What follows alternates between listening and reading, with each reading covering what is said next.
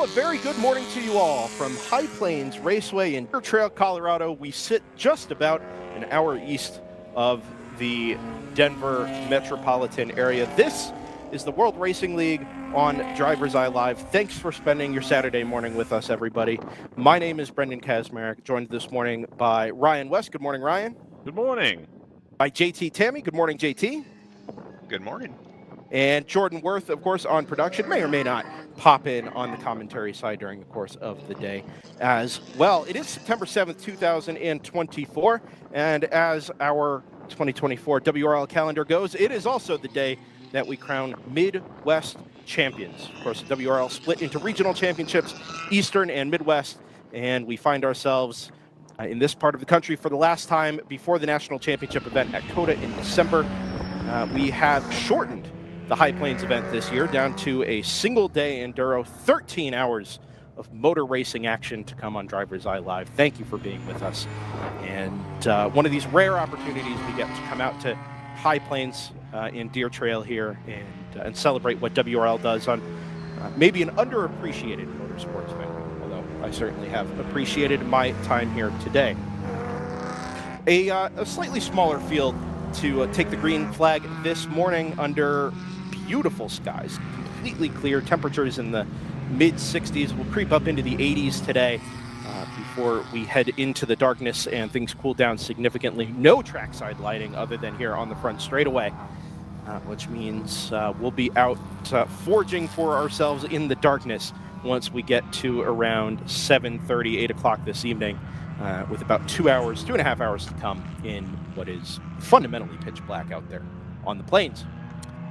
Starting grid this morning was set, of course, yesterday in qualifying. We started late, noon local time was when our first practice session began, practice and qualifying. And, of course, finished up then at 9 o'clock to get our drivers and teams some nighttime practice. Pole sitter, Round 3 Racing, the number 70 Porsche 991.2 Cup, with just over a second in hand over the number 123 from NFC Motorsports. That is, of course, the Mercedes AMG GT4. Are one of just two Toyota Supras on the grid this weekend. The GT4 of the GTR 99 squad to start third alongside the number 61 of Dexter Racing. HM Road Racing, the Porsche Cayman. Gentlemen, don't see too many of those anymore in the World Racing. The Porsche Cayman GT4 kind of fallen out of favor a little bit, but HM Road Racing carrying the flag nicely there in fifth with 3D Racing, the number 80. BMW M3 and 6, rounding out the GTO field. Sweet Spot Racing in the number 8, more to come on that car, as well as the Flying Horse Motorsports number 641 Mustang FR 500S. Gentlemen, just real quickly, your thoughts on that GTO fight. We can take the GTU fight if you like as well. Recap that and then get our general production starters as they come to the green. GTO fight, I think the NFC Motorsports 123 is going to have the pace of the field today. It'll be a question of whether they can keep it clean the whole way through. They've had some issues in the past. Now, again, they've been certainly better time over time, and there's a lot fewer cars here. It's a little bit more open track situation, so I think NFC should be the favorite here. However, the number 99 of GTR is currently leading in the West Points Championship by 7 points. I don't think this takes into account any drop situation, but both of them have a couple zeros. One has a DNF here, so I think their drops are going to work out to be the same, which means it's a straight points fight here. And 7 points is not a bunch, so they really need to win here today, and GTR needs to fall down the order substantially. So it's almost out of reach, but NFC needs to do what they can by staying at the front and running clean today in order to have a shot at the championship. That short field in GTO is going to make things awfully tense. General production field is a short split by Zealous Motorsport, the number 88 TCS Motors to the 22X PC Racing, the top 3 in GP1. The GTO on the front straightaway, and for the first time of asking, we will send down into turns 1 and 2. There is the production field with a huge jump from the number 22 of TCS Motorsports. The 88 falls back pretty much immediately. That is the entirety of the field now, making their way down into the turn 1 and 2 complex. You see the pit exit lane there on the right-hand side. The field works their way back through the right-handed hairpin at turn number 2. The fast sweepers at turn 3. It's really a double apex right-hander there. Cooler tires this morning, not necessarily cold. Pretty tentative for the first time of asking through that right-handed double apex corner, then down the long back straightaway, climbing the hill into a really short braking zone for the quick right-hander at turn number 4. Down a couple of gears, you'll work your way through the right-hander, back to the left through turn number 5, which is not named, and then actually it is Niagara, and then down into Danny's Lesson, the right-handed hairpin at the bottom of the hill. You see the GTO field working their way back up the hill on the other side through turn 7. We'll get them back at the hairpin at turn number 8. It is a left-handed first or second gear corner. There is your GTO class leader. That is the number 70 Porsche 991.2 Cup from round 3 racing, followed by the number 99 of GTR 99. Down the sweepers through turns 9 and 10. That is to hell on a bobsled. We'll be going to hell on a bobsled quite a few times today. Cameras will catch up here in just a minute. So this is setting the championship stage there with the Porsche leading out in front, the GTR 99 car in second. The number 123 from NFC Motorsports started up on the front row. It slips back just a little bit into the clutches of the GTU field, which is working their way up through those GTO starters now quite nicely, actually. Expect those GTU cars to be a little bit quicker, but of course we are at altitude here. So many of the G4 cars running turbos this weekend. I don't think the NPO ones are not turbo engine. No, they are not. Normally Aspen cars there, you could get it right to the weight limit at 9-1, but of course you're asking a little bit more out of an engine that really may or may not have been designed to give that kind of power output. So down a little bit on power, down a little bit of downforce as well here at altitude, which will hinder those NPO ones from Sepico just a little bit. But nevertheless, those NPO ones sit line astern, very Toyota at Le Mans-like. Put them in order and find your footing.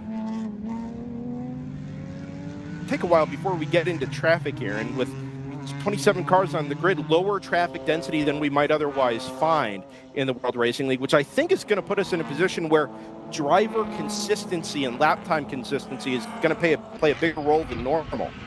If you're not able to necessarily take advantage in traffic because there's really less traffic to work with, you've got to be able to keep that average lap time up while minimizing mistakes. So I think that's something to watch out for around the twists and turns and frankly, off-camber challenges of High Plains Raceway. It's not a track that I think anybody else has live streamed, frankly. So it's not one you get much vision of in real-time racing.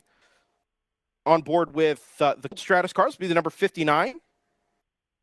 Currently third in line of the teammates through the very corkscrew, turns 13, 14, and 15. A slowish left-hander to start off the chicane, and then accelerating down the hill and up the other side across the start-finish line with just under 5 minutes gone in our Mid-West Championship season finale on DriversEye Live. Thanks for being with us. Chad Moorhead joins us in the chat from rainy South Carolina.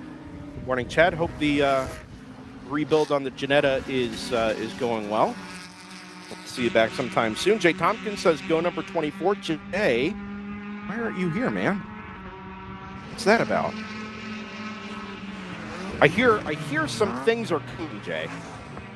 Somebody's been very bad at keeping secret on the WRL Racing Group this week.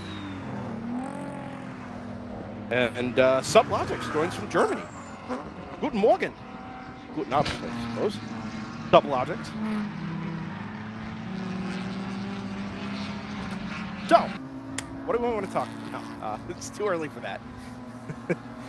I will say that unfortunately our boys are not in the top 19 in the Endurance Cup. They're at turn number 3. AOA.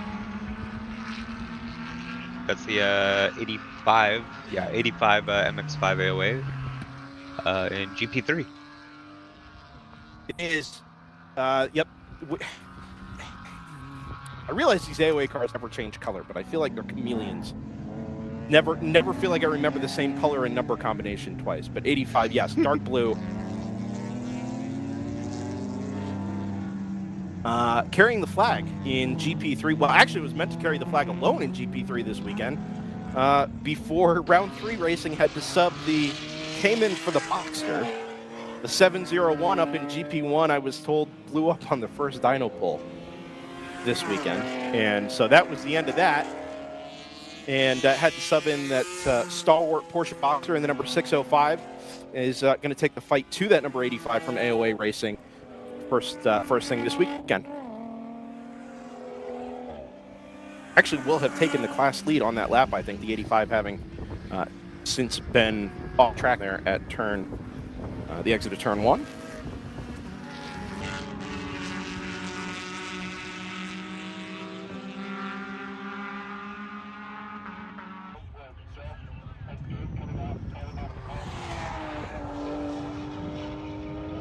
Jay Tompkins can't make all the races as owners. First race for the 24 with no owners in there.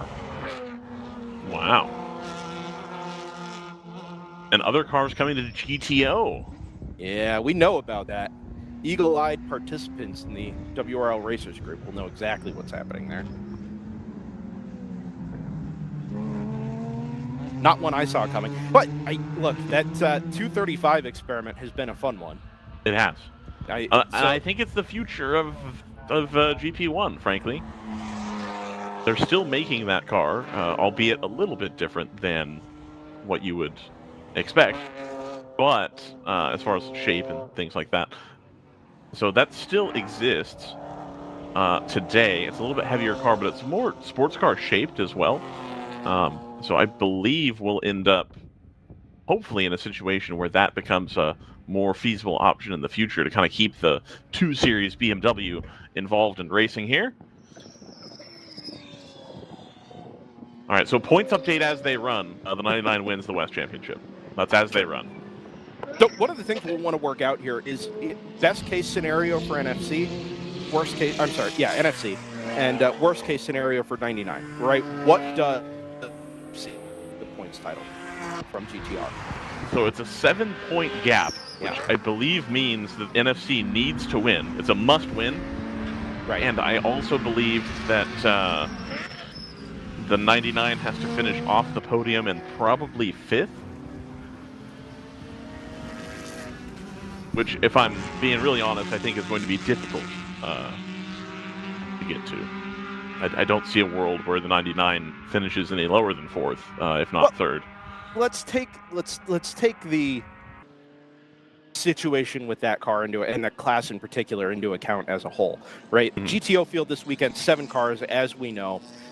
It is a small percentage of what we see at the longer tracks and the more heavily subscribed events where you're running, 35, 40 plus cars in GTO.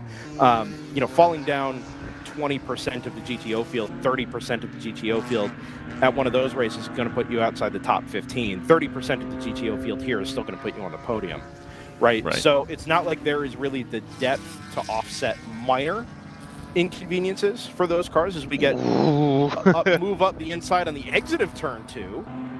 That is the TC Klein number 93 and the Nissan 350Z of Ignite Performance. Thank you, JT. That's the number 36.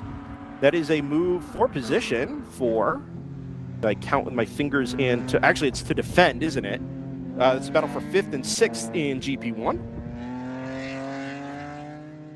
Anyway, the point of the GTO discussion there was to say I think it's going to take a major inconvenience for the number 99 in order for the championship to really wildly swing. But it is a very long day, despite the relative, frankly, quite extreme reliability of modern spec GT4 cars, which is, of course, what that Toyota Supra is.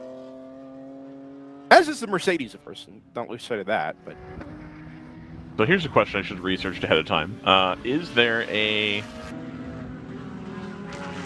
double points paying situation here, given that this is an endurance round? It's a great question because this race typically isn't. For years, of course, it hosted the 24 at 5280, which was the World Racing League's flagship 24-hour event.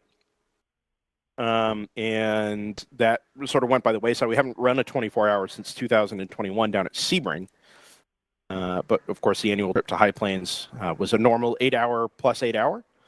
we weren't here last year, but this year it was meant to be part of the Super Endurance Cup, which will also be awarded this weekend, despite the shortening of that little mini championship after the cancellation of the Daytona round by Daytona.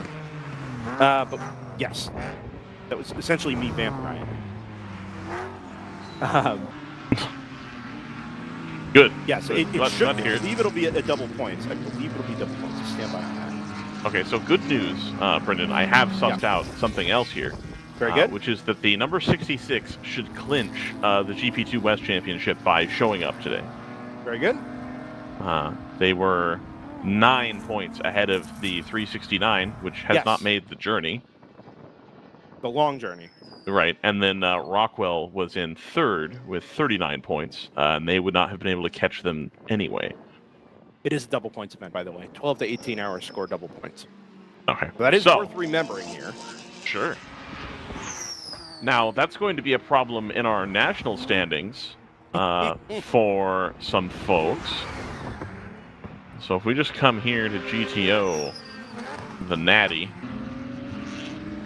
GTR leads in the national, followed by NFC, followed by round 3. Round 3 is a lot closer in the national than they are in the Midwest.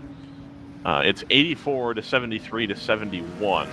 But Thunder Bunny will not be here, and so they will not be able to capitalize on a high points-paying day here. Same with the 89X and the 290 from Moorhead Speedworks. So the heavy hitters in GTO not making the journey, at least a couple of them.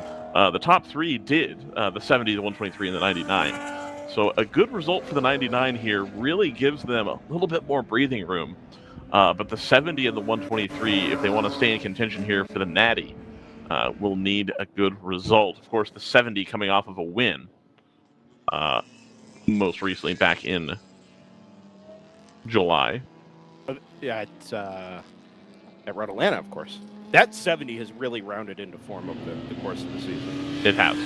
I mean, it obviously took loose back at Mid-Ohio, which was early on, but that was, as I recall, slightly weather affected, wasn't it? Well, slightly, yes. Yes, okay. Not snow weather affected like we had a few years ago, but nevertheless. That car really has rounded into form very nicely over the second half of the season. It was very, very competitive, obviously, back at Road Atlanta, having scored wins there. We'll recap Road Atlanta here in a little bit. We've actually got a highlight reel. Some of our equipment is still drying out. Excellent. Yeah. To finish off what I was saying earlier, before we were rudely interrupted by action on track, it would appear that the number 21 of Mulder Motorsports out of Belgium, running Anthony McIntosh, Glenn McGee, Tyler Hoffman, and Ryan Yardley, it would appear that they are not doing great in their race, which is just disappointing. Yeah, when you say out, did you say out of Belgium or out in Belgium? Well, Mulder Motorsports is from Belgium. Okay. I'll take apparently. That's what it says on this entry list. I don't know. Mullner, M-O-L-L-N-E-R? No, M-U umlaut H-L-N-E-R. Mullner. I thought they were German. Their sister car is Jared Thomason. Whoa. Oh, Jared was out there too. That car I didn't see entered. That is the Porsche Endurance Cup at the 12 Hours of Spa, which is also happening at the moment. Somebody get over there and tell the chat to come check out High Plains as well. We're going an hour longer than they are, therefore we're obviously better. Yes. Yeah. And that's just simple math. In that car. Yes. That's a bit of a stacked entry. Maybe we need the Super Endurance Cup out here. Get all of the Toyota Supras in the world into one place, and actually we just call that GP1, and it's BMW M3s. So we don't call that GP1.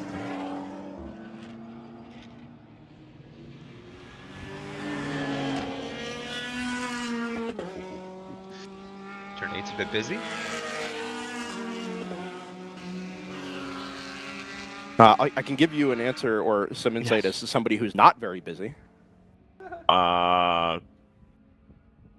RJ Till. No, RJ's probably reasonably busy. RJ's busy. It's Brad McCall, who's only running 2 cars this weekend. Yeah, I like Brad. Brad McCall has joined us here on DriversEye. Oh, he's Live. joined Good morning, us. Brad. Yeah. Morning. What's up, guys? Hey, man.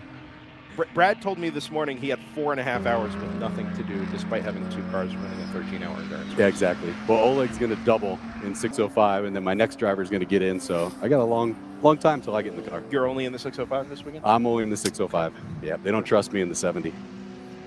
So no 997 this weekend. Correct. Yeah, my dad couldn't make it this weekend. He had some other stuff to do, and so we just didn't bring it. And I had an opportunity to drive 701, which I loved driving that car in GP1, but unfortunately it had an engine failure on the dyno on Thursday. So Pull one? Pull one. Wow. Put the engine in, and yeah, not good. That wasn't fun. But luckily we brought a backup car that we were just going to play with in HPDE, so we ended up running 6:05. We noticed that and gave AOA something to do. Exactly. Which is watch the back of the silver 605, at least for the moment. I think that AOA car's actually been into the paddock, or the pits at least, very briefly. We don't have a view of the pit lane here. So they had, so I just went and talked to John. Yeah. Actually, I saw it happen. It happened in turn 1. Yeah. They had a bolt come out in the rear end. Oh. And their rear suspension, some link. And I saw him. He was wagging the tail really hard going into 1. He did a great job keeping it out of the wall. So they got it fixed up. So he's back out there. We saw the car off course actually from this camera shot here, just kind of out in the weeds. But it looked like maybe somebody had gone in deep. But obviously, a mechanical failure there led to that car. Yeah, and we were side by side too. So I was like, oh man, please hang on to it. He did a great job.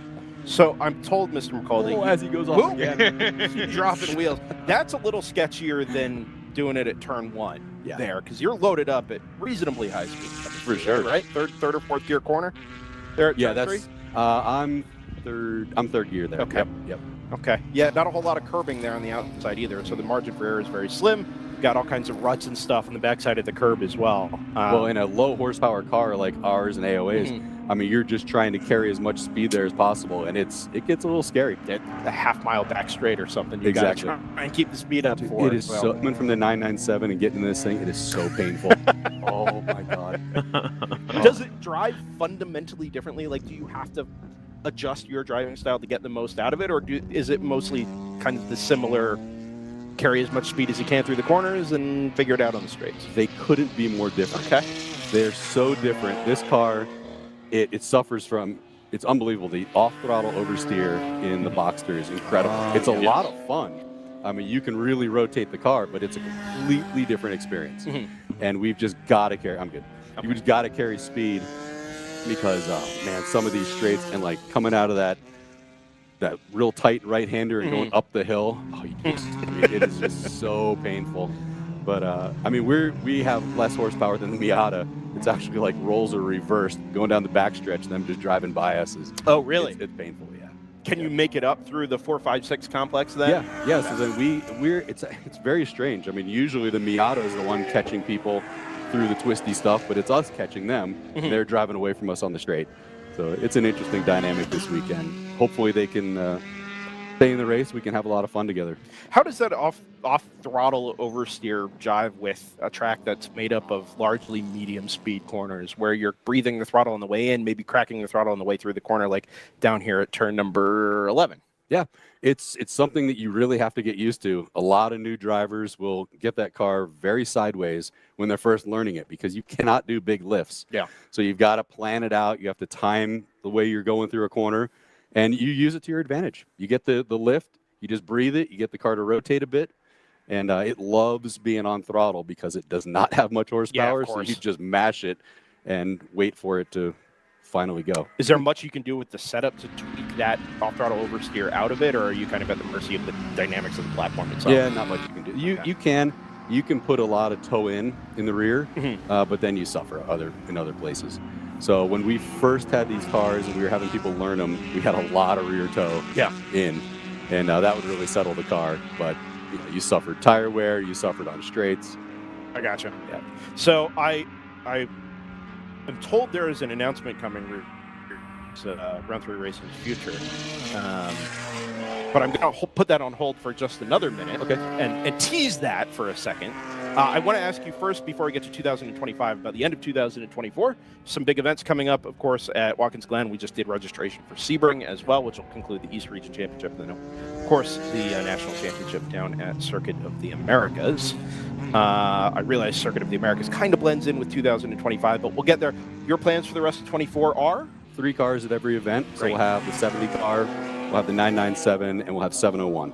For sure, 701 will be back. I sure hope so. We're putting Okay. we're putting the trusty 2.9 liter back in it. Okay. Yeah. So then, Circuit of the Americas. So I'm sorry, Brendan. Go ahead. Go ahead. What motor's been in it the whole time, Brad? This year we went to a 3.4 liter, which is what was in 702, and that was a good engine in 702. It's just converting this car, man, it's just been a nightmare. And whether we're getting bad engines, we're not going to be using that supplier anymore. Something's been happening. We've just been having terrible luck with that car. On the road car perspective, I'm told by people who do those sorts of things that the 3.4 in that Cayman is like the sweet spot. Like, that's where you want to be. You don't want to go bigger and have too much, but that 3.4. So that's interesting. I know that it had the 2.9 in the past, so that's why I was a little curious there, but that makes sense.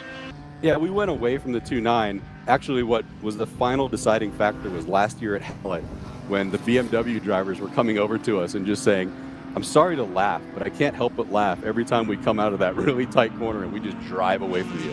Because we had no torque with that engine. Right. It really suffers with the torque, and that's where the 3.4 got us. It was the same horsepower, but we just had a lot more. I mean, it's not a lot more, but it was enough more that it made a difference. But just the reliability wasn't there, and all of our drivers will say, listen, I'd rather have a car that's going to last 8 or 13 hours than one that's a little bit faster, but we can't finish the race. It surprises me that 3.4 detuned is so unreliable. And again, you mentioned that you're going to change engine suppliers. Again, with my background in like road cars, basically, that would be my knee-jerk reaction. Is like, yeah, the engine supplier, because we would see those come around with 200,000 miles on them. Now, again, that's not racing miles, but 250,000 miles on a 3.4 wasn't something that was that weird that we saw, and they were usually pretty reliable at that point too, as long as you'd done all the other, ancillary bits, which are solved by having a race car that's being maintained really well. So I'm surprised by that for sure. But I know that 2.9 also a very linear motor, easy to manage, and like you said, it's a lot less torque with roughly the same power. So that'll be cool to at least see the car back out here. Chad Moorhead in the chat says to LS3 swap it. It's so funny. Chad and I have joked about that actually a couple times. But I have a spectacular 987 Cayman chassis that was built for the 24 Hours of Daytona in 2013, and it was never run. It was used as a backup car.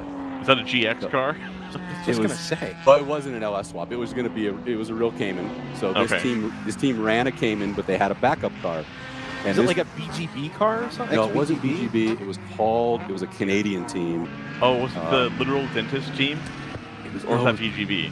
I think they were called like Rebel Racing or something like that. It was like something Rebel like that. Rock or it something? wasn't Rebel Rock. I actually bought a car from Rebel Rock. Oh, okay. Long story about that. Well, we got time, Brad. It's a funny story. I bought an FRS from them, and that FRS, they were going to run it in Grand Am, and Ernie Francis Jr. tested it, and they tested it at Sebring, and it just didn't have pace. So it sat for a bunch of years, and then I bought that car from them. I ran it in SCCA. I supercharged it, and I went through more engines than I care to admit. And I finally sold that car to my teammate, who ended up selling it to Denny Stripling, and Denny Stripling brought it to WRL. So that livery that's on Denny Stripling's car, if you notice, that's very similar to the R3R livery. He kept the same livery that I had. Oh, is that right? Yeah. Oh, And it does look a lot like the 605. And you notice how they're Now Miami Dolphins colors? Yeah. He's a Dolphins fan, so that's why that car looks like that. Huh. And he liked the livery so much that he kept it. And then they wrecked that car at Sebring in the 24 hour. Yep. And he built another one and kept the same livery. So I'm like, Got I could be it. getting some royalties on this livery or something. But anyways, that chassis that I have this killer wide body 987 chassis. It's beautiful. And we've been threatening to LS swap that car. So that'd be fun. GP1 is becoming the LS swap hub Exactly. of motorsports. Is it Bullet Racing? Is that who you bought it from by chance? Bullet Racing, that's yeah. it. That's they it. ran a Cayman in 2013. Yep. And then obviously, apparently, never again. So you should do that. And then would you be should awesome. also do whatever else you were going to do for 2025, which is probably legitimately way more exciting. Yeah. And you can tell us that whenever you would like. Mr. Okay. McCall. Well, if Carter is listening, Carter is the one that has the LS, and he's the one that's going to do the swap for us. So, Carter, if you're listening, you can go pick up that chassis anytime and start the project. Because it'd be fun.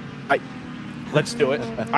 We had a long discussion last night about the future of the production classes in the World Racing League and where things are headed. GP2 and GP3 obviously have seen dwindling numbers over the last season or so, season and a half. The initial boom after GP4 went away has also kind of subsided, and classes searching for some kind of identity. I think GP1 has become very obviously a builder's class. Yeah. If you want to call GTO the buyer's class, GP1 is for sure the builder's class. Screaming Goat obviously is D-Tune. Choice Racing has run their GTO, now GP1 car there as well. So I think seeing stuff like that, I think, is what that class is. Yeah. Is what that class is there for.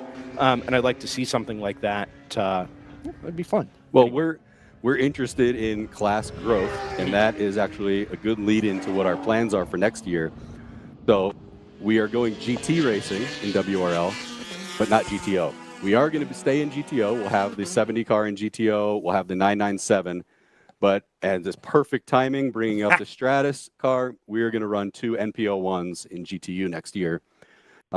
Made a great deal with Stratus for technical support from them. So we're going to be, on technical teammates with Stratus next year. They're really going to help us out to get our cars up to speed, but we got 2 brand new MPO1s coming. And the plan right now is to run one of them at COTA this year. Very Nice. good. So, yep. Excellent. Will that be as a customer of Stratus, this COTA entry, or is that going to be fully under the round 3 banner, ready to go for 25? It'll be fully under our banner. Cool.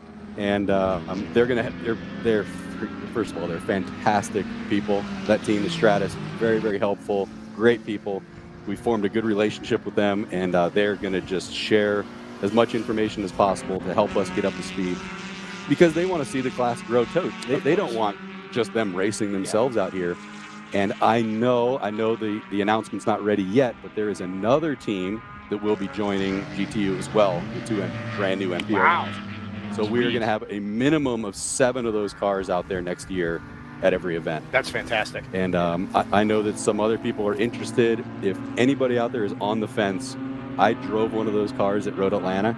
I got out and I couldn't stop smiling all day. And I went back to our tent, and they're all laughing at me like, "You're going to buy one of those cars, aren't you?" I'm like, "I think so. I think I'm going to buy one." It was so much fun. But you were wrong because you bought 2. I bought 2. Yeah, right. Yeah. So that's interesting. I mean, obviously, first, congratulations.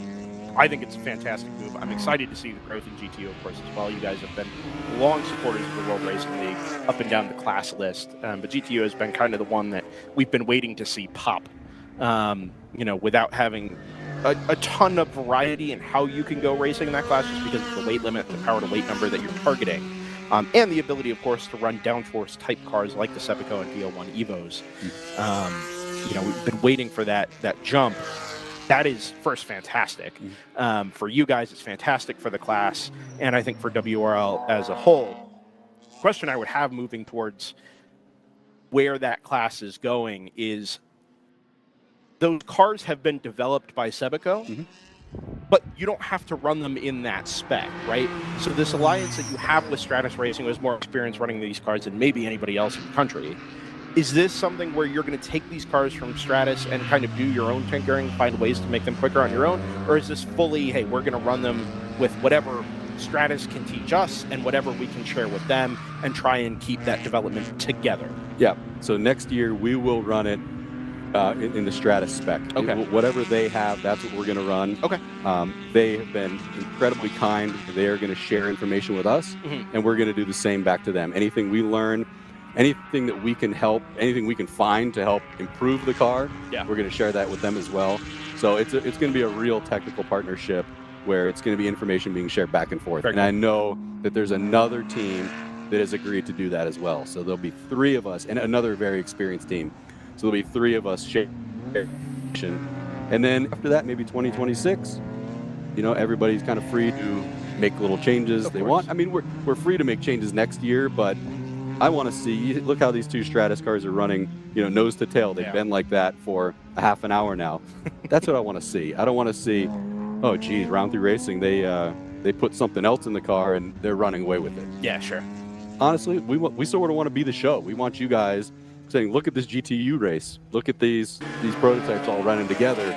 There's 3 different teams all mixed in. That's what we want to be next year to really help build this class. And as a note, anybody who's driven an MP01 before and maybe says, oh, they're tiring to drive, our car is going to have power steering.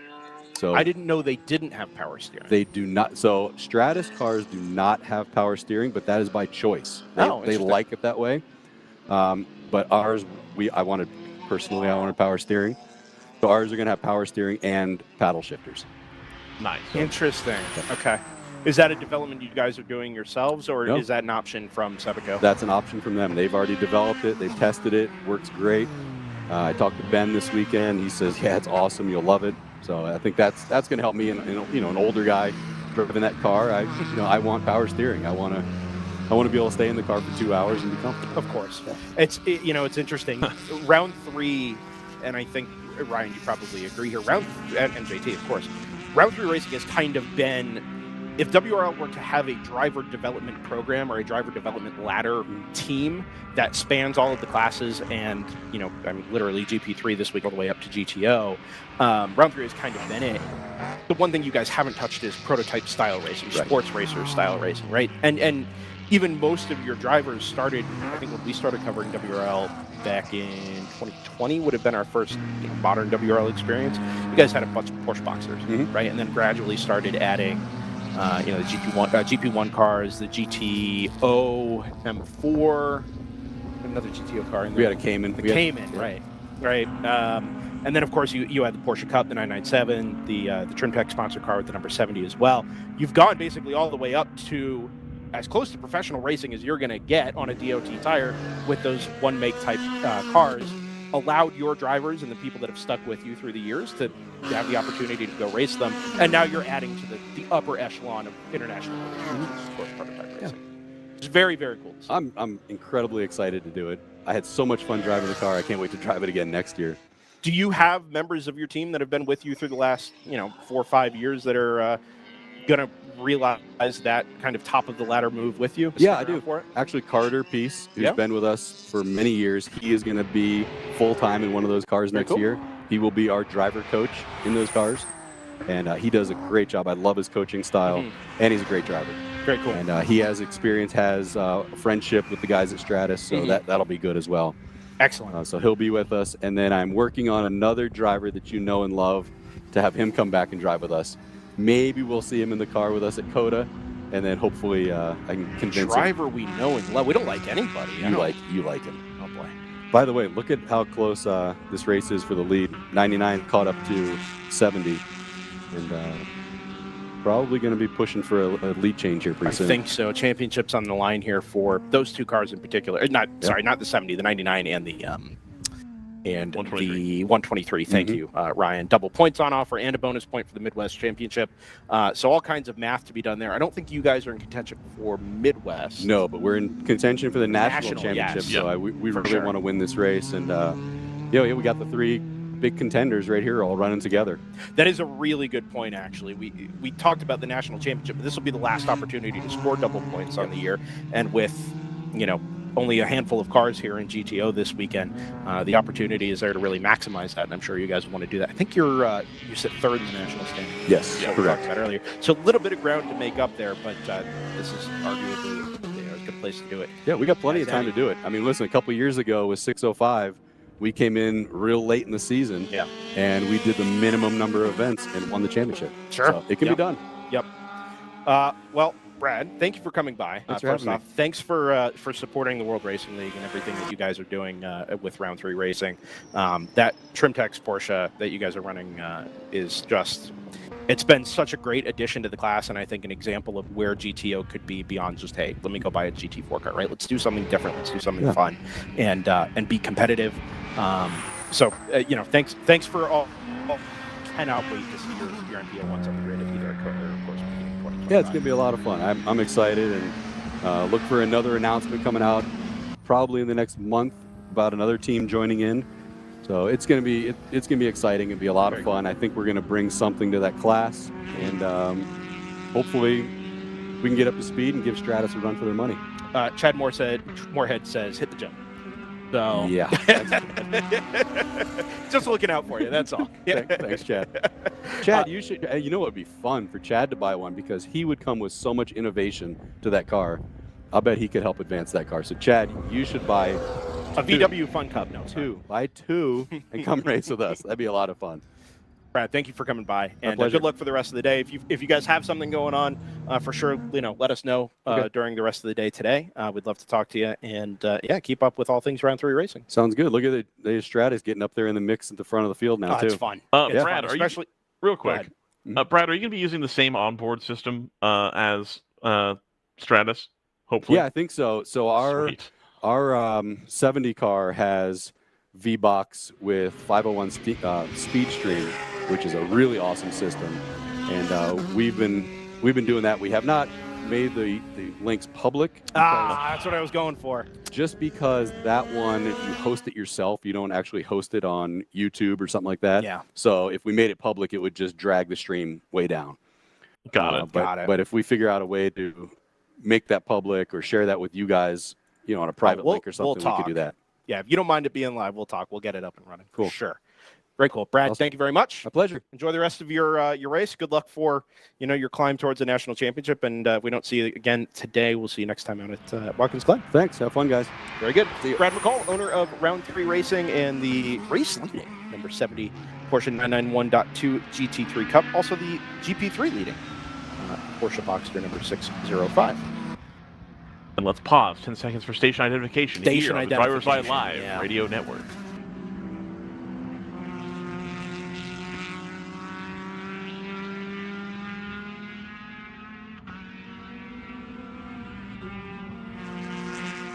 Welcome back to the World Racing League here in Deer Trail, Colorado.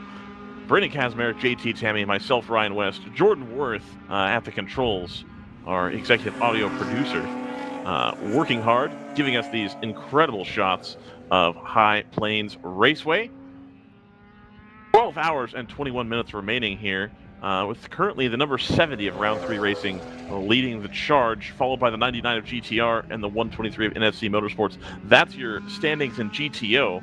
In GP1, we've got a little bit closer race here, a few more cars in play as well. The 44 of PC Racing having another strong outing here, 5 seconds ahead of the number 22X TCS Motorsports car, followed by the number 88 Zalus Motorsport BMW, and then rounding out the top 4 there is the number 64 of Open Throttle Racing in their bright green BMW, and then in 5th position the 777, a local entry, Big Mission Motorsports BMW. Drag that one down to P6 as well. Oh, all right, and then the one for 118 of Blaze Racing down into 6th place. There's a reason for that. Oh, the reason for that because we've got just do the whole thing. Guests. I can do the whole thing, No. We've got back-to-back guests, Mr. West. Oh, okay, all right. Yes, Scott Mann has joined us from Blaze Racing, the number 118 BMW M3. Yes. M3. Yes. Yeah. Mm-hmm. I've gotten that wrong just about every time. On other cars, I assume it's an M3 and it's a 330. Anyway, I wanted to get through that top set. Ryan, I'm going to let you go just shoot through GP2 and GP3 real quick, and then we're going to dive in with Scott here. Sure thing. Yeah. And GP2, we've got the number 76 Boulder. That's all it says, just Boulder. They're leading GP2, followed by the number 66 of Open Throttle Racing, who are going to sew up the Mid-West Championship here this weekend. Followed by the number 199 of Big Mission Motorsports. They are a lap down in the local entry. A lot of time left here. If you're only a lap down and a car ahead runs into trouble or gets a pit lane violation, anything of that sort will put you right back in contention here. GP3, a 2-car affair here. The 605 of Round 3 Racing leads the number 85 of AOA Racing, which spoke with Brad McCall, the team principal at the 605. He had spoken with John DeBarros, who mentioned that the rear suspension, one of the bolts had come out, and that was why that car spent some time behind the wall, which will tend to lose you some laps here. Indeed, they are now 3 laps down. GTU, of course, an all-Stratus affair, the 59, followed by the 58 and the 60. Thank you, Mr. West. Ryan. I appreciate it. 12 hours and 19 minutes remaining in our Midwest season finale. Brendan Kazmarek, JT Tammy, Ryan West, joined now by Scott Mann. How are you? I'm well, Scott. How are you? Well, let's put it this way. A limited amount of sleep last night. Exciting day driven into the night last night to make sure that all the lights are nice and bright in this chasm of darkness out here in the middle of the High Plains, Colorado. But for the most part, yeah, things are going incredibly well. So the last time I talked to you, Scott, I think we were at Eagles Canyon. Yes, we were. In an under construction suite near turns 1 and 2. And it was glorious. To the conclusion of the race on Sunday, you were on the mic for like 3 minutes, and then either something failed in your car or the water temperature spiked. I don't remember exactly what the situation was. Oh, no, I'll recap. But it was very frantic, and you left all at once, and I don't think I've seen you since. We've got a little bit to catch up on season long-wise now that we're coming to the conclusion of the Midwest Championship. So why don't you take us through some of all that? Well, I love it, except you have a line of other people that want to get on the air. Is that right? I'm just kidding. No, this is going to be a popular little broadcast, I hope.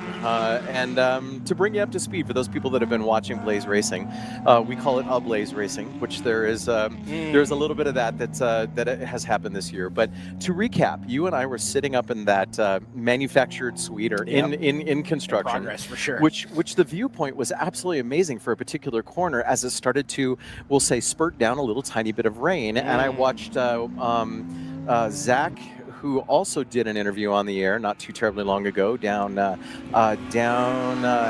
Birmingham with you guys. I watched Zach, unfortunately, plow right off the track and basically endoed into a nice little embankment and took our splitter and decided to shove it to the backside. Yeah. And so that took us out. We were 20 minutes from the end of the race. We were holding position, I believe it was in second and in class, of course. And unfortunately, in order to finish first, you must first finish. We did not accomplish the first finish part. So we still ended up, I think, in 5th or 6th or something like that, just by virtue of laps. Sure. But that began the slippery slope of bad luck.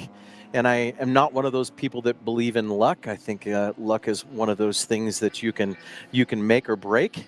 But I'm telling you, I did, as of late, take a little bit of Juju mystery juice and squirt it all over the car, and it seems to. So let me get there from here.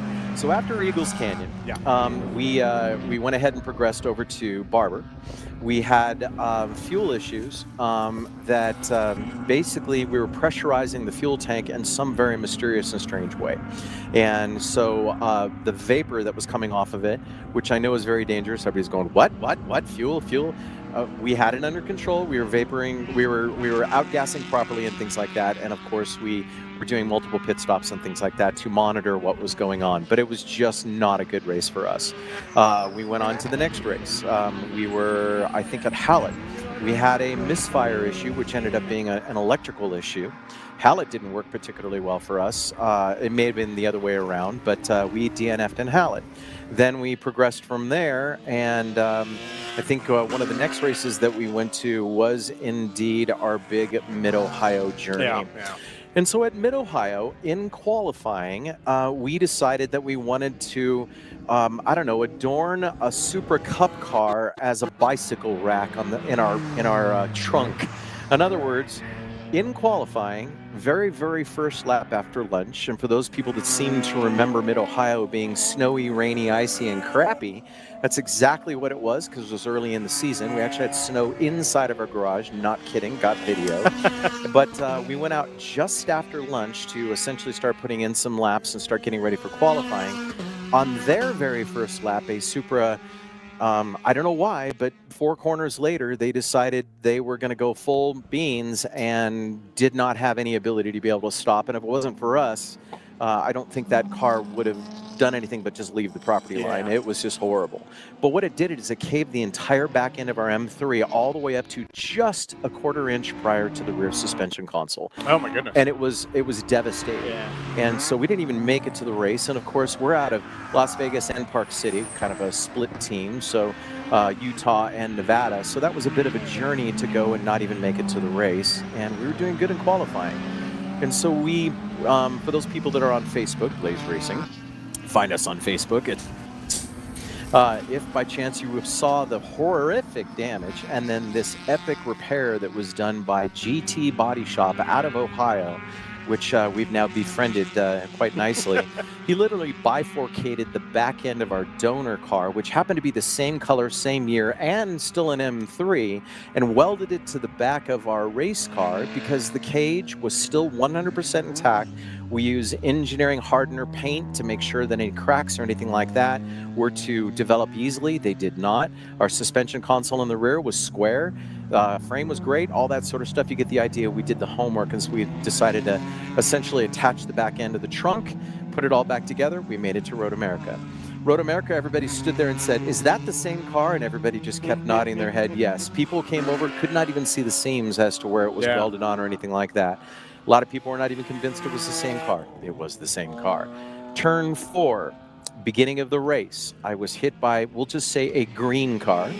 And the green car I was driving, unfortunately, did some suspension damage in the rear, causing a pretty nasty toe-in at the rear. And as we, hey, look at that. We're getting passed by Stratus Racing, obviously out of class, and they are lightning fast. Good for them. But it's good to see that the racing is very gentlemanly this time around, unlike back at Mid-Ohio, I'm sorry, Road America, both. That was a Freudian slip on purpose. And that Road America incident caused 4 laps later, caused just a suspension failure that didn't allow me to be able to make the corner and the exit of the carousel. I drove out over the grass, and the grass was actually fresh. It was sod. Yeah. And the sodded grass, I only learned weeks later, was being held by spikes. Was literally spiked down. And as our car, which is really low, at least the splitter at the time was super low, mowed across that, it started rolling it up. It launched the car up in the air, but also drove the spikes down through the floor. And so the spikes literally shot up through the floor, through the gas tank.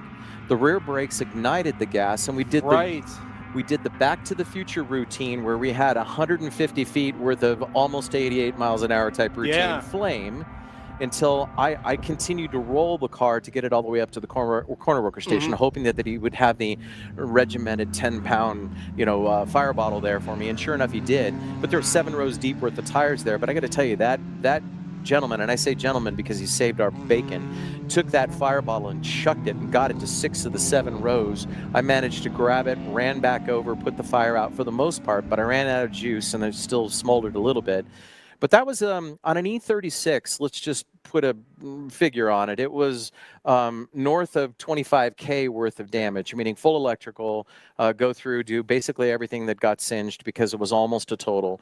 But I knew that the chassis and suspension and all that sort of stuff was very, very well developed. And there was some other stuff on there that I really wanted to keep. And so we could have started all over again, but we decided, okay, let's continue down this pathway and let's upgrade some things. We wanted to upgrade the ABS system, which probably would have helped us over at Eagles Canyon when we had our first incident. Of course, yeah. It certainly would have helped us at Barber because Barber was obviously wet, dry, dry, wet, wet, wet, dry, and dry and wet again. And so then now we have the newer ABS system. We still run the same engine, same trannies, same horsepower, same all that sort of stuff. Better exhaust system because obviously that was completely damaged. We are still running the stock tank, albeit we've protected it a little bit better.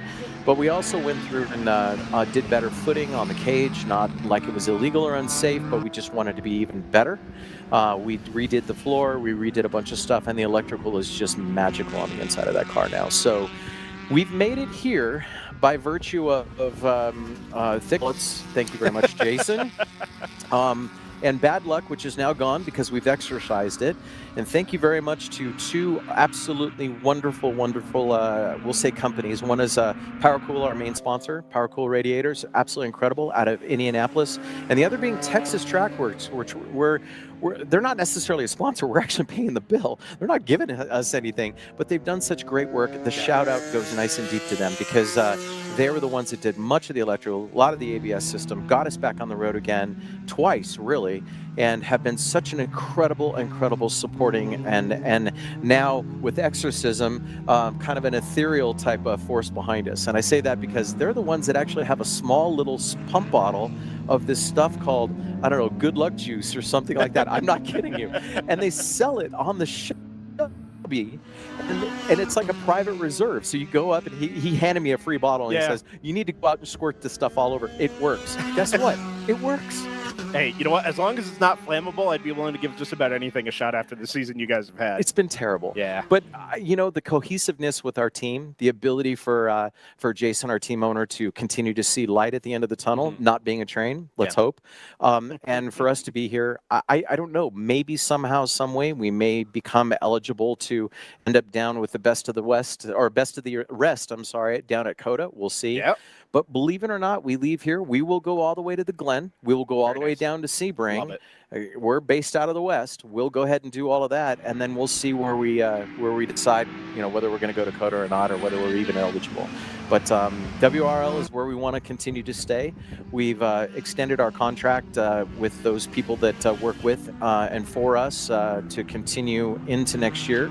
And so we will stick around and hope that this year is a big practice and next year is a big success. Very nice. I don't want to lose sight of what's happening on screen here at the moment. Producer Jordan Worth has been following along what is now the top four battle, the battle for the overall lead. That is the top four cars all right in a row. Round 3 Racing, the number 70, leading the 123 of NFC Motorsports, GTR 99 and Stratus 59. Those cars, this is on board the 59 now. Those 3 cars ahead are the 3 lead cars in GTO, 2 of which are battling for the Mid-West Championship. That's the Mercedes, which has recovered very, very nicely this morning after slipping back a couple of positions in the early running, now to contend for that overall race lead battle. Scott, so having cleared first off, the Road America story fascinates me. That is what should have or could have been an otherwise innocuous off, right? 4 off on the outside of the carousel is not something people haven't done before. I know, I was about to say, we've all done that one time or another, I think I was trying to figure out where that might have come from, why they would have resodded that area. I think they were building the party beach there off on the left-hand side, the Mission Foods beach. I wonder if that construction there meant they had to resod all the off-track stuff because they had all the equipment there. Maybe. I'm thinking more in terms of the fact that because of the fact they had a broadcast gig coming up in 3 weeks after that, because winter time was a little bit lazy, I think they needed to run some green down there to make it look like it's not High Plains. How's that? So these individual races we talk about being, sometimes they are not all out sprints, but okay, you just run the laps, click them all off, no mistakes, and hopefully you come to the checkered flag without any major issues in the car. Other times, lights flashing there on Palomar number 38. Other times it's just a slog, right? And for 8 hours at a time, you're just chasing one thing after another, right? Yes. Then you don't know where it's coming from. Is it coming from the same root cause? Are they symptoms? Or are they is it all just bad luck or old parts or whatever? But it sounds like your season has been also that kind of marathon, one big endurance race, trying to chase that one thing after another. But now, hopefully, with these 4 pretty big events, the Mid-West Championship here, Watkins Glen for the first time, 75 cars in a historic American motorsports venue, Sebring and COTA. You guys are well positioned for a good run to the end here. I think so. And the interesting thing is I beg anybody that's watching this broadcast and is willing to follow along periodically through the weekend. Our fuel strategy is very, very different. And so we oftentimes will find ourselves way, way down in the pecking order early up to about midway. Mm-hmm. And then about mid-race, we start to slowly but surely creep up because we do far fewer pit stops and we get good fuel economy. We're running a much smaller engine and a much lighter platform. We're all, of course, adherent to a class. And so you run big numbers on a dyno, you're also hauling the mail. Yeah. If you're not running big numbers on a dyno, then you can actually fly around like a kite. Well, that's especially with the Continentals, which I know is interesting because they are now picked up as our spec sponsor, which is great because that means we have a level playing field. They have a teeny weeny tiny window of viability. I mean, they're the most narrow street tire that I've ever run into as far as my testing goes. And so if you grease them up, you basically are waiting a heck of a long time for them to come back to life. And you're going to prematurely, essentially, run them out. You're going to heat cycle them out. Even though it's not a heat cycle, it's just basically you're going to dry them out is what happens. However, if you were to allow them to just stay within that narrow window, aka we'll even say F1, no, I'm not comparing us to F1, but you get the idea. They're very, very diligent about their tires. That's what you have to do, and especially in an endurance race.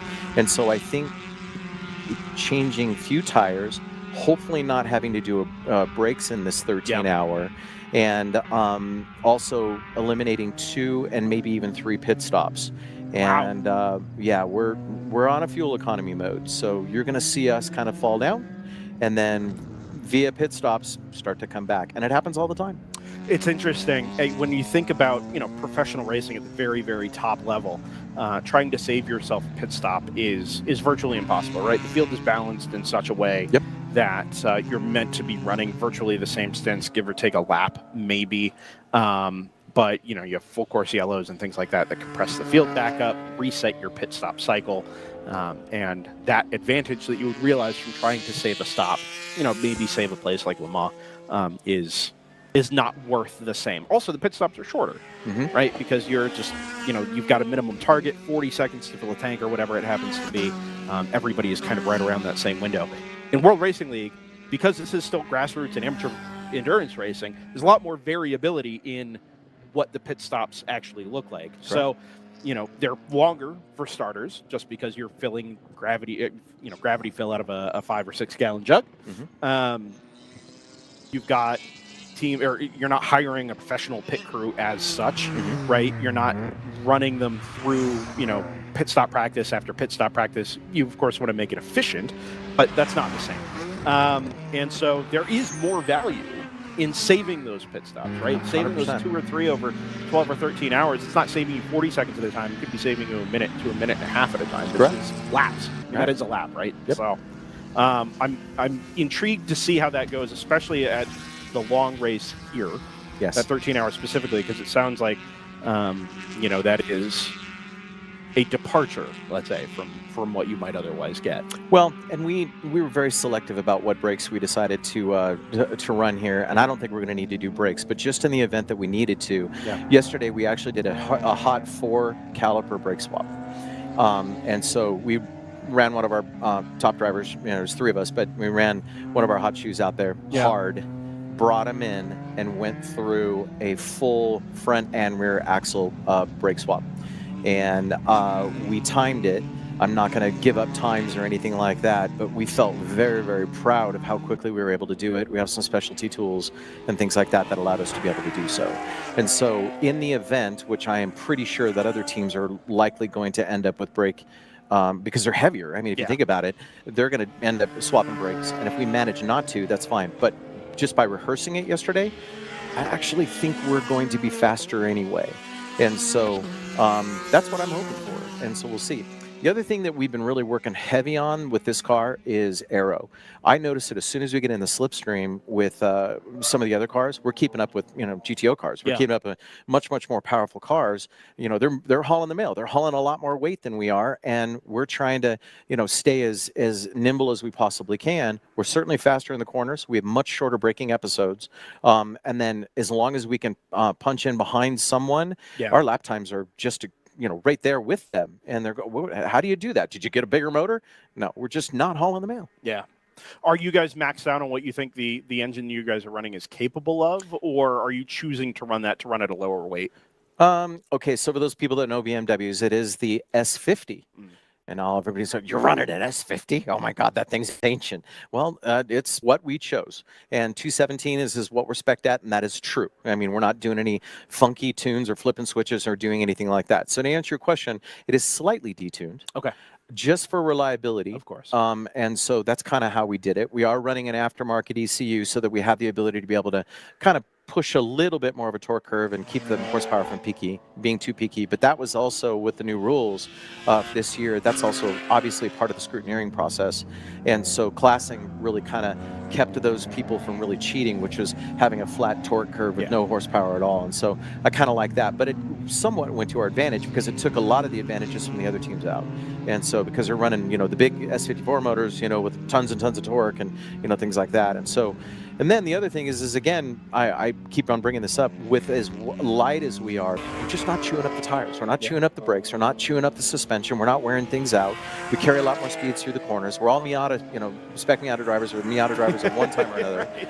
We don't even like horsepower. We like to go through the corners fast, so it helps us. And we get great gas mileage. Of course.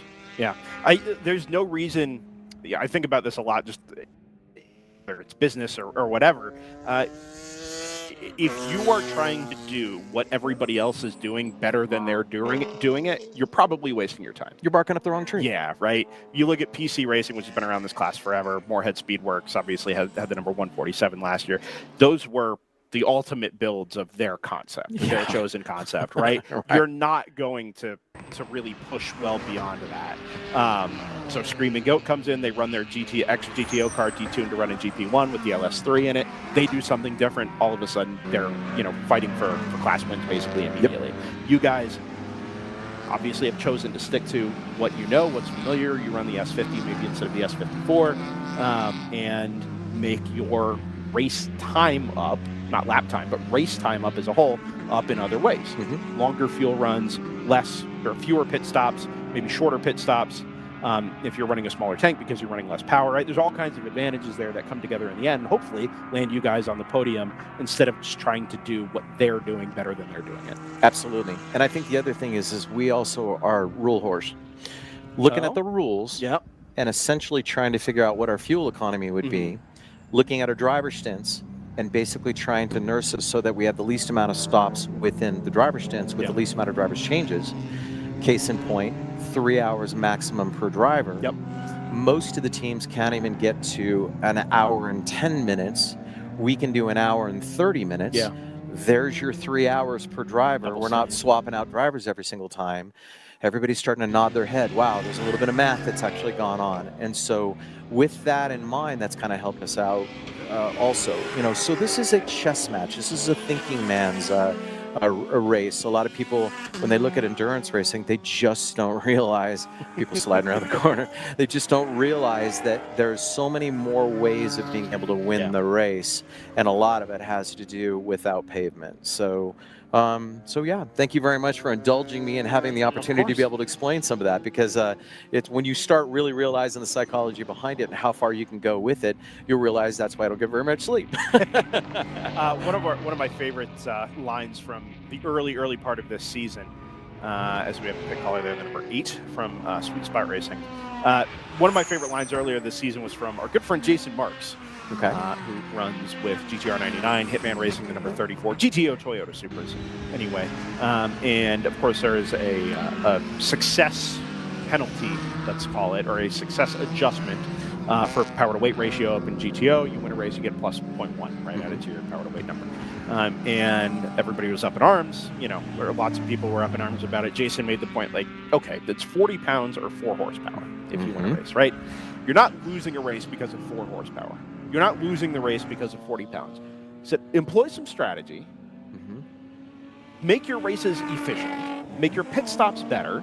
Pay attention to the things you can control and do those things consistently well. The reason GTR 99 is winning races isn't because that Toyota Supra is miles quicker than everybody. It's not, round 3 isn't winning races because that Porsche Cup car is a better car than everything else in the grid. They're winning races because they've been around forever and have figured out how to make everything about their race more efficient. And all of those little things added together make them constant competitors in their class. Right? So. GP1, yes, okay, it's largely a builder's class. You have different ways of doing what it's making a race car last and go quickly for 8, 12, 13 hours at a time. But it's an amalgamation of all the little things, and it sounds like that's what you guys are focused on, is not so much the car and the outright performance, but all the other little things that go into endurance racing, which is, for my money, the right answer. I agree. And one other thing that the 3 drivers, meaning Zach and Jonas being in the car right now, they're both 18 years old and been pro coached incredibly well. I was one of their pro coaches and continues to be. Their discipline and their maturity behind the wheel is just phenomenal. It is almost unheard of.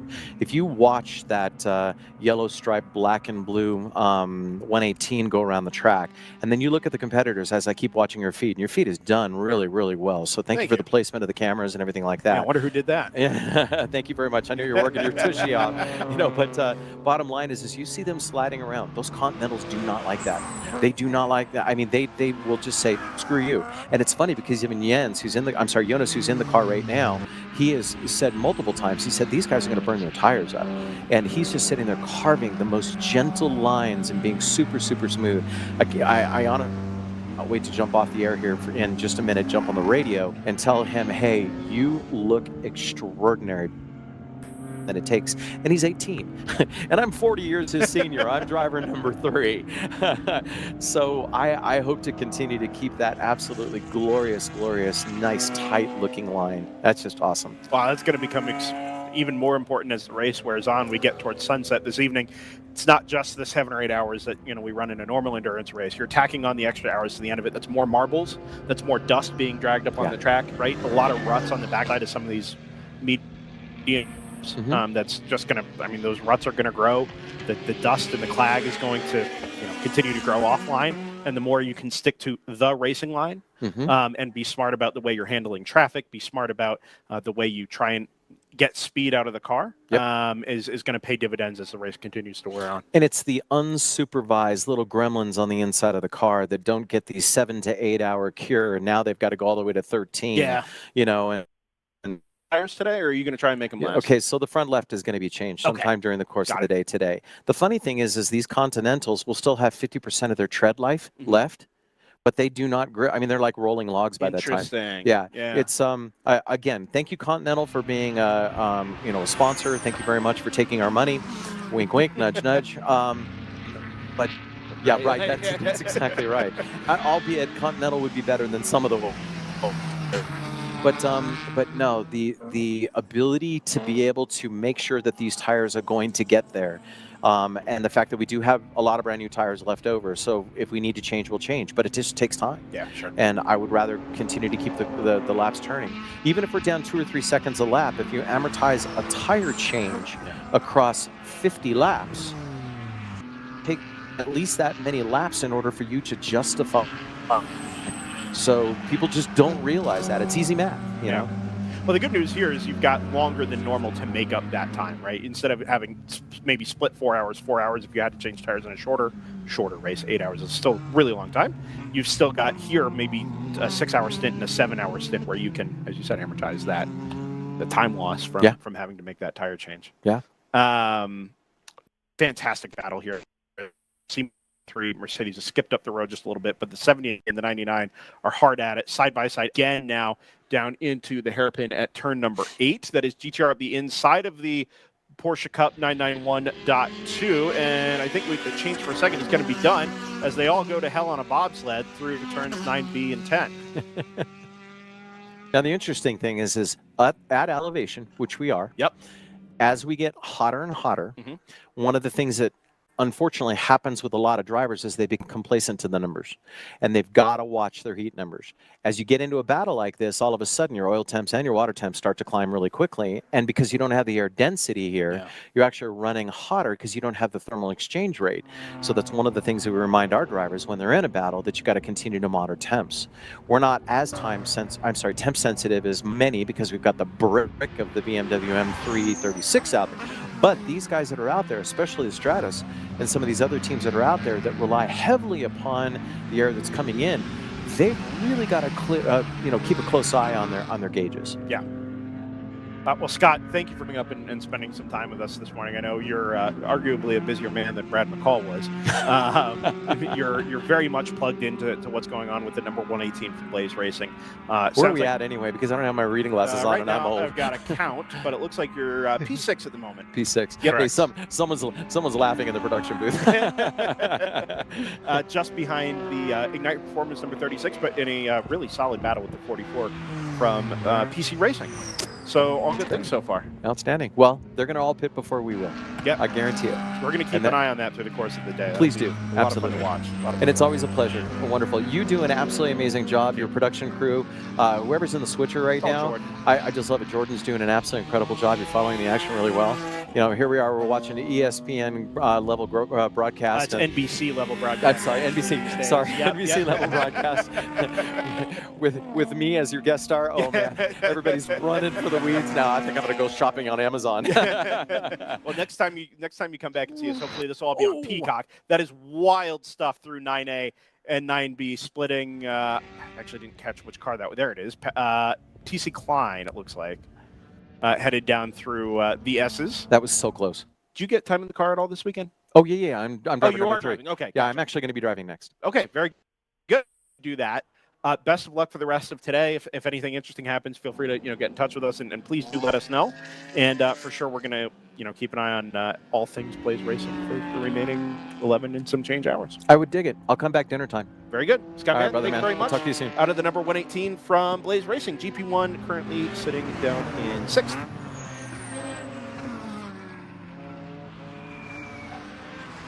Yeah, we're watching some crazy battles here over the past 20 minutes It's or been so. amazing, JT. Oh, over the battling for the lead overall. Initially, it was the 70 round 3 racing leading. The 123 NFC Motorsports Mercedes got through. As we just recently saw in the last few minutes here, the 99 GTR Toyota Supra getting around that Porsche from round 3 racing. But directly behind, you have the 3 Stratus cars, the 59, the 60, and the 58 that have all been running nose to tail. This is going to start to not break anymore. up. The 58 is the first car into the pits. Correct. This is going to start to break up a little bit. Yeah. 58 has come in. We're going to see if an undercut is a realistic option here. It's been quite fun to watch. In GP1, PC Racing did pit from the lead. That has voted TCS Motorsports into first place in that class with about a 5-second gap to Zealous Motorsports. GP2, still Boulder, leading over the 66 from Open Throttle Racing. That gap has come down. That was previously about a 30-second gap, and we're now down to 10 seconds. That's going to be quite interesting to see. Boulder did pit, so they are quicker. They're trying to expand that gap right now, but we're trying to see how much traffic is going to be playing into that. GP3 is still the 605 round 3 racing, leading over the 85 from AOA Racing.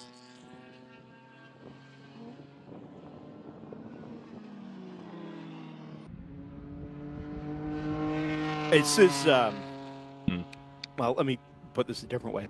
I had concerns going into this one that we may be short on depth, and by numbers we certainly, are down a little bit on where we might otherwise have been as the 59 makes its way into the pit lane for the first time in GTO. They're telling them to shut it off. Alarm. Oil pressure low. Yeah. Oh well, interesting. Cycle the master. Yep. It's like Control-Alt-Delete. Control-Alt-Delete. Oh yeah. my gosh. Yeah. There we go. Yeah. No. This is proof you don't need 35 cars in GTO to have good racing.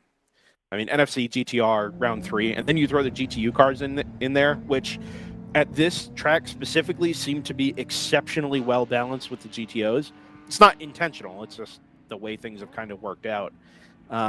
It's put on some really good racing in the first hour and 15 minutes or so out of these 13 hours for the make it the Mid-West Championship event here at High Plains. Really, really impressed with all of that. Be interesting to see how pit stops affect these battles here. 59 is in. Dexter Racing is in, which is the first of our GTO leaders to blink and head into the pit lane. We expect the GTU cars to go noticeably shorter than the GTOs, just because of the way the fueling rules are set. And GTO and GTU are separate classes. They're not meant to be equivalent. It's not like you're trying to make speed in the same ways. In fact, they make their speed very different ways. Lower weight means lower power, even though the number is still 9-1. Right? So something like 2,200 pounds means roughly 200 horsepower, give or take a few. GTO cars are going to be a lot heavier, but a bunch more power. And track to track, it varies pretty significantly which class tends to be quicker. Here, though, everything kind of comes together, and we have had a big old clump of cars right up at the pointy end of the field all the way through our race start this morning. Would you say it's a Michael clump of cars? I don't remember any Michael Clump lines. That's a deep cut there. No, Well, hello, everybody. Thank you. Is that a Holly episode? Is that Michael Clump? Yes. Yeah, okay. Yeah, I thought so.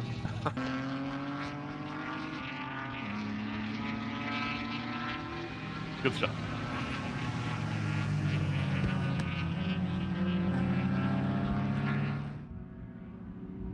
11 hours and 44 minutes remaining here at High Plains. It's the 13-hour event of the World Racing League. Only a one-day event here, a long event, but only indeed a one-day event. Give everybody the extra day to return home from Deer Trail, Colorado, just outside of Denver. In fact, if Deer Trail had an airport, Spirit would certainly fly into it and say that it was, in fact, Denver. It's like Allegiant. There's really Brennan, nothing here. Did you see the article about people after Oakland Airport changed its name? The number of people trying to fly to or trying to drive to SFO to catch their Spirit flights when What Spirit did they change the name to? The San Francisco Bay Area Oakland International Airport. Okay. Very dumb. I just realized they've had the cardboard thing in my hat here all weekend. That makes it look brand sick. new Continental hat. That makes it look sick. That way it doesn't get wrinkled. I don't care about a wrinkly hat. It makes it look dumb. It makes it look like my forehead is twice as big as it actually is, which is already like 50% bigger than a normal forehead. It's the style of the hat. It's the high crown. Well, actually, that's starting to go out of style now. But like 5 years ago, that's in. The crown. Yeah, I could feature in the show.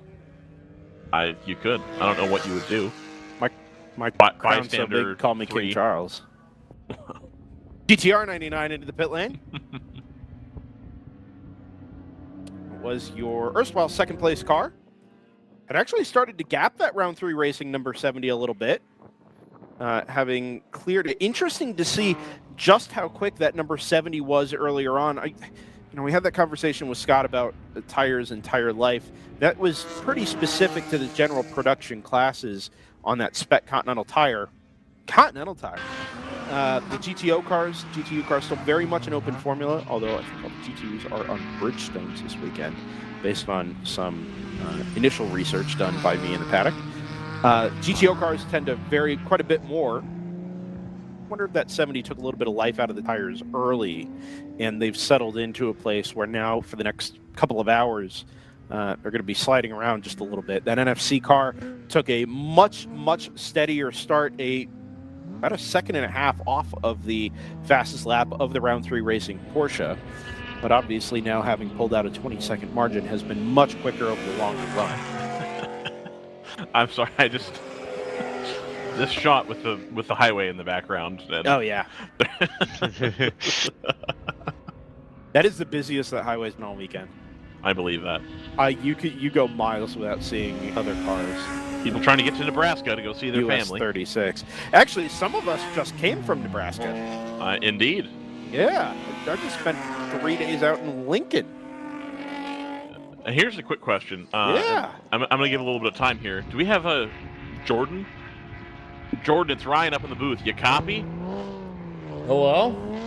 There it is. Jordan, what's your take on the SCCA Solo Nationals? Is that something that you were aware of beforehand? And indeed, now that you've been exposed to it, how do you feel about the SCCA's Solo Nationals? I am aware of it now, and I enjoyed it. Jordan was not on site in Nebraska. Just, no, indeed. But little... taking in the sort of seeing what's occurring as far as an event goes. It is an event. I liked it. It's one. All right, fair enough. Jordan says he likes it, so if he likes it, I took a couple of things. First off, if you've never been, as good friend of DriversEye Live, Brian Belansky, walks into the room on his way back from SCCA Solo Nationals in Lincoln, Nebraska. He's driving west. I flew west on Friday morning. One of the first time at a WRL race as well, which is very nice. First off, it is an event, right? SCCA Solo Nationals. Oh wait, hold on. He's here? Yeah, he's been. It's a very long explanation as to why he's here or not here, but I invited him to stop by on his drive back west and check out High Plains, check out a little WRL action. Oh, all right. Yeah. So anyway, I left there on Friday morning. I had never been, right? And I am free to have this conversation because it is part of a national motorsports landscape, of which WRL is a very small part. But 1,300 entries competing for 4 days, from 8 in the morning till 4:30 in the afternoon, something like that, on 2 separate courses on an airport ramp on the west side of the Lincoln Air Park, right? There's a lot happening. You walk in, there are trailers everywhere. The north end of the ramp to the south end of the ramp is just rows of trailers and cars. There's a test and tune course. It's just opening. always something happening. Sometimes you have great commentators that are really indulging you in the actions. And sometimes they're like us. And that's also very true. I had a lot of fun. It was not what I expected, but I also don't really know what I expected.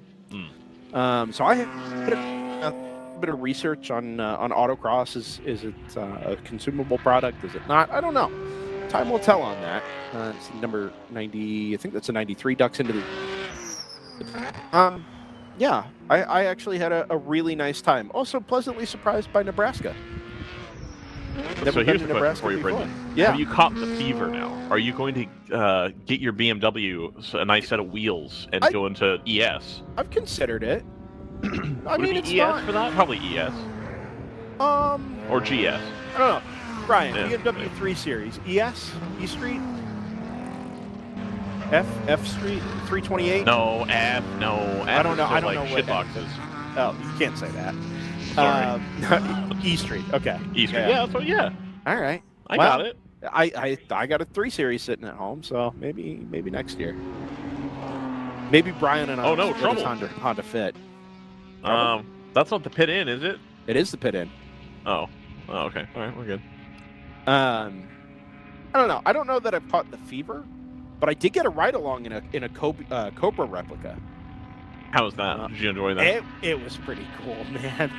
It was pretty cool. That thing has some grip and it's got some punch. Yeah, I unfortunately Really don't got some punch. fit very well in a Cobra replica. Not that attitude. Yeah, No, it's my legs physically don't fit. So I was gonna say the seat itself is fine in the passenger seat. It is the World Racing League. It absolutely is, Jordan.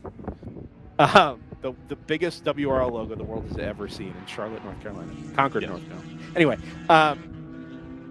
it's where your feet go in the passenger side because there's no pedal box.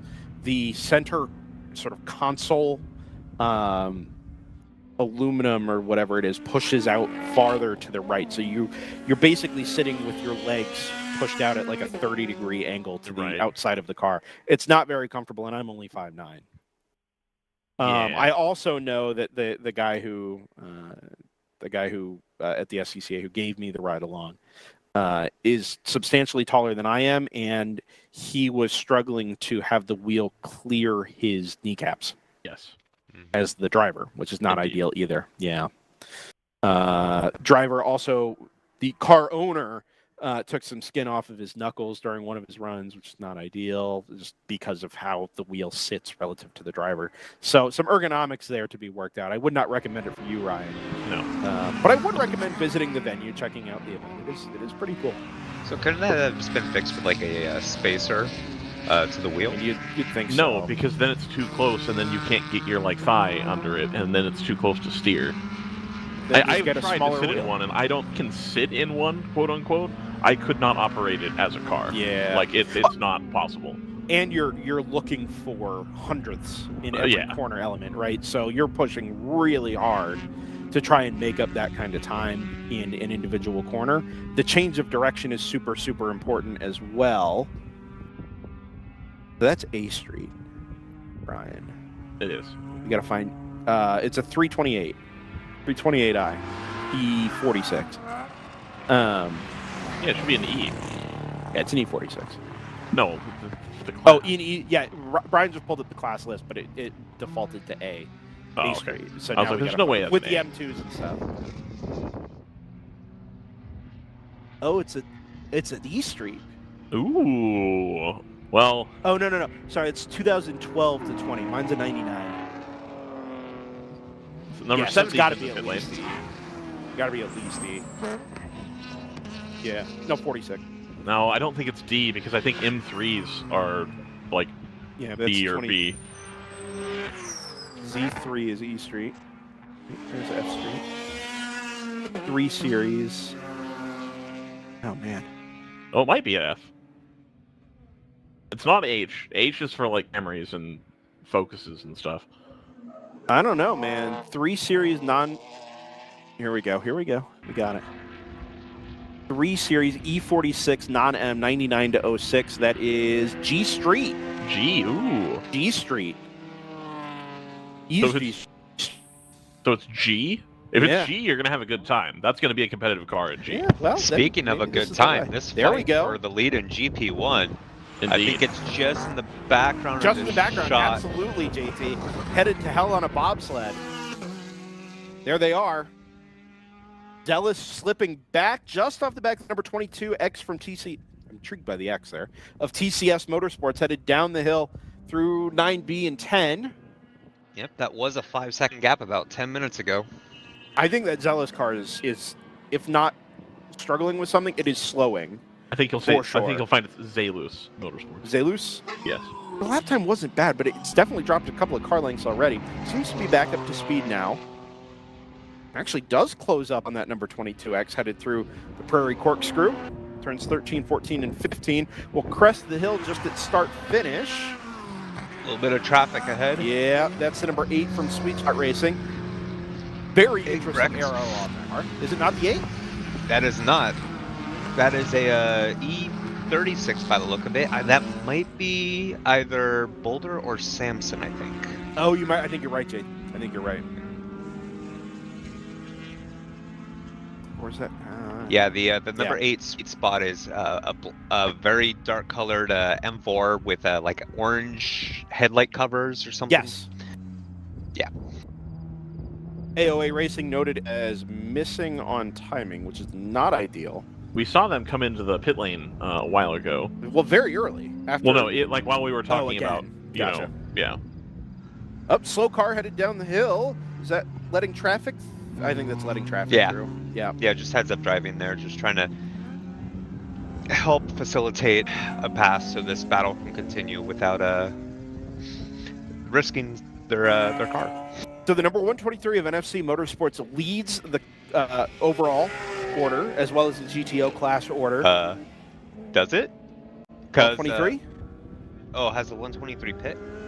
Not yet. And that's that's kind of why. where I was going to next. The Stratus number 59 now sits in second place. The NFC car is the only one that hasn't pitted yet now. So we've got the rotation more or less figured out for everybody else. GTR 99 has cleared the number 70 from round 3 racing, who has not yet come across the line on their outlap. Both the 59 and the 58 have jumped that number 70 Porsche. There it comes now through the Prairie Corkscrew and onto the front straightaway with the number 123 close in tow. I'm really impressed with the run from this 123 Mercedes here early on. Not only did it kind of take its time getting up to speed, but then was noticeably the quickest car on track, had cleared the 99 and the 70 on raw pace, but it's going considerably longer than any of the other cars in GTO at the moment. This bodes exceptionally well for that NFC squad. It does. But unfortunately, the 99 doesn't need a win. They just need to be close. Yeah. So Yeah. Well, the 123 can't control any of that, right? right. The only thing you can do is to run your best race, minimize Right. your mistakes, and hopefully when everything shuffles out at the end, you've maximized your points, which here is, significant. Double points on offer, plus a singular bonus point for being at the championship round. So there is a lot to be gained here, and you want to focus in on that, and just let whatever else happens happen behind you. And at least for the first hour and a half of our 13-hour enduro, that's exactly the Sports Mercedes. Be interesting to see how things shake out here at pit stop. The margin from GTR back to the 70 is something like 34 seconds, I think, just before Race Hero updated itself.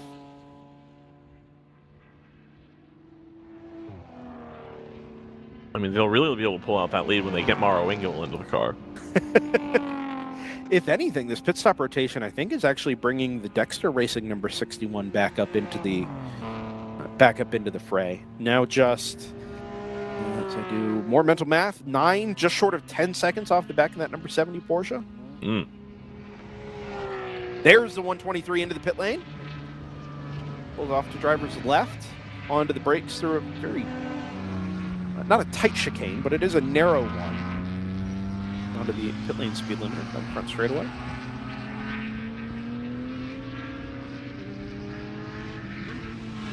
Honest with you here. I don't know what my expectations of what High Plains looked like as a facility. I'm very impressed. They've done a lot of infrastructure work around here. Glenn cares. He does. Glenn's a real. He's top G.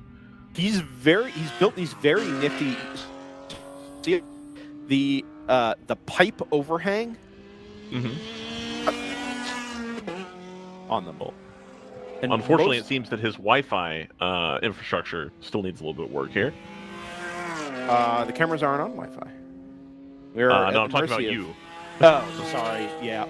Well, so I'm in a double wide container building behind the race control building, which is a single wide container building. But they've got everything they need up there. Glenn's got his big, operations manager station off to the one side, and then a long row of tables and chairs for everybody else involved in the actual race operations.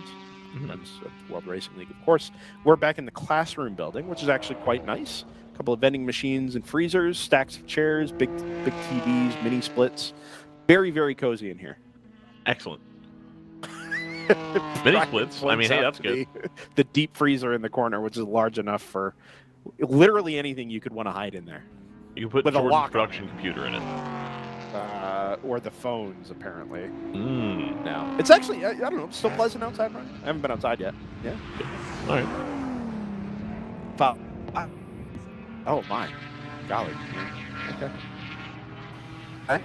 Anyway, the track is, it flows, I think, really well. The first half of the lap here is actually quite flat, which is interesting. Not a whole lot of camber. But then you get into this little depression on the back straightaway that climbs up the other side, where I've got to go reset a camera at some point by clearing a cattle fence on the side of US Highway 36, which will be a lot of fun. And then you get into the very fast-flowing back section of the course, right, where I don't know if anybody's drawn these comparisons yet. If you're familiar with Anglesey in Wales. The circuit. What? They used to do the TCV, the 2CV 24-hour there. I know, I'm aware. It's a beautiful circuit, but the layouts are remarkably similar. You look at the Anglesey layout, and you look at the High Plains layout. Here, let's see if we get Jordan a map of Anglesey. No, here, just give me a second. Like Angle Ocean? ANGLESEY. Oh, I thought it was SEA. No. Oh, well, there you go.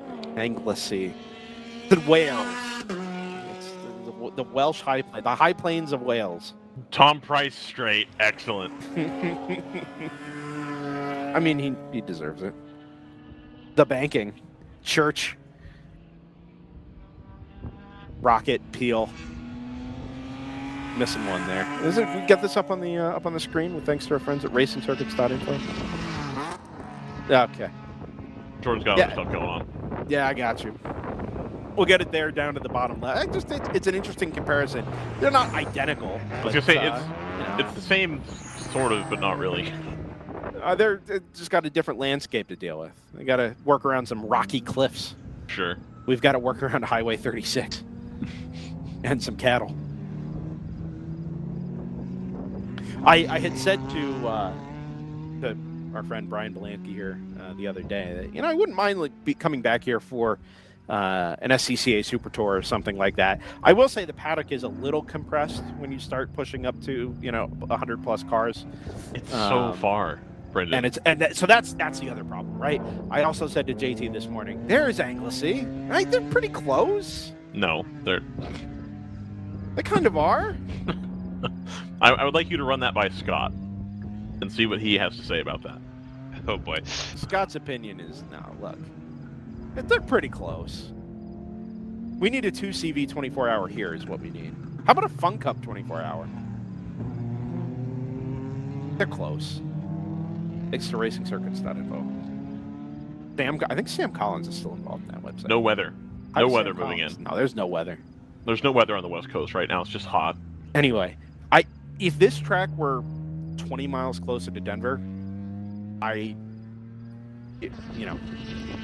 there's a chance it could look a lot different. It is a little out here, but obviously no noise complaints. If it was Very in a quiet different geographical location, it would look different. Well, Yes. just because you're Yes, not indeed, committing, it you're not would. committing to towing your car 40, 50, 60 miles outside of the place you live. Right. Right, you're closer to Colorado Springs, you're closer to Fort Collins, places like that. But obviously, land out there is a little more expensive, and you're probably a little tougher to find as well. Isn't Pikes Peak Raceway closer? Who am I kidding? EPIR? No, we like Glen. Glen is the reason. No, we love Glen, and Glen. I like the track. Like I think it's a fantastic layout. It's just like you said, it's far from a lot. We did have 38 cars the last time we streamed a race from here back in 2022. So the interest is there. It's not got that bucket list assignment, and really, this part of the country doesn't have any bucket list type tracks. So have too many alternatives. What does this part of the country mean? I would say anywhere anywhere between Texas and the states that border the Pacific Ocean. Right. So if you take Washington, Oregon, California out of it. Oh, okay, got it. I'm like, because if it's the West generally, then like I feel like we both know that's not accurate. Actually, does California have any bucket list tracks? No. Oh, Laguna. Yeah, I did forget about Laguna. Sonoma, Auto kind Club, of. Yeah. Auto Club Speedway. RIP Rip. Auto Club. Rip. Yeah. Yeah, I did forget about Laguna. That's a fair one. I was thinking like Thunderhill and Buttonwillow, or Buttonwillow 2, Electric Boogaloo. Or Sonoma, and like Yeah. Sonoma's not great. Portland, kind of, just because of its location. No. But I don't think it's bucket list. It's just unique. If Portland is Oh, a or- bucket list track, then Sonoma is. Pacific is not really bucket list, and the Ridge could get there. They've obviously spent a lot of money to bring that place, to get that place to what it is. It's a professional track and does host professional motorcycle racing. Stop on the Moto America Tour Willow Springs is not a bucket list track. should WRL buy Willow? Not Springs? anymore.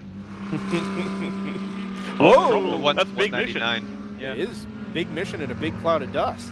Watch how the car.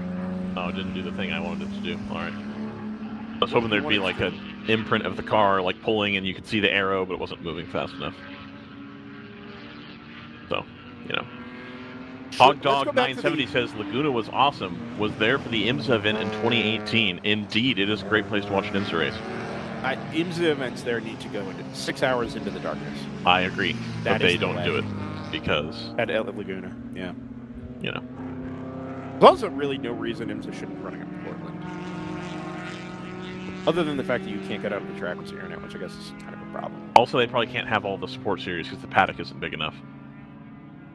Well, Also, there's like 9 stands. There's like literally 15 seats. That's hard to disagree. As someone who went to Portland twice this year and has been going there consistently over the past few years. basically a staff photographer at this point. Yes. Yes. There's actually quite a bit of room. A lot of the support series is actually across the track, across from the drag strip. All right. So there's certainly room. All right. Well, yeah, and the bank, I mean, the spectator bank goes all the way from the backside of the circuit, turn 10, I think, all the way around to turn 4. So Yeah. It's not like there aren't places to sit and watch from. It's a little more compact. all that is like both bank All right. and RV spots. Yeah, All right. I'm in on Portland. We've been there as part of our Hoosier Super Tour or SCCA Super Tour coverage on DriversEye Live. Ryan, you were there this year. I was there last year to help kind of manage the video side of things. I like it a lot. Hey JT, what's the traffic like leaving PIR after a IndyCar race? Oh, it's horrendous. Problem. I basically stayed in the media room for at least an hour to 2 hours after, and because I stuck on the infield for parking. Yeah. Right. Because I need to be able to read camera gear. But even so, just usually because you're getting out at between 3 to 5 p.m. Just that area getting onto the 5 freeway, just before the bridge to go into Washington, usually has traffic regardless of any time. But it's pretty rough just post race too. Close to the airport, though, which is nice. And hotels. Close to Vancouver as well. It is. Vancouver, Washington. Yeah, no, I usually stay in the airport hotel area, and That- that area is quick to access. Well, as soon as you beat that one light, there's the one light leaving the circuit, and as soon as you get past that, then it's fine. Really? Because it's in a residential area as well, Airbnbs are plentiful. Brendan, it just What? Brendan would rather roll the dice on an Airbnb to be 9% more comfortable and do his own laundry, like the sheets No, and such. no. Listen, And then this is a be fact. 45 It's minutes been from this Daytona. way forever. People are complaining about it the same way people have just started complaining about Chipotle. Right? Airbnb is the Chipotle of home rentals. In that, it's just something popular for people to complain about. Nobody cared. It is popular to It meant complain you about didn't when we're have to pay staying in for a Port hotel. Orange. You didn't have to pay and there's- $150. And there's 9 hotels right next to the track. Yes, but then you don't have to pay for 2 rooms. You get 2 rooms as part of your rental. And at places like Watkins Glen, it's the only option, unless you want to drive half an hour to Elmira. That's reasonable. At places like Watkins Glen or like Road America, like sure, I'm fine with an Airbnb. But like Daytona, Portland, Look, I don't seek it out. I would honestly prefer like rack up the hotel points, frankly. right? So I don't mind it. And here, like especially a place like here, you might as well just go to a hotel because you're driving 45 minutes to get wherever you need to go anyway. But Sure. there are places where it makes, I think, more sense to do the Airbnb. And you know what?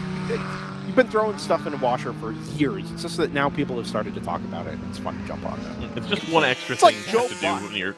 Airbnb What? is the Joe Buck of It is. lodging. It's the thank Jack you. Collinsworth.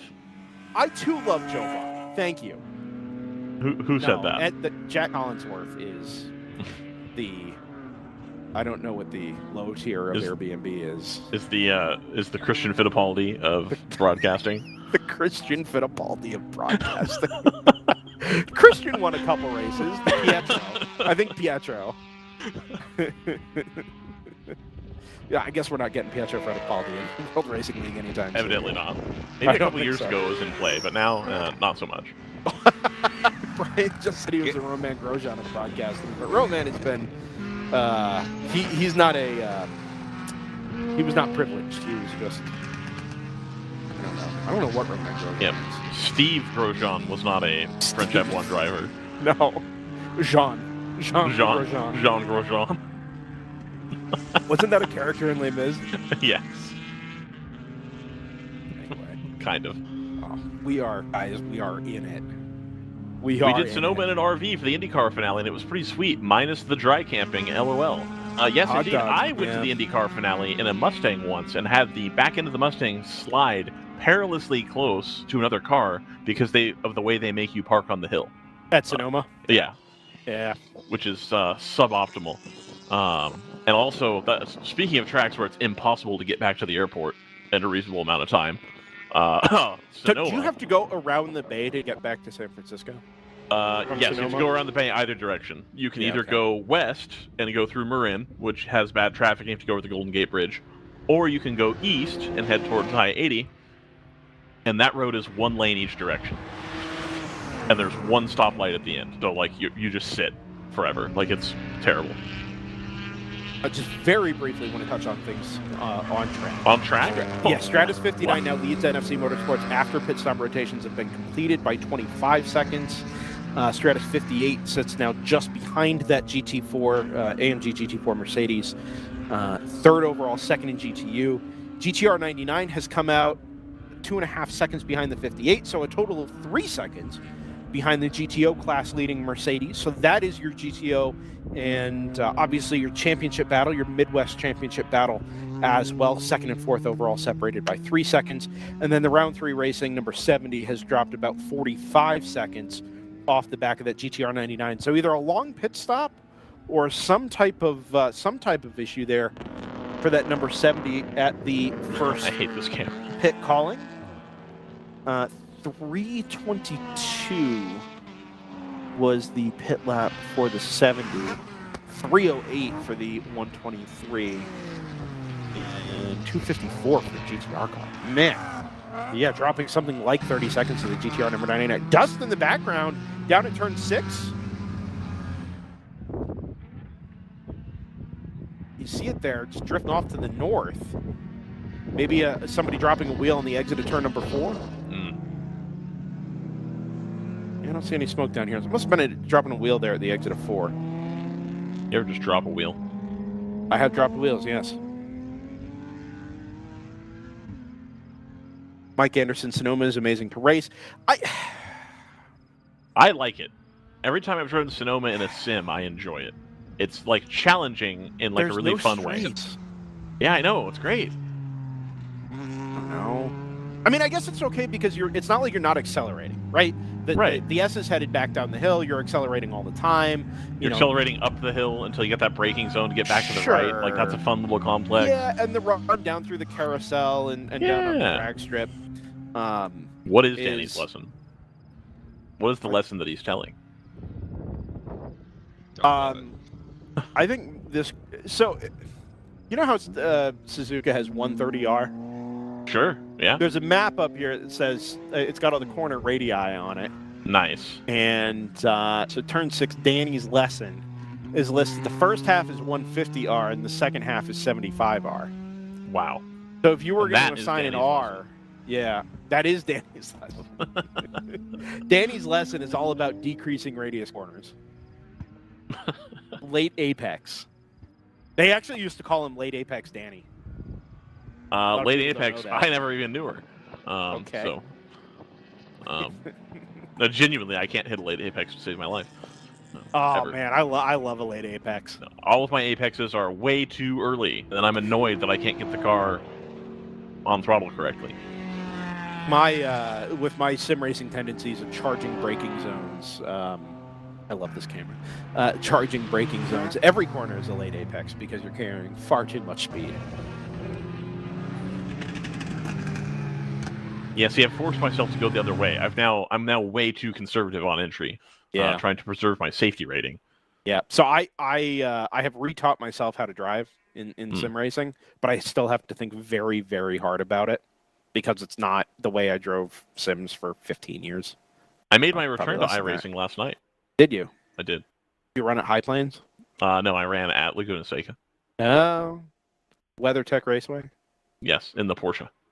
Why is WeatherTech sponsoring a racetrack in California, do you think? Probably got a good deal on it. I'm going to level with you. Is it not? It is. Yeah. Oh, Illinois. Okay. Well, there are factories in Wisconsin. Oh, the factories in Wisconsin. Okay. All right.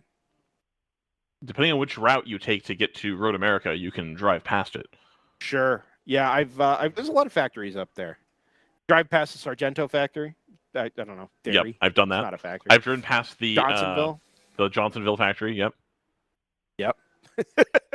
Brian's waving me off. Shut it down now. Brian's clearly never been here for a WRL broadcast. Brian is watching intently this battle for third overall between NFC Motorsports and GTR. Harley's in Wisconsin too? Oh boy. What do you know?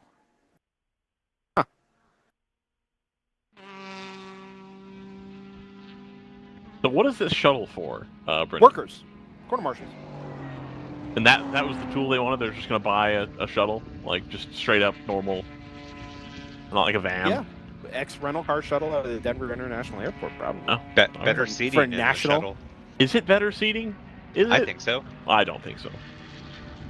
Seats in a shuttle are hard and uncomfortable. At least the seats in a van have padding. Some. Seats in a van are also 3 wide and tiny. Seats in a Van is a great band name. It is.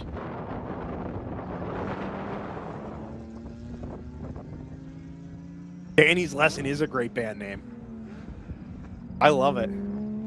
Great name. I can't play any musical instruments or sing, so I can't, I can't create that, but...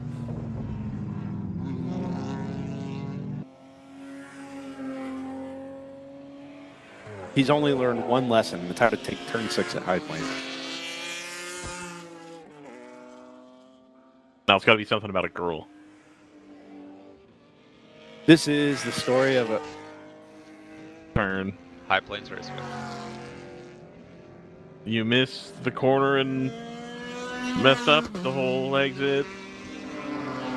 I mean, it's not that important a corner.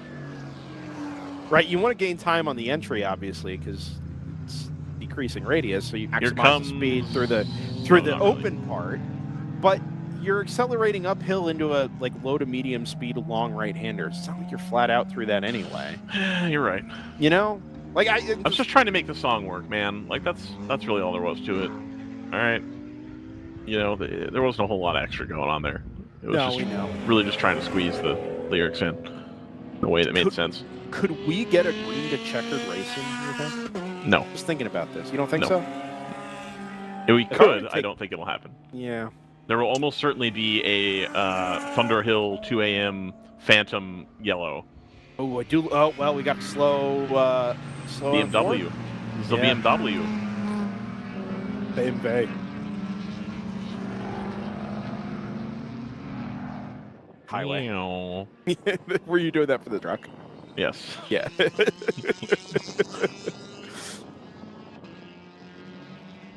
This is so. This part of the country is, I think, what people largely refer to as Western Nebraska. Yes. And it's kind of the part of Colorado nobody really pays attention to, in the way that most of Oregon is just high desert.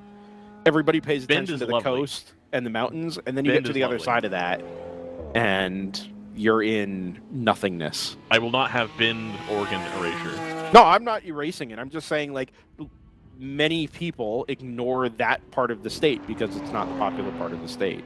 Sure. You know? I also realized, having just spent time in Omaha and Lincoln, I thought it was actually quite nice, but I realized it's not most of Nebraska. Oh, they're pulling off. That's a 24. Montgomery. Well, Brendan, look at that. You have now caused a yellow. Good job. No. Glenn's a big hot pull guy. Is he going to pull this thing back to That's the paddock on squad? Montgomery Motorsports BMW 235i. It looks like he's done a reset there. The headlights have gone off and come back on. Powered by Big Mission. Yeah, BMM Montgomery. Thank you. But the car does not appear to have restarted. Now it has. All right. And we're rolling. Excellent. As we've been told, that car is mostly electronics. Yes. And I do wonder if every now and then you get some goofy stuff. BMW is notorious for doing goofy things with their electronics. We remember the Daytona banking fiasco of 2022. Mm-hmm. And it's setting off every sensor in the M4 GT4s. It set off the most ridiculous run of 4 events where they were stopping. BMWs everywhere were stopping on track to reset. Still a point of shame. Wild I think. Times, man. A point of shame for BMW, I think. It's just weird that you can't, BMW never considered the idea that their cars would be racing Daytona high banks, which isn't true because they were running into Pilot. Right, exactly. Pilot, and they didn't have that problem. So there's clearly something customer service-wise that they're not getting through their customers. Yeah. I still think it had to do with the tires. Think so? Yeah, because that's one of the main differences, right? Is right. How the car's having to operate with DOT tires. So are you suggesting that there's because they're on DOT tires and the cars slip a little bit more, that that slip angle is setting off the ABS or the alarms or whatever reason is I guess that makes sense with the DOT tire being instead pushed of at that limit. Yeah, I guess that makes sense. All right. These cars do move around a lot. If you get, we don't always have the opportunity to get close-up cameras, but when you stand by trackside as you're setting up cameras or taking photos or whatever it happens to be, they really do move around a lot on these 200 treadwear tires. Big, heavy cars with a bunch of power. At some point, we do need to successfully convince somebody to let us have an in and out lap in a GT4 car, just so that we can do the thing, or a ride along. There's a lot of that happening these days, where team owners and drivers for one team are just, hey, you mind if I do a lap? And then Brad McCall sends somebody off in the 997 or whatever. We got to get it on that list. We got to get on the list somehow. I'm in. Chris, speaking of, so this was especially relevant for Chris Pies. I think he's in the 991 this weekend. Friend of DriversEye Live. Little dab way into Danny's lesson. Maybe And Danny's lesson is actually opposite lock. I was offered a practice run in a open throttle car if I could get my helmet to the track. So I think I will. I just don't know the next time I'm going to be at a WRL event. Can we get Danny's lesson in the alarm center, Jordan?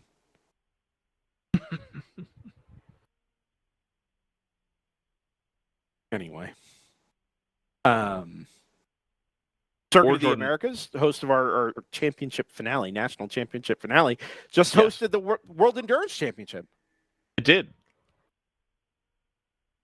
For the first time in some 5 years. I'm a level with you. There we go. Close. Very close, a Britton. little big. Very close. Okay, so here's another one for you, Jordan. I know that you have the image of it.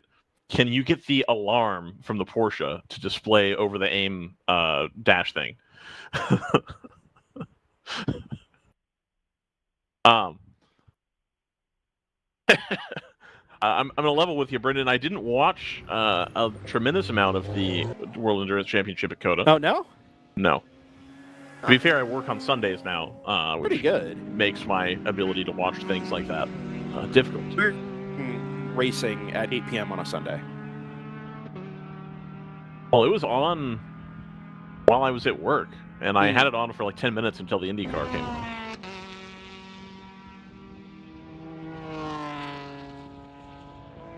College football scores are wild at the moment. Really hoping Stanford can pull off a win here so they can go 1-1. No, it's better than that. Bowling Green is beating Penn State. Ooh. Unranked Tulane is beating ranked Kansas State. Ooh. Hey, Ignite is finally pitting. All right. First time? Yeah, 2 hours into the race. Yeah, so we had that conversation with Scott Mann from Blaze Race. Put the wheel on track with that Nissan for a while and anticipated that the Blaze car would go longer than just about anybody else. Fortunately, their closest competitor has gone significantly longer even than them. Did they make it into the GP1 lead, JT? Who? Ignite. I don't believe so. Yeah, I don't think so. Even pitting later. But I believe PC Racing pitted. So Ignite went 54 laps. PC was in at 32. Well, end of 31. Zalis was in at 51.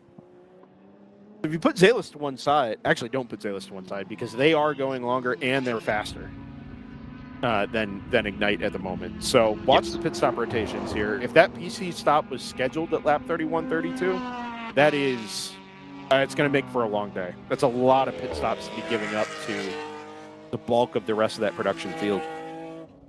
Yeah, so Ignite was running comfortably mid-pack in GP1, whereas Zelus was running, second, third for quite a bit there. So just a bit more pace out of the BMW.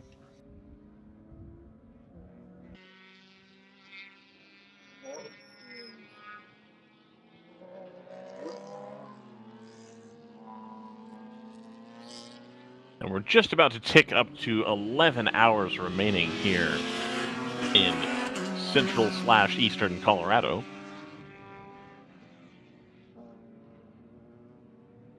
A little gaggle of cars here. I'm going to do a little weather update. No weather at this time. We're not being threatened by any kind of systems. Was nice to see. Although I wouldn't mind a little bit of rain here just to, spice things up a little bit. Add a little spice, a little dash of, not excitement, because like this is in its own way exciting, but like a dash of a little bit of a change here. Just another little way to turn things around, put them on their head. Searching for more adjectives here.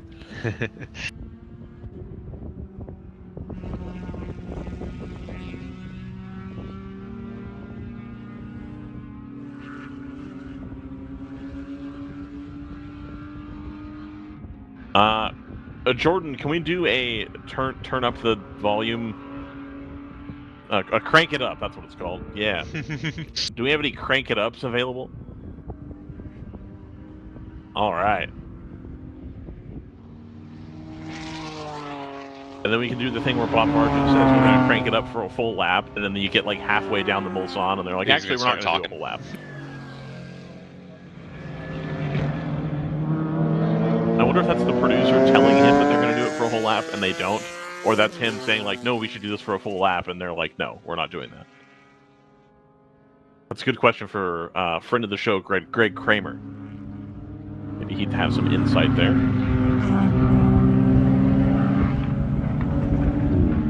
Friend of the show, Greg Kramer, of course, as I understand it, is being the commentary for the Autonomous Racing League series at Indianapolis this weekend. Yeah, I believe that was mentioned. Indianapolis Autonomous Challenge, the IAC. It's a 6-hour stream. Oh, there's a rain delay, that's why. So what I like about this is they appear to be using Indy Lights cars, which is cool. As I scroll through this, it seems like lots of them are just in the grass.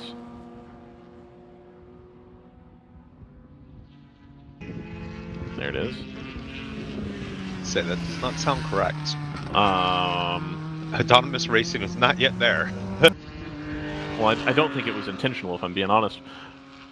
I will say that, Jordan, your camera work is at Miami was no worse than this camera work. Yes. It's not brilliant.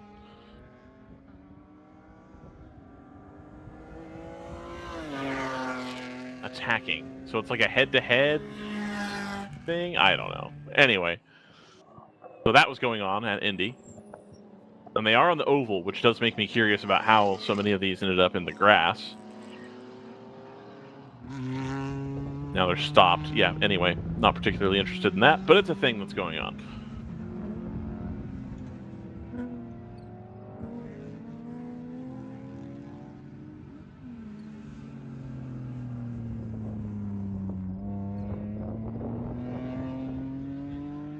JT, what do you think the fastest lap ever at High Plains Raceway was, and what type of car did it? I could not say. But just take a guess, you know? Probably a Radical SR3 or whatever. Radical SR3, okay. Brendan, have you returned or no? Brendan has not returned. That's not a thing that occurred. That's on Lap Trophy, which I doubt is accurate here for everything. So the fastest road car appears to have been a Porsche GT4 RS, which did a 2-minute 47. But I don't think this website is particularly That can't accurate. be correct. Yeah, exactly.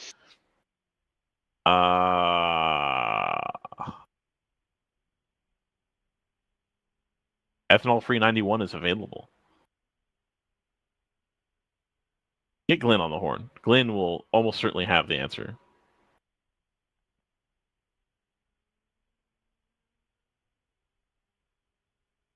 Yeah, I think our GT4 cars or the MP01s with proper slicks can probably find at least 5 more seconds. Let's see.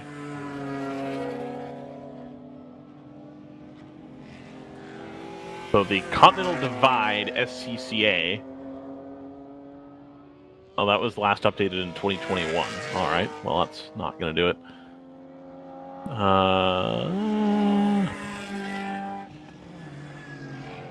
The DSR lap record was 137. Formula Atlantic was 139. Can we find faster than 137?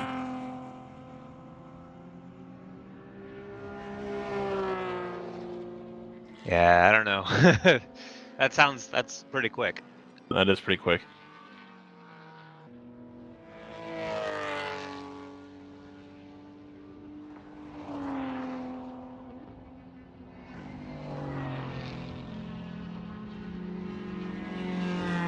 Fastest times turned at our tracks, NASA Rocky Mountain.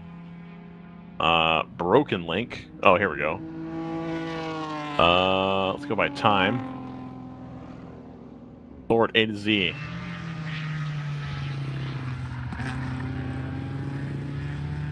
Oh, that's got to be the short course. Oh, it's PPIR. Okay, I can see. High Plains. Nope. Super Touring is not faster.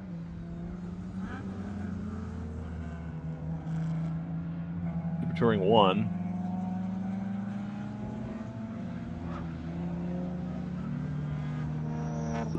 Yeah, no. So it looks like DSR is the fastest car that's been to High Plains at a 136. Okay. All right. I'm glad we got to the bottom of that. I'm a level with you. That was harder information to find than I thought it was going to be. I thought we were going to have a better bit there. So we're curious on the stint length for that 350Z from Ignite Performance. Yes. Once they've been fully topped off on fuel, they have come out behind Blaze Racing.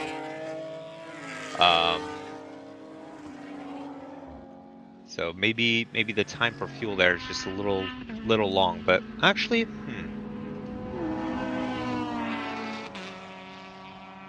it's weird. They seem to have tripped the timing line twice for pit entry. Wonder why that is. Maybe they came down pit lane again real quick for maybe check radio or something.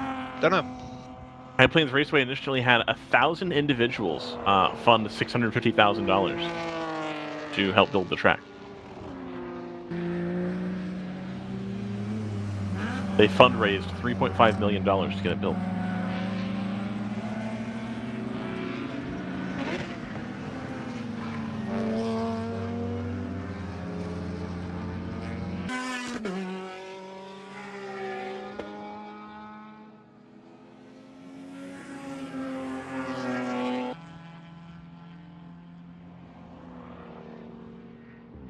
I would say that the World Racing League is the highest profile event that the High Plains Raceway hosts each season. Certainly the only one that's covered live. Brendan, I don't know if you heard or not. What do you think the lap record is for an SCCA class car at High Plains Raceway? Any class? Any class. Buck 37. It is a Buck 37. What kind of car? Back of the net. It is a. It's got to either be a prototype or an Atlantic. Okay, but which one? Oh man. Atlantic. I think there's probably more. No, the Atlantic's about here. a second and a half slower. Yeah, okay. I just didn't think there were that many good prototypes out here, but that's fair. It was a DSR. Yeah, I don't care at that point. I got the the lap time right on. Yeah, no, that's everything else is gravy. Yeah, absolutely. Yeah, I actually just wanted to pop in there, and I don't remember why I popped in. I'm gonna go reset 2 of the cameras that have gone down real quick, and then I'll be back in so JT can go do something that isn't this, I guess. I'll be right back. I mean, I do have multiple monitors. I could also be doing sim racing while JT does sim racing. Not in the same race, obviously, because I'm terrible.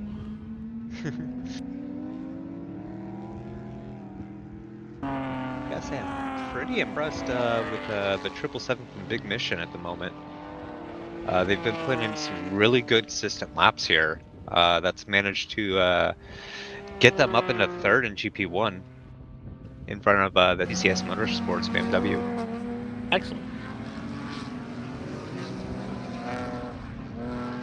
So usually in WRL, I noticed a lot of times people have food for their teams catered in from whatever like the local sort of place is. But I'm guessing that's not the case here because we're not close to anything. So of course Brendan has walked away, but I'm curious what the food situation is here at High Plains. He has to go catch it.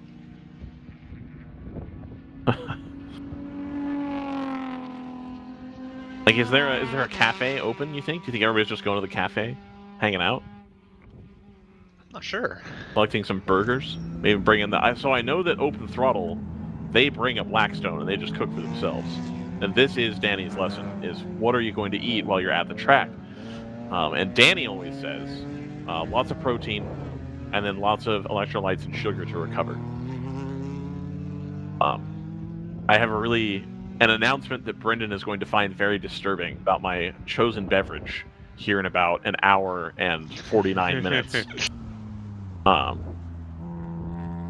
And he's going to be disturbed not by the type of beverage, because it's going to be like, well, yeah, of course he's doing that, but just the variety and what I'm choosing to mix with what. I think he's going to be very upset, and I'm looking forward to sharing this with him. I love that you like to trigger him. I was introduced to a new concept of beverage online in the past week that, one, sounded delicious, and two, is going to just optimally enrage Brendan and set him off on a tirade about me drinking $1 Kahlua shots or whatever they were at the Sebring 24-hour.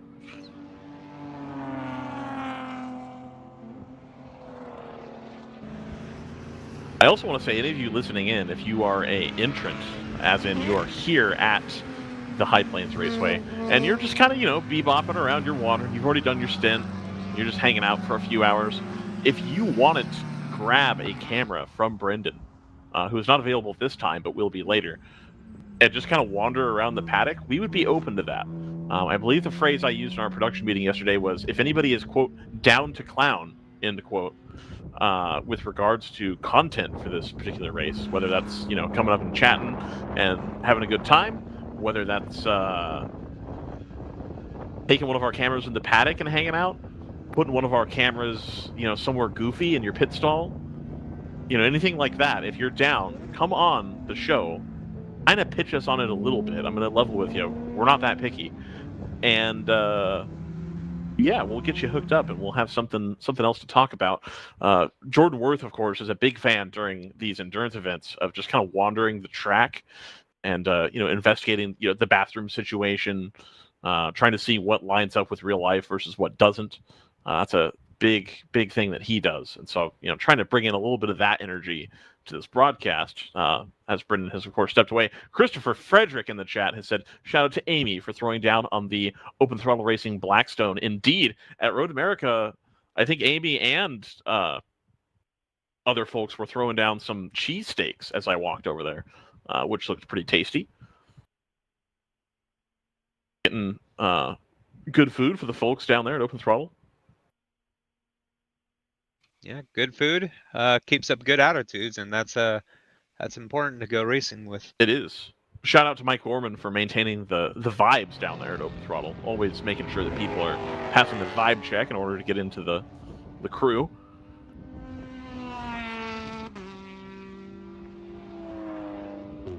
NFC Motorsports losing about 2 seconds there on the leader. So my prediction earlier that they would be the class of the field as far as pace, not coming true here. The 44 of PC Racing I'm showing as having pit with the Zayless Motorsports BMW only 25 seconds behind. So that's probably going to be a change of lead for GP1. Yeah, that's them coming down pit road. It had been, I believe, like a 30-second gap from first to second or so. Yep. 10 seconds lost probably on pit entry here, slowing down.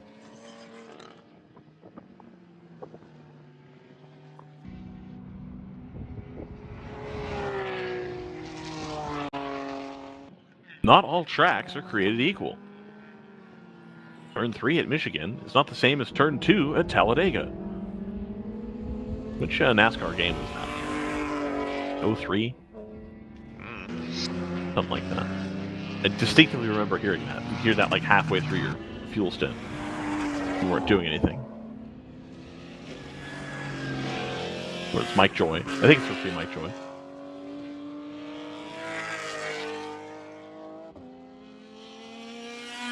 Spec E46 racer, Mike Joy, in fact.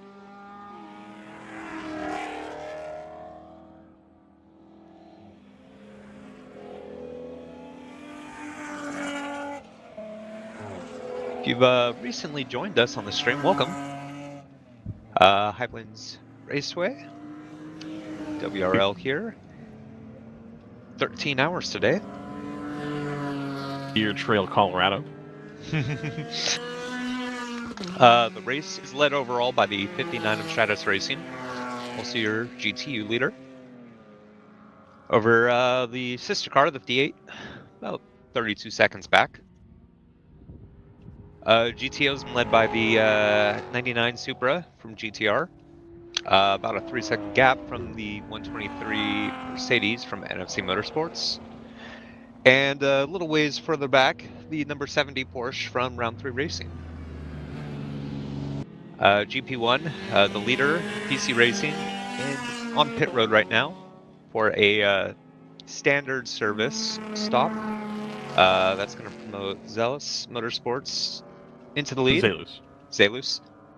Followed by the 7 from Big Mission Motorsports. Local team here. Good to see them doing well. Yes. GP2. They're on a big mission. GP2, it is still Boulder over Open Throttles Racing with the number 66 BMW. And the other Big Mission Motorsports main entry, the 199. 2 laps out of the lead at the moment. And GP3, 605 Round 3 Racing over the 85 from AOA Racing.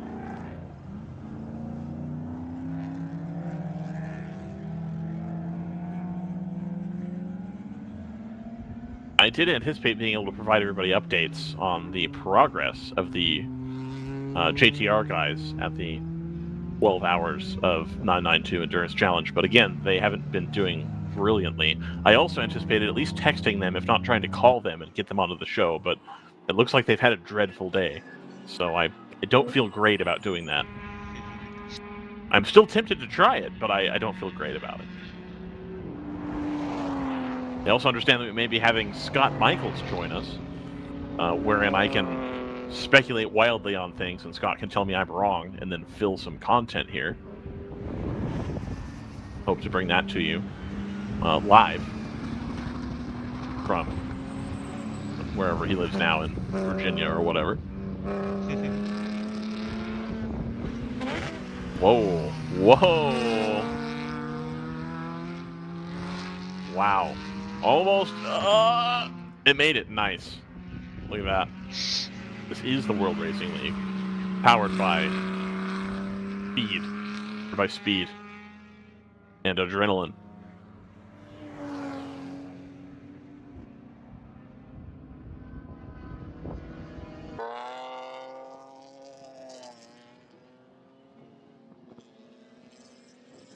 Born in France in 1923 with the first running of the Le Mans 24 Hours, the American Le Mans Series is the glory and grueling reality of world-class sports car racing. Drivers from around the world test their speed, skill, and endurance. 5 classes racing at the same time. It's the chain that connects the new and the true sports car fan to an extraordinary racing tradition. This is the American Le Mans Series. We need an intro like that for WRL. We do. That's kind of why I want to put it out there and sort of, let that ruminate a little bit, just kind of see what we're gonna do, how we're gonna work on that.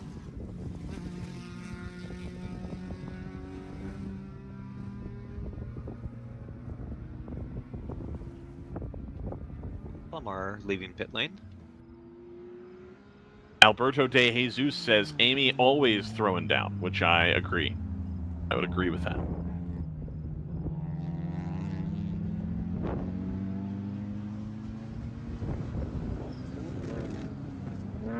Mike Gorman had made an incredible post on a Facebook page that we are both in that's basically for car dealership employees, which is a uniquely terrible type of job. Some people love it, and some people hate it. I am the latter, of course. But he made a great post, which was, more telling of his background. And I guess that he had been a higher-up employee at a car dealership and got into racing and decided to quit his job as the finance manager at a Porsche dealer, if I remember correctly, and decided once he had got into sports car racing like this that he just wanted to do this full-time.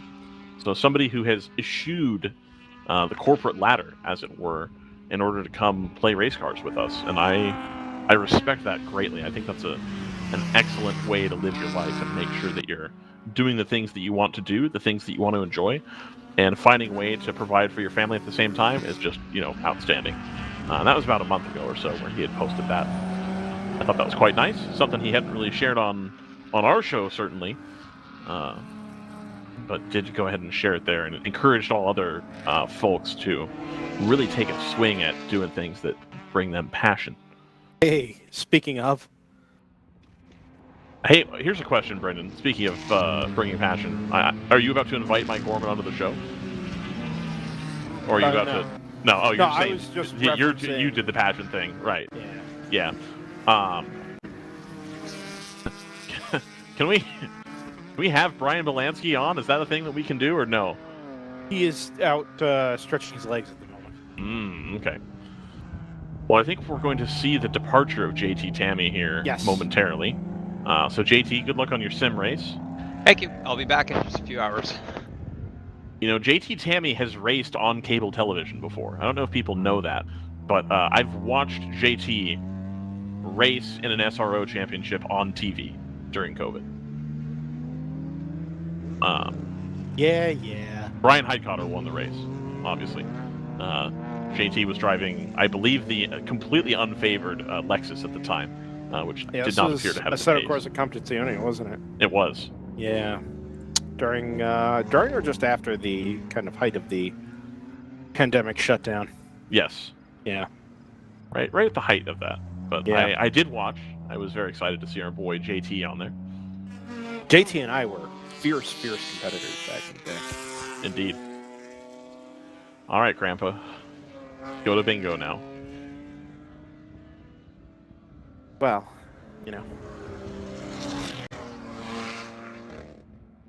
Glenn has rolled into the chat. Glenn? He says, welcome to High Plains Raceway DriversEye Live. We're happy to have you and WRL here. He's in control today, but we'll try to sneak away and come chat. It's the Gecko. The Glenn the Gecko concert. Indeed. Thank you for being in the chat, Glenn. And thank you for all you do on behalf of both WRL and High Plains. Yeah, and club racers in the Denver area. Yeah. You know? Yeah.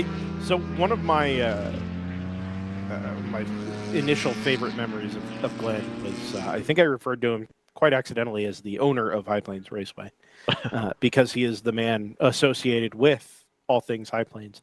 Sure. He was very, very quick to correct me and said, "No, I am the manager. It's not his play. It's not his backyard. It's not his property. Right. He has just been entrusted with its care, and it is immediately obvious how passionate he is about it, how seriously he takes it, and tries to make it, the ideal place for, or an ideal place for club racers, amateur racers across all types of motorsport, 2- and 4-wheel, to come and safely and enjoyably, take part in their passion." He's Denver's Dave Vodden, as I've always heard. Denver, yes, that's fair. I think that's fair. High Plains did come after Thunder Hill, so True. Yeah, I think there is. In some ways they're similar. I mean, Thunder Hill is obviously stretched. It's a lot more to work with there. Sure. Yeah. Sure. I have two friends that are actually a part of the sort of club racing, Lemonsy type community in Denver, and I was on a podcast with them. Lovely people. It used to be called the Team Clearcoat podcast, now called the Apex Adjacent podcast. A great time. If you like cars and lefty politics, it is the place for you. I spoke with them, and they also had great things to say about Glenn. So this isn't just a case of like, oh, Glenn's nice because we're WRL and we're coming in, from elsewhere and got to make it look nice. Like, genuinely, all the locals think he is fantastic as well. Yeah. Mo Dadka has rolled into the chat. I'm so conflicted in GTO today. My teammate and buddy, Mike Gilbert, the Iceman, is in the 99. My old team and friends at round 3 with the 70, and my dude teammate Cole in HM Road. I presume that means HM Road and Race. Mo Dadka, of course, a prior participant in the WRL. I believe he's got some duties to attend to, both figuratively and literally, and hope to see him again shortly. Hopefully next season we'll see Mo Dadka around a couple times. Speaking of Mo Dadka and his teams, I believe I just real quick. I was gonna. I don't want to let this slip by. That is Mo putting the dad in Dadka. Yeah. Oh, there you go. That was pretty good. You're right. Yeah, I'm glad you squeezed that one in. Yeah, that's new dad Mo Dadka. Just over a week, 2 weeks. Mo Dad, less problems. Or something. Sure. Yeah. Yeah, So congratulations, Mo. Congratulations Indeed. to you and your wife and your new family. It's very, very exciting. Obviously, we'd love to have you here, but new phase of life, and I'm sure we'll see you back at the track soon. Back at Coda. Heck yeah. So, he's coming back at Coda. Excellent. Glad to hear it. Glad to hear it. I believe Random Vandals, with whom Mo was a driver, Yes. are on pole today at their, I believe, SRO race, question mark? Yes, at Barber, which has obviously come from all the track time they got at the World Racing League event there back in March of 2024. Indeed. Yeah, I agree. Some people would call it an unfair sporting advantage to have that much track time for such a reasonable price. It is unfair advantage. What great value. Kenton Cook starting the race with Connor Daly. That's a pretty good lineup there, I think. Should send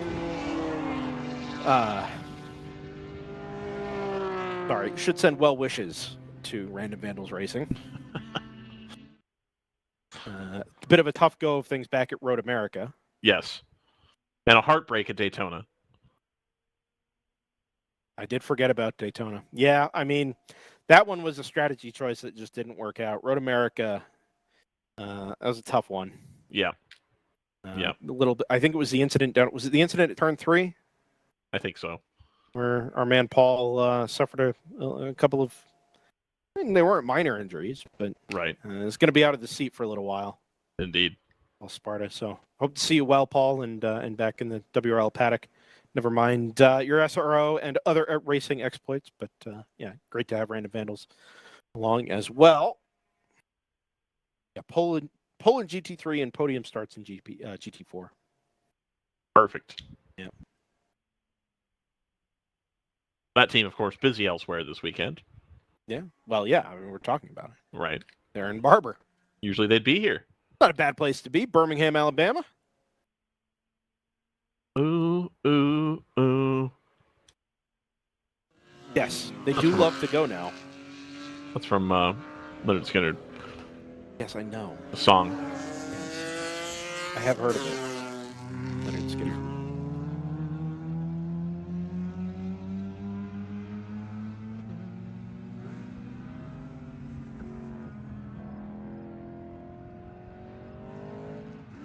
Something new here. Danny's lesson. I was going to say, is it Danny's lesson? It's not. Although Jordan resized the lower third there, and it's now too big because it's infringing upon the track map. It is. That reminds everybody that Danny's lesson is, in fact, turn 6. There is a massage therapy tent that has been set up this morning behind my classroom office here. Not in the building, but just off the backside of it here in the paddock. What's the cost on that? $1 a minute. That's not terrible. No. You're out in the sun. It's hot. There's no cloud cover, right? So is there a limit? Sun's beating down on it. I don't know. I mean, I assume there is a standard amount of time required to, back, leg, sure, but like, feet, whatever. For example, Brendan, like, could you not just do the broadcast from right there while getting a massage? I can't afford that. Theoretically, sure. Theoretically, all right. Go grab the wireless mic and hope for the best. Just go for it right there. I think so. But I can't honestly say I think I've ever seen that before. I mean, obviously, when you go up to the pro racing ranks, everybody's got their physiologists or whatever they are. I don't know. Not specifically massage, but people that look after nutrition and the overall health of the drivers throughout the course of a long endurance race. Yeah. I highly doubt there are any of those that travel with WRL teams. Certainly that are paid to do so. But this is kind of a nice alternative that is open to anybody. Nice. It's actually quite cool. Herb M in the chat says, "Go Learjet BL." I'm on level with you. I don't know what that means. Well, I assume Learjet BL is a driver's nickname. Sure. Herb's going to have to, or Herb, I assume it's Herb, have to fill us in a little bit. Yes. I'm a little bit clueless. But Well, that's, who among us Herb isn't? says drive an hour for a 5-minute massage, worth it. Well, if you factor in the cost of gas and what it would take to just book a massage appointment somewhere in Denver area, you might still come out ahead if you don't value your time, obviously. Right.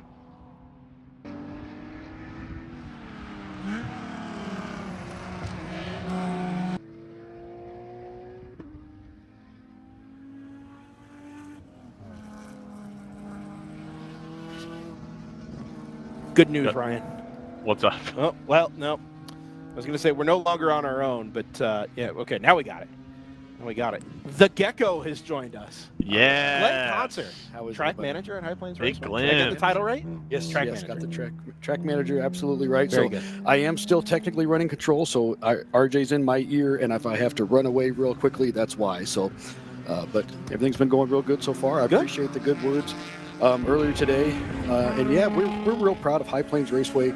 For those that may not know, this track, as you guys said, it's a little bit like Thunder Hill, which it absolutely is. It's even sort of more so in that this track is the only track that is, it was 100% basically conceived, designed, financed, and is now owned and operated by a group of clubs. There is no private ownership here. It's 100% club owned. Basically, the local chapters of Porsche Club, SCCA, there's a vintage club and a motorcycle club. They all own 100% of this track. So Very cool. it's a little unique in that the track itself is technically a for-profit entity, but because it is 100% owned by nonprofits, there's nowhere for the money to go. We can't give it to the nonprofits without jeopardizing their status. So every dollar that gets spent here stays here. It's sort of run like a nonprofit.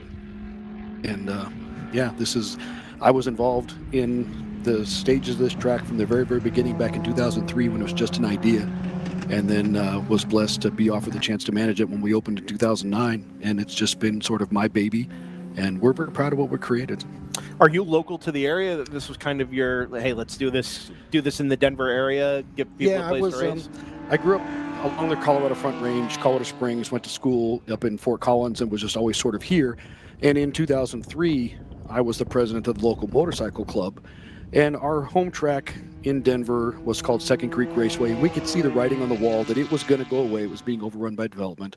And I got contacted by the then RE for the local SCCA, and basically what we initially called the President's Club, the 4 presidents of the big clubs. We all went to dinner one night and said, well, what are we going to do when our track closes? How can we build a new one? And the idea, obviously, the best thing would be for the clubs to be able to kind of control their own destiny, where we own the track, we set the rates, we set the availability. We don't have to beg somebody else who owns the asset to accommodate us. Yeah. And of course, it wasn't easy to do because you need a lot of money to build a racetrack. But we took our time and found property and put together a really good business plan, and we were able to generate a lot of money. We generated about $800,000 in donations and about another $2 million in basically like private loans. Okay. And we're able to get the place built and opened, and it's just been slowly growing ever since then. It's kind of a, we only eat what we kill. We can only afford to build what we can generate the revenue with. So they're moving along slowly, as Thunder Hill did initially, and yeah, Thunder Hill's growing like crazy, which is just beautiful. I love to see David's project out there. Of course, he's not there anymore; he's retired. But love to see them taking off. And if we could run year round like they could, we would be growing a lot faster. But we're basically dealing with about a 7-month season. But yeah, just very, very proud of what we've done here. Truly, a grassroots effort where it's run by racers for racers, and yeah, just couldn't be prouder. We love it. It's not a track that makes a lot of noise. There are places like, let's say, club specific tracks like a Thunder Hill, right, where people talk about it constantly. Button Willow is a great place for teams of drivers to go test, just because it's in the area that it's in. Let's say Autobahn out in Illinois, places like that, right? They get talked about a fair bit more than High Plains does. Is that just because you guys are owned and sort of managed for the clubs that specifically run here? Are you trying to keep it kind of under the radar, or is that just a product of location? What is it that sets it apart? I think it's probably a product of location. There's not a lot compared to some of these other tracks. There's not a lot of people around. Most of the people that go here all the time, they live here in the area, whereas the Joliets and the Audubons and all those they get a lot more people that travel to those places, and then they go back home and they talk about it and all that. So we're just sort of a well-kept secret, maybe, or a slightly better kept secret. But yeah, we're doing everything that we got to do. We get a full season every year. We run basically a schedule from April through October, which is about all that we can really guarantee. Pretty decent weather, and we're usually fully booked every weekend. We got something going on. We run open lapping days during the week when it's just open to the general public. Nice. That's something else that's unique about us is. You can come out and just sign up for an open lapping day and get on track. You don't have to go through like a track day organization, something like that. We try to make it very, very accessible to people to just come out and, as we say, no speed limits, no speeding tickets. Come out and enjoy your car without ending up in jail at the end of the day and have fun. Are you here just about every day during the racing season? Yeah, it's pretty much a 7-day-a-week job from April through October. Absolutely. I bet. I know there's a lot of people that are in your corner, and you don't seem like the kind of person that would take that as a reflection or important for you. We're good. You good? Yeah, no, I was listening in my ear, and I thought I was going to have to go away. Oh, okay. Oh, sorry. I didn't realize you had your earpiece in. Yeah. You seem very humble about what it is you do here. You talk about the track, the leadership, the ownership, and you are kind of the figurehead. Mm-hmm. You're a very recognizable person, and obviously you zip around this place pretty regularly when you're not, working in race control. We had some great fun the last time we were here in 2020. Watching you on camera, on the ATV. You were obviously a very busy man, but it seems like you are obviously very well liked. You're very popular, and yet this is not about you at all. No, it's definitely not. I mean, like I said, it's for the racers, by the racers, for the racers, and believe me, I've you say I'm very, very popular, very well liked. There are people that don't like me. Sure. Because Yeah. I'm a very strong personality, and we are very strict about rules here. One of the, again, this track essentially has about 7,000 owners in all the various clubs. And I consider my primary objective is to protect this asset because it belongs to them. And so with that in mind, we are very, very liability conscious. We have some reasonable rules, and they are very strictly enforced. And some people don't like that. And, so I've made a lot of enemies along the way, but the vast majority of the people, they understand and they appreciate that what we're trying to do is have a place where they can come and safely enjoy themselves and that kind of thing. And most people like it and appreciate it, and we get along great, but I'm not perfect, and not everybody likes me, and I'm okay with that because I got to do what I got to do. And like I said, again, my job is to protect this asset and make sure that we don't lose it because we allowed something silly to happen where it falls into that category of what the lawyers like to call negligence, because that's when things get really hairy. Yeah. So, but yeah, I've been very, very passionate. I grew up around my dad's car racing, started racing motorcycles when I got out of college and did that for about 15 years. And then transitioned back to cars a few years ago and ran a lot with WRL, with Big Mission and all that. And I recently bought a Rush SR prototype car, and I've been running that a fair amount and having some success there. And very cool. I just love racing. It's my life. So you're a local, and obviously pretty entrenched in motorsports. I don't know if this is the right question to ask or how exactly to ask this. How does motorsports grow in this part of the country, right? Tracks out here are fairly few and far between. Pueblo here, Utah, right? RPM. That's the great question is what do you do to grow? And I think one of the challenges that we have, particularly in Colorado, is because there is so much else to do here with basically the mountains. Yeah. And obviously we compete with the ski industry during the wintertime, when we're more or less closed. But there's also just, the mountains and all of the outdoor recreation activities that are available there as far as, boating or ATVing or whatever. And then you add in, the Broncos and the Avalanche and the Rockies. There's just so much else that people can do with their time and with their expendable income, we just do whatever we can to try to get in front of them. And a lot of it, what we do, honestly, is word of mouth when we have our open lapping days, which is something that's really, really unique. There aren't a lot of tracks around the country where you can go and just pay the track directly and get on track. It's always through a track day organization or something like that. But we do a lot of that, and it's kind of interesting that even today, we're 15 years in. Average open lapping day, when we do the drivers meeting in the morning, one of the first things I ask is, hey, if you're brand new here, kind of thing, raise your hand. We do a list of the people that are brand new, and I just kind of ask a few people here and there, how'd you find out about us? Yeah. And 99% of the time it's, oh, well, my buddy told me. So word of mouth is great. It's free, but we're still growing in that. Even today, like I said, 15 years in, at the average open lapping day, 20% of the participants, it's their first time here. That's pretty cool. So, and a lot of them maybe come out and they don't come back for whatever reason. If they say, well, it's too expensive, it's this, it's that, or the other. Because if you had 20% new people every day, eventually you'd have too many people. Yeah.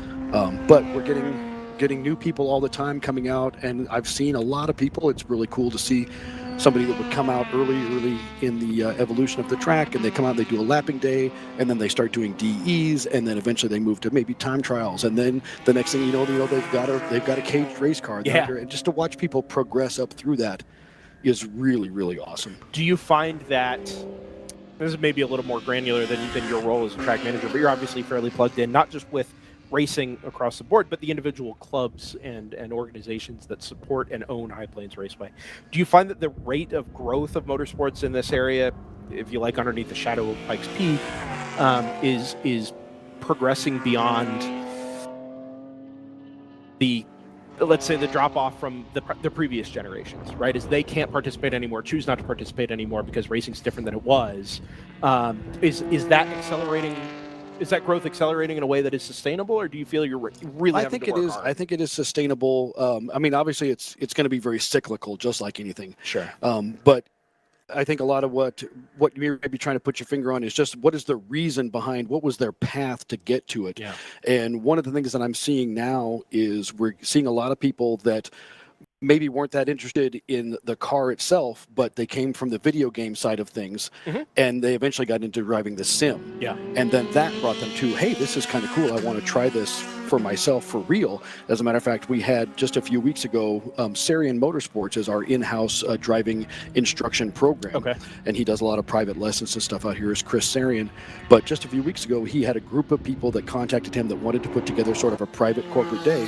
And essentially what it was a sim racing organization in Denver where none of them had their own race cars or anything, but they were doing sim racing, and they basically called Chris and said, hey, we want to rent 3 or 4 of your cars. He's got some WRXs and Corvette and things like that.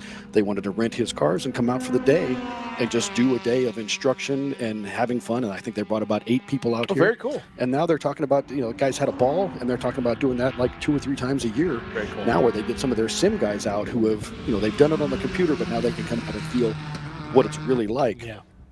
And come out and enjoy it. And hopefully we can get a couple of them hooked in and keep them out here. But the sim I think it's a good way to get people into the sport. And I'm not sure where things are going to go with the EVs, but the technology that's going on now with the different ways that you can, all of the electronics in the cars and things like that, the engineering behind that is bringing some people in that also might not have been exposed to motorsports, where they have those technical skills and they maybe get hired on with somebody who needs those skills to make a race car go faster, or even just make a street car be better if they're being hired by the factories or whatever. Sure. And then they can come in that way where they're like, whoa, hey, yeah, this is kind of cool, where you can use those skills to do something where you're really pushing the limits, finding the edge of the envelope and that kind of thing in this environment. So the other side of that coin is people who are already involved in racing, right? A lot of what DriversEye Live does, we're doing broadcasts of amateur racing, live streams of amateur racing, but generally they're touring series, right? And we don't park ourselves near where I'm based in Pennsylvania. It's just up to the series that, we have agreements with to follow them around and go to the places that they hold their events. And so we end up at, a lot of club tracks, Hallett, Button Willow, obviously High Plains here. This is my first time here, but we were here a couple of years ago on behalf of WRL. At the time WRL was they're still selling out events, but even the small events were very big. I think they had almost 40 cars the last time we were out here. We've got 27 this weekend. And I can't really see a reason to not come and race here. the time we had hoped that us, providing the live video would help and encourage people to say, hey, it's actually like a really nice track. This is what it looks like. This is the look and feel of it. Race is great in a multi-class environment, all of those things. What do you think is the pathway towards encouraging people who are already involved in racing to come out and make the track like High Plains? That's tough. I understand, obviously the majority of the population of the country is on the other side of the Mississippi River, and that's a long drive, and it is tough to get people to make the financial commitment to come out here. And I completely get that. It's just like, for me, I mean, how often do I go race at Sebring? Yeah. Not very often, because that's a long ways away. It's just more people have that on the other side of that equation. I do appreciate you guys being out here, and I hope maybe the video and having people see it will encourage some of them to come out. I'm also hopeful that maybe RJ and the guys can put together something where they can get another race out in this area around the same time, so that some of the teams could make it, sort of a one trip out. If they could put those races maybe 2 or 3 weeks apart, where they could come out and do, for instance, like this race, and then just leave all their stuff here, fly home for a week or two, and then fly back out, pick up all their stuff, and go to the next track, maybe Utah Motorsports Campus or Hallett or Hastings or someplace like that. If they could get another race out here to get people a little bit more bang for their buck, I think that would be awesome. And well, obviously I don't set the WRL schedule, but I think that would be one of the better ways to get more teams to come out here. On the other hand, I've heard from a lot of the teams that do come here, one of the reasons they like this particular race is just the fact that there aren't as many cars in it, which makes things a little less furious out there on the track. And there's been a couple of, well, at least one time I remember just a few years ago where we went the entire 16 hours of the weekend without a single full course caution. My money's on a green race today. 100%. I mean, and a lot of that isn't because the track is so awesome or this or that or the other. It's just a factor of the numbers. There's just so many less cars. There's a lot less chances for something to happen that will cause a full course yellow. The other side of that, though, that I will take a little bit of credit for on behalf of my guys is that we are one of the shrinking number of tracks that we still do hot pulls during the race. We do not require a full course yellow to go out and get somebody, unless the situation warrants it. But that is one of the things that allowed us to go, caution free for an entire 16 hours is my guys are still comfortable going out and picking up a stranded car if they need to. And they are appreciative of the drivers making them feel safe when they're out there. That they're not putting their lives in their hands and all that. So, my guys are still willing to do that. And again, I think some of that is just a factor of the numbers. If there was 50 or 60 cars out on track, they might not feel as comfortable as when there's 27 cars on track, that kind of thing. So, but there's some things out here that, that we do have to offer. The weather's typically very, very good. More days of sunshine in Colorado every year than there is even in Florida. So the weather's typically very, very good, very pleasant this weekend. The highs are in the 80s. The humidity is down, so it's a great environment to race in. Obviously, you can see blue skies and sunshine out there on the broadcast. Lots of stuff, lots of good stuff going on out here in Colorado. We are kind of in the middle of nowhere. There's not a lot close. DIA, the airport, is where most of the hotels are situated. That's about 45 or 50 minutes away, so it's not a terrible drive. But we've got lots and lots of plug-in camping out here, and great night skies when you stay the weekend. We're gonna get to check those out here in 8 hours or so, 7 or 8 hours. Exactly. Looking forward to that. Lots of headlights and taillights out there, not much else. Yes, which will be fun. There isn't any lighting around the track. There's lighting on the pit lane, but everything else is up to the guys with the headlights. And there's going to be a pretty brutal period, about like 6:45 to 7:15, going down the back straightaway into turn 4 when they're just going to be driving into the sun. And I've done that a few times, and it's brutal for a little while, and then the sun goes down and you breathe a sigh of relief, and it's just awesome after that. I know you're a busy man, Glenn. I've got 2 more questions for you, then I'll let you go. First one, obviously you said all the money stays within High Plains Raceway. The organizations that own the series or that own the track are nonprofits, therefore whatever you guys make as a for-profit company has to kind of be reinvested as a result. Is there a future development plan for High Plains? Where that money goes? Always, yeah. I've been battling with the county, but going back and forth with the county for too long, in my opinion. But we've got a plan right now. We've got money set aside to build some on-site garages. Oh, cool. Where the idea is, you can rent the garage for a year or 5 years or whatever, and just leave your stuff here 24/7. So that's geared towards the local guys, but just to make it easier for them to where they can leave their stuff here and come out on a Friday afternoon and change their shoes and their helmet and go out and drive, that kind of thing. Yeah. So hopefully we are just within a few months of breaking ground on those and getting those put in. Like I said, I've been working on that, trying to get a building permit for about 18 months now, which is a little frustrating, but that's just how it is when you're dealing with the government. And beyond that, I'm also trying my plan right now, just a few days away from signing a contract to do a little bit of repaving this fall in October. We're going to repave turns 2, 5, 6, and 8. Okay. Where we got some, 2 has had a seam in it that's just been awful. We've been chasing it and fixing it and chasing it and fixing it for years, and it's just horrific. So we're going to get that replaced. And then 5, 6, and 8, just the G-loads kind of ravels the track a little bit. So we're going to get those replaced this fall. And then the grand plan is at the end of the 2026 season, September, I'm hoping, of 2026, we are going to repave the entire track. Oh, wow. Okay. So that's kind of our big plan. Is this right your now. original surface otherwise? We repaved about 6, so the asphalt was laid down in 2008. Okay. We did a couple of turns that deteriorated badly in 2010 or 11, I can't remember. And then in 2017, we repaved about 65% of the track. okay. Basically, most of the corners, we left the straightaways alone. Okay. So the straightaways out here are the original pavement. Most of the turns are newer pavement that's about 6 years old or so, since late 2017. So Last question I got for you, and I'm not sure I want to ask because sometimes not knowing is more fun. What was Danny's lesson? So What did Danny learn? So Danny, it was what Danny taught, actually. So Danny Collins was a fixture in Colorado motorsports way back in the day, and he was one of our few sons of Colorado that went on to race professionally over in Europe for a few years. Back in the, I believe, in the 50s or 60s.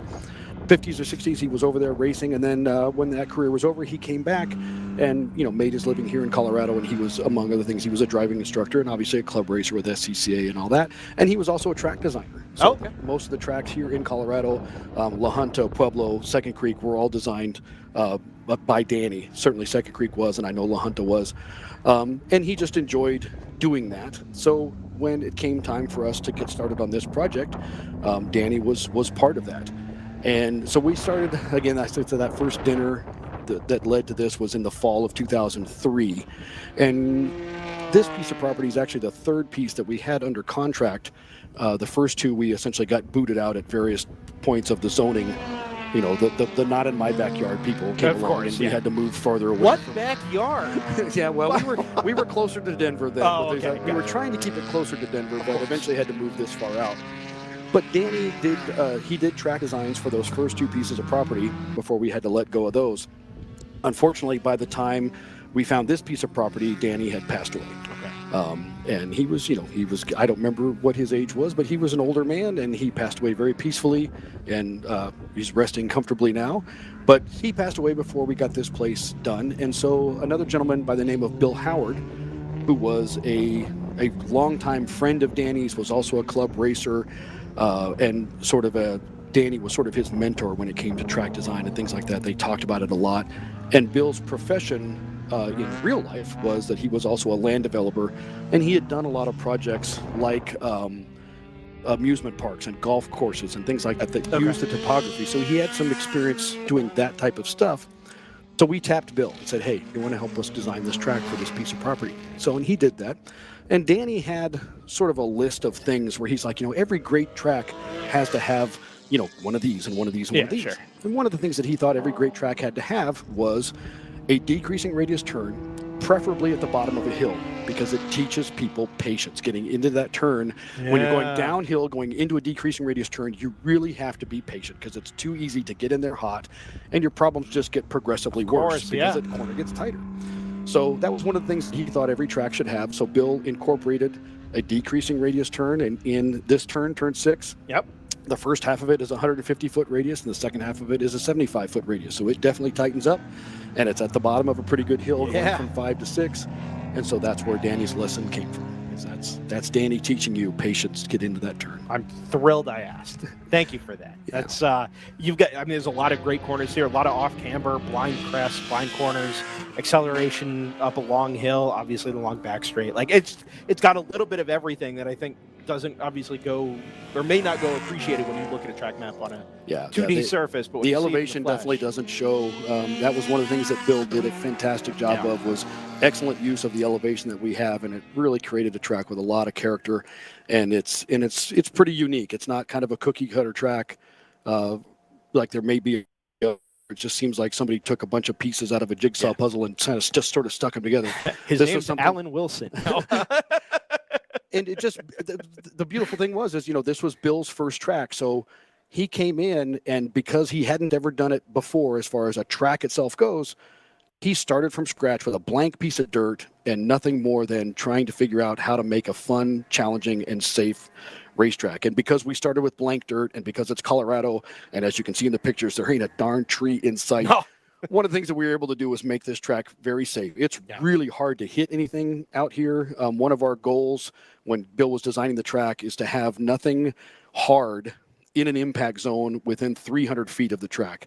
And every place except for the outside of turn 11 because of the property line, but every other place we were able to achieve at least that 300-foot buffer outside of turn 11. If you go off at exactly the wrong spot, you can go about 205 feet before you're going to hit something hard, which is still a long ways to get things gathered up. So that's another thing that we like about this track, is that it doesn't tear up equipment. There's plenty of places where you can make a mistake and you can just go off into the dirt, and we try to keep it nice and smooth, and you can turn around and get back on the track and you haven't torn anything up, hopefully. So we try to keep that as much as we can and make it a place that people want to come back to. Glenn Kotzer, thank you for coming by and chatting with us for a while. And there goes the 199 car. Yes, it does. That was quite a ways off, actually. Yeah, it was. Thank you for stopping by. I know you're busy. Oh boy, that's a car. Glenn's a busy man. Thank you, Glenn. That is the 66, nosed into the barriers on the exit of turn number 1. Has ripped some of the front bodywork off of that BMW and obviously deranged the tire barrier. I think it does indeed end my bid for the full green flag run. We are now full course yellow, 89 laps in. Now that's another car off from the exit of 1. I wonder if there's some fluid down there. Yeah, I agree. Maybe from that 199, and that's why the open throttle BMW has lost it. There is a 199 ground to a halt. That car itself was off track, obviously, and you just wonder if maybe it's dropping oil or coolant or something there. It's been a pretty good impact, and I think it's going to take that number 66 out of the race, just shy of the 3-hour mark. 89 laps complete, 2 hours 58 minutes gone. I guess it's yellow now, so it's better, but I don't feel great about getting out of the car in the spot where you spun and you think other people might also spin. No, and that is in some organizing bodies. The rule is you don't get out of the car until you're instructed to, which usually comes along with course neutralization or protection from a safety or response vehicle. So that's for the 66. That was the 199 that was stopped, right? Oh, that's the TC Klein. That's the TC Klein car, yeah. Yep. That is a BMW M235 IR down in GP1. One of the few examples we've had of that car now that it is eligible in the production classes. Stopped on the way up to the Prairie Corkscrew. Out of turn 12, headed towards 13. All kind of happened here all at once. We've been quiet for most of the into the afternoon yet. Now, late part of the morning. Also had a note from Brian Belansky, who was out in the paddock a little bit earlier. The 38 Palomar Racing BMW out of San Diego, California. Neck of the woods. San Diego. Into the garage to, they pulled the injectors, replacing the injectors on the car. Yes. So, I don't know if they've been back out yet. They are not. 57 laps complete, so a little over 30 laps down off the overall race lead for that sole Palomar entry. If Jordan was so inclined, we could do the... In TC inclined. I don't know, we could do the... Jordan does the lower third, that's number 66 Open Throttle Racing GP2 West Champions. Oh, they're crashed. In much the same way as when Ayrton Senna crashed out, or was it Schumacher? No, it was Schumacher when he wrecked Damon Hill. Yeah. And they show the car wrecked, and they put the bottom world champion. Or Schumacher at Jerez, world champion. Yeah, Yeah. same thing. Yeah. You know what I'm talking about. You know the bit I'm talking about. Jerez. Oh, there we go. Oh, maybe not. Kind of all kicked off here. Hey guys, the 66 has gone missing. It's gone salmon.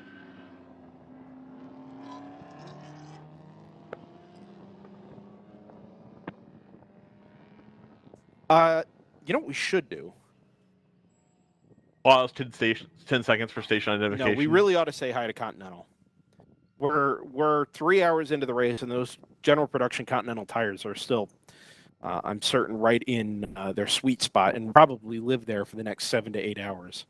They're working. Maybe hard. not quite that long. Yeah, maybe the left front. It's gone red. Oh, red flag. Yeah, we got a red here. So we'll be back momentarily as when we get to the bottom of this red flag situation here on the DriverSeye Live radio network.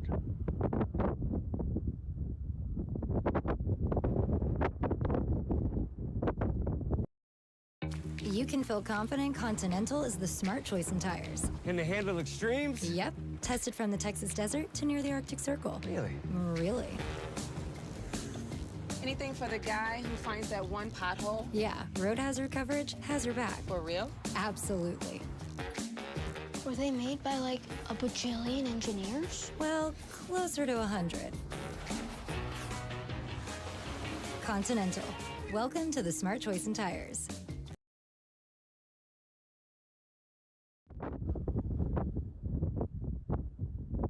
And Tires, the smart choice and partners for the World Racing League. Continental Tire, Wow. thanks for their support and participation in the World Racing League in 2024. New spec tire for the general production classes. Thrilled to have them on board. We are just over 3 hours in to the High Plains 13-hour, the Mid-West Championship event for the 2024 World Racing League season, and we are under red flag conditions as our fearless leader RJ Till will have just posted in the YouTube chat. The red flag is for a pit out blockage. It kind of took us a second to put together. But that green number 66 sitting perpendicular to the pit exit lane will mean that cars that are in the pits, as is their right to come in and be serviced during a full course yellow, won't be able to get out, which obviously poses a problem from a competitive fairness standpoint. So the rule here is all work on car stops. If you're already in the pit lane, hands off the car. Don't touch it. Don't move anything. Don't do anything. And the idea is to maintain fairness. Yeah, go ahead. Here's a question for you. Mm-hmm. If the fuel probe is already in the car, do you let go and let it keep pumping? Do you pull it out? No, I think you finish the can. See, but then they've got an unfair advantage because everybody else that was doing tires at that time. There's much you can do about it. Maybe you pull the can as soon as they say stop, and then All right. It's only costing you a few seconds, but there's really no way to. Well, we gotta get your virtual fuel flow meter working correctly there. Obviously, gotta make sure that you're doing your virtual refill. Yeah, maybe just work a waste smooth, of time. I was going to say we're going to smooth minimum refueling time where everybody's stationary in the pits for 65 seconds or whatever. Right. Nonsense. Take away all the fun. It's motor racing, heaven's sake. I think that we could do a variation on a Le Mans style start and just have everybody run like a 20-yard dash and then set the grid with that. You know what I'm saying? I do wonder what kind of ideas have been thrown around for qualifying the World Racing League. At the moment, obviously, we run 5 timed sessions on Friday from 8 in the morning until roughly 4:30 in the afternoon.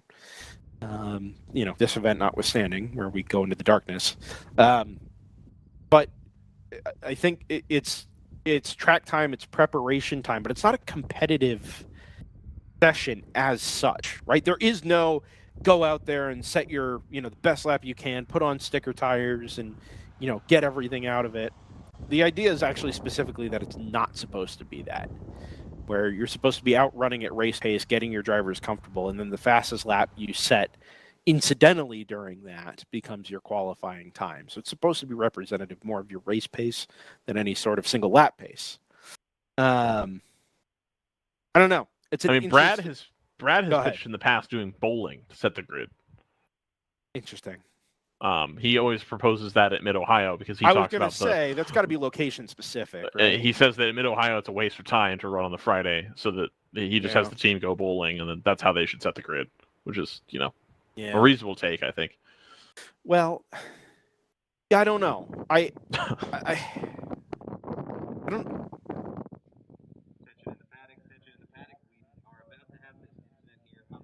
Oh, we seem to have lost Brendan there. No, I'm here. Oh. RJ is making an announcement over the PA. I was trying to gather as much information as I could. Gotcha. They are just about clear of the incident down there at turn number 1.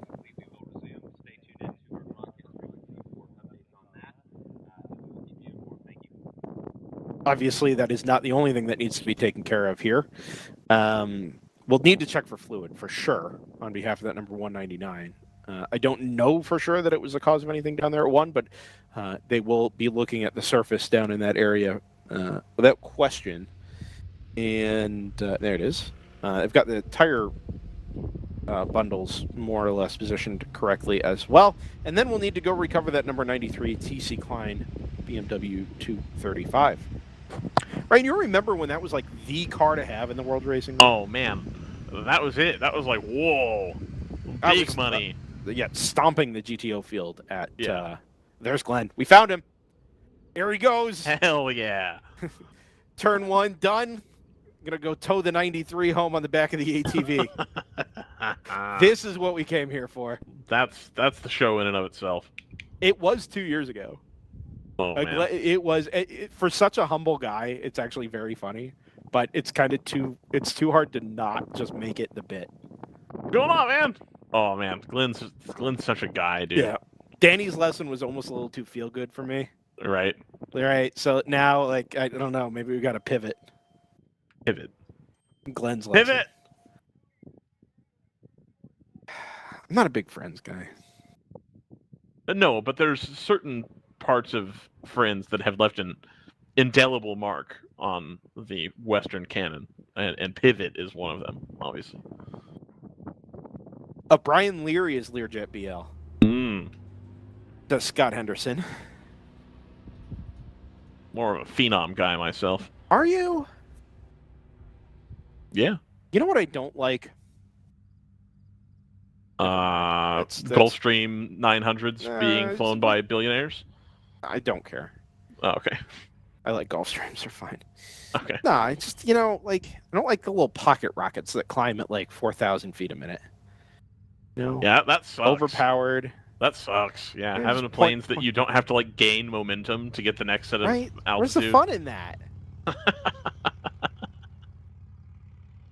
All those CRJs that need 20 minutes to get to 15,000 feet. Yeah, it's like driving a downforce monster versus a momentum car, Gotta learn to finesse it a little bit. And it's I'll never be seen on a 757. Not even remotely. No, 757's different. It's just too iconic, especially if it's got the Rolls Royces. Is it Mike Gorman whose YouTube handle is RB211 TriStar? I don't remember. I think it is. Pretty sure it's Mike. Favorite combination of mine. They do have 757s launch out of Bozeman, so that's where I've ridden those. Yeah. Look at him. Great. Oh, he's not pushing. I thought he was pushing it. Great in the mountainous terrain. Climbs like a homesick angel. Oh, Glenn left his sunglasses. No, wait. Is this Glenn or is this Scott? Somebody left their sunglasses here. If you're watching and you're missing a pair of sunglasses, you should come back in and say hi and grab them, because I'm sitting next to my Gatorade here. Oh, trouble. Gotta coax it here. Oh, is he gonna tow it? Let's go. Yes.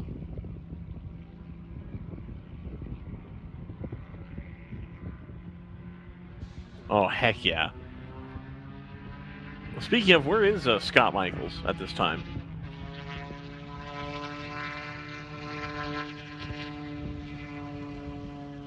I assume that Brendan is readying an interview, which will be fantastic here. But I believe we were supposed to get a Scott Michaels appearance during the time in which JT was going to depart. Yeah, we're working on that. I also don't know where Notorious RHJ is. Don't worry about that either. All right. I was preparing a guest. Or he was preparing me, I think, is probably the way that was actually going. Sure. But I'm happy to say, the TC Klein car has come to a stop again, and now actually is being pushed up the hill. Door out of the number 80, 3D Racing BMW. It's taken some time out during the red and now yellow flag. Brad, thanks for stopping by. You bet. Got a couple of thoughts for you guys. I just got done with my session out there. Super fun. Saw that green car fail right there. Yeah. Right there in turn 11 is Yes. where he pooped out. Yep, the ladder to heaven is what the map behind you says, out of 11 and into 12. So first things first, before we talk about what we had just talked about, 3D Racing, car number 80. I don't know that we've ever had any guests stop by from the 3D camp. No, there's only 2 of us. Oh, okay. We're a rare team in this league. We only have 2 mechanics. That's me and my friend Dave Dasher. And we have 2 drivers. That's me and my friend Dave Dasher. Oh my goodness, it's actually just 2 of you. And we do every single thing ourselves, That's amazing. except we get tires mounted and a couple of other things from Big Mission Automotive and Big Mission Motorsports. Very cool. Yeah. That's actually super impressive. I didn't really think there were teams like that out there, specifically in WRL, but I'm crazy impressed. It's very, very cool. We call ourselves 3D Racing. Some people call us Thrifty Racing because we don't spend a lot of money and tires. Yeah, I bet. There's no alternative. So in GTO, it is in a class full of cars that you can just go out and buy, right? Professionally built race cars, factory built race cars. You guys are doing it the hard way. Financially, probably the slightly easier way, but you also don't really have much of a support staff behind you. So what does that kind of race weekend operation look like for you guys? It's tougher that way, but it's really fulfilling to build a car yourself and then drive it yourself and then fix it yourself and get back out there. I will say that we put a new motor in that car.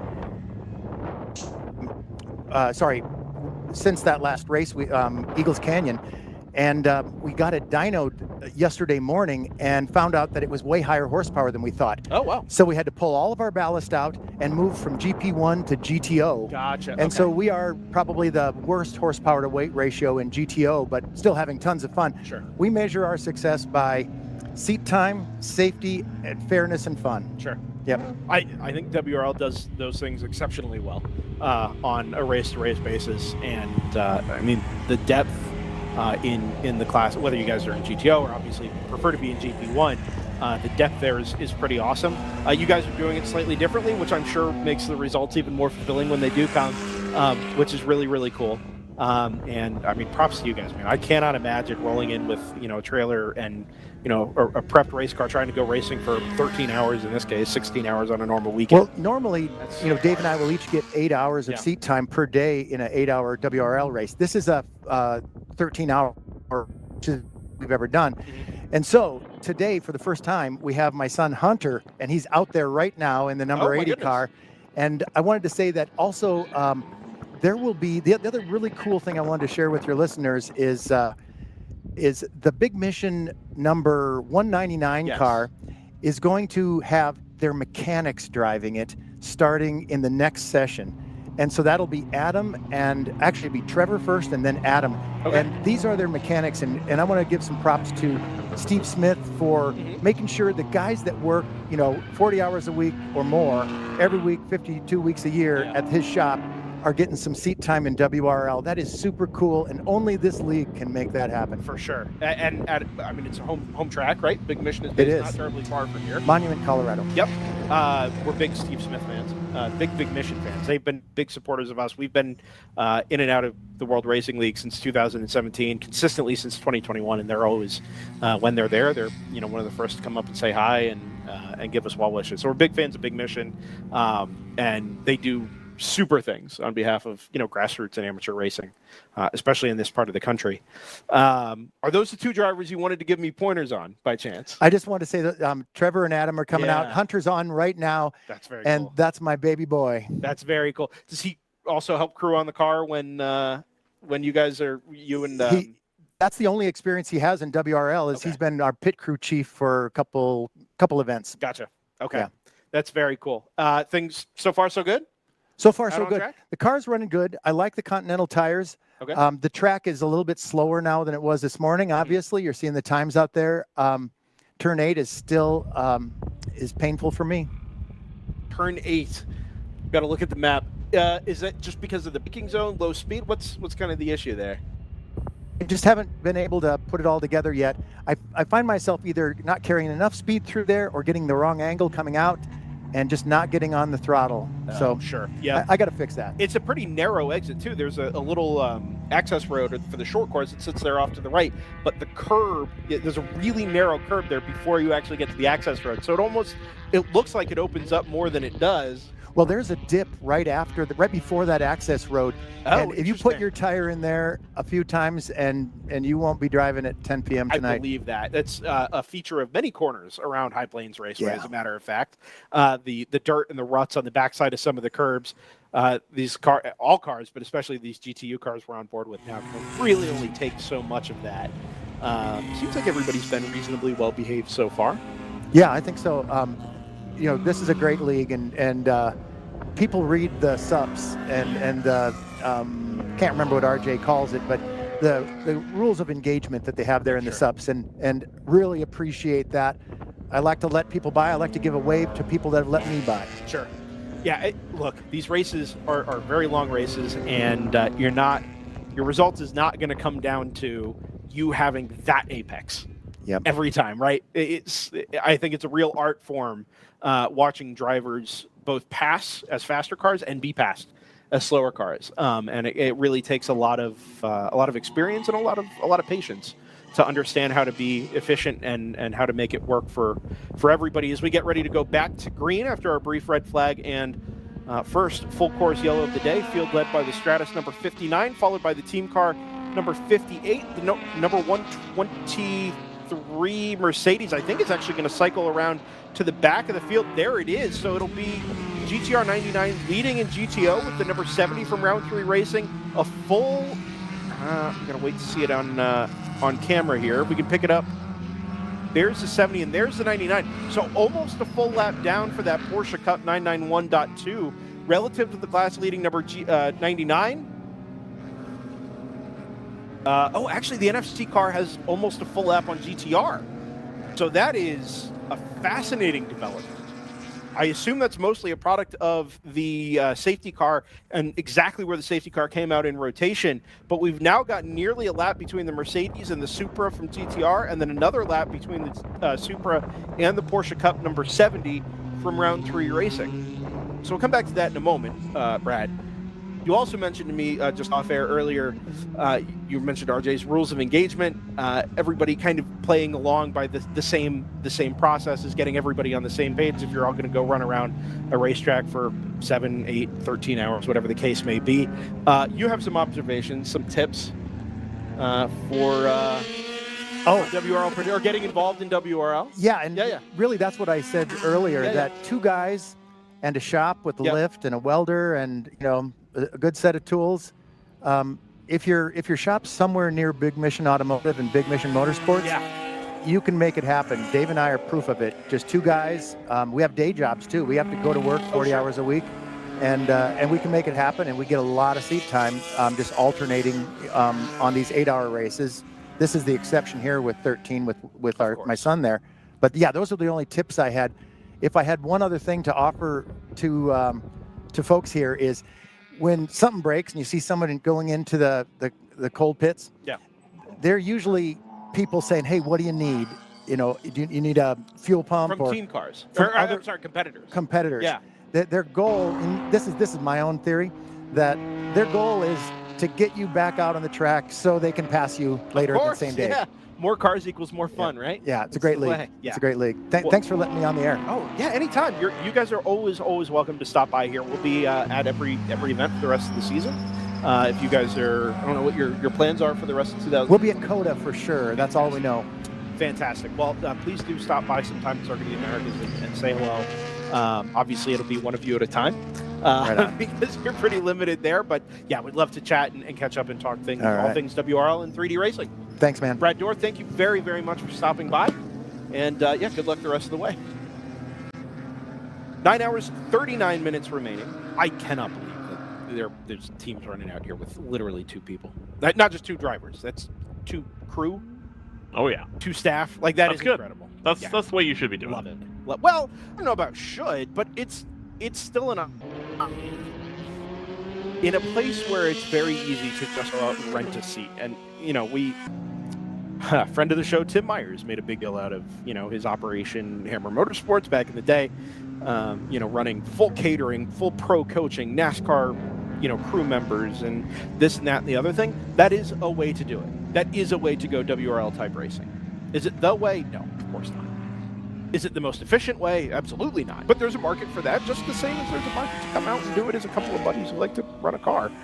Takes a lot more knowledge, right? Because you're the only one who can fix the thing, other Right. than a hand from the folks around you. Get a big slide out of the number 118 on the exit of turn 8. Takes a lot more patience, obviously, and a lot more hard work. But I could see it being equally as fun, if not more fun than the alternative. So props to the folks there at 3D Racing. That's it off in the distance for the PC Racing number 44 BMW. Drops a couple of wheels on the exit of turn number 10.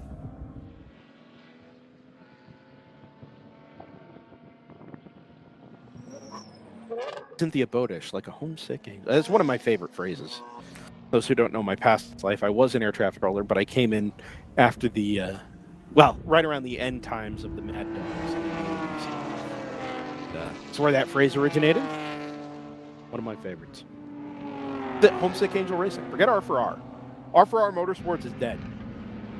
Long live homesick angel racing. Oh boy. Yeah. Oh boy.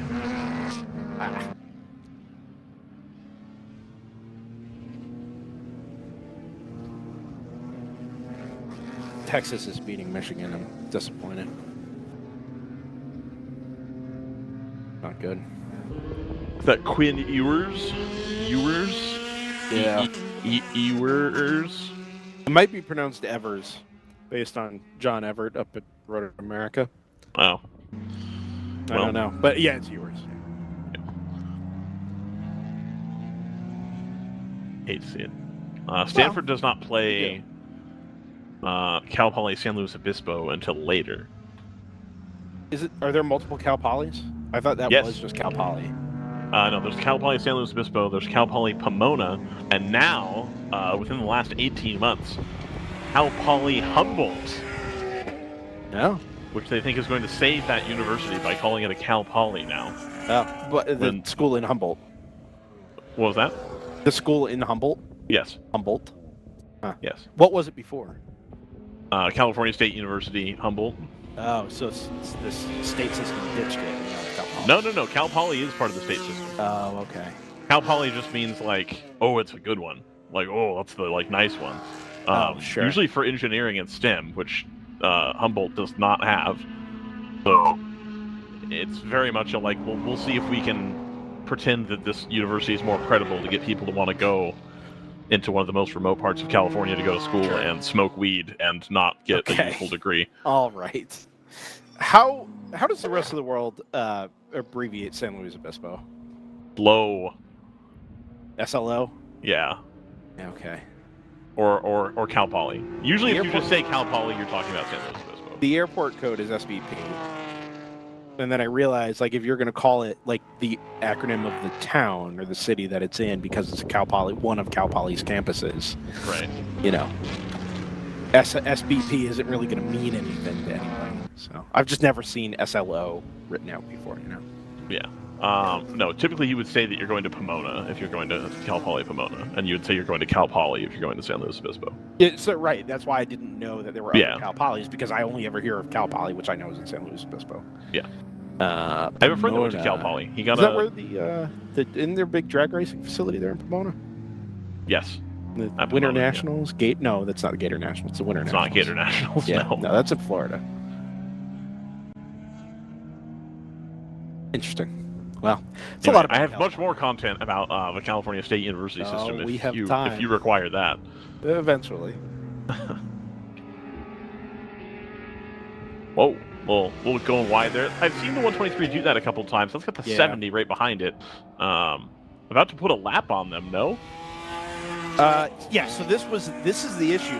That full course yellow, I was really hoping for this race to go green all the way through, because I think without the interruption of full course yellows, you get a much obviously clearer natural picture of the rotation of the race as a whole. Unfortunately, it's been the worst case scenario. The way the full course yellow fell is you ended up with laps between each of the top three competitors. So 123 had 99% of a lap on 99. Self had 99% of a lap on the 70. So actually, I think it's put the 72 laps down. In fact, I know it has. They come across the line. NFC Motorsports completes lap 97. Round 3 Racing completes lap 95. So it is now 2 full laps. That's a slow. Got a slow white BMW there out of turn 10. Yeah, we'll pick it up here, climbing the hill on the other side. I think that might be the 22X from TCS Motorsports. That's the second place car in GP1. That's a stopping AOA Racing number 85. All right, let's see if we can pick up that white BMW out of turn 11. There it is. No. Yeah, that is off the pace. It's not as slow as it looked on the way out of 10. So still under motive power here. Down the hill on the other side, but not going very quickly at all. Duck into the pit lane here on the left-hand side. Yes, it does. Reappear from behind the track map. Yeah, everything looks fairly straight on that car. All right. I'm going to do the thing. Oh, man, you can't. I mean, yeah, actually, you probably can. Yeah, I know. That's why I'm doing it. Yeah, we've got 2 full green flag, or nearly 2 full green flag rotations. I think that's going to present a clearer picture for GP1 is what my primary interest is with regards to the strategy that can be played with the longer stints here. Let's see. Well, this 22X thing is throwing a wrench into things. GTO class, no love for the 70. 70 has no chance of winning, according to the... I mean, it obviously does, but it's not Nope. not much on pace at the moment. And the 61 has a better chance of finishing second than the 70. I mean, that's true now because the 61 has jumped to the 70 on and track. The 123 getting no juice at all for second and only a little bit for third. The 123 has worse odds than the 296 of coming third. Well, is that because it has the highest odds of coming first?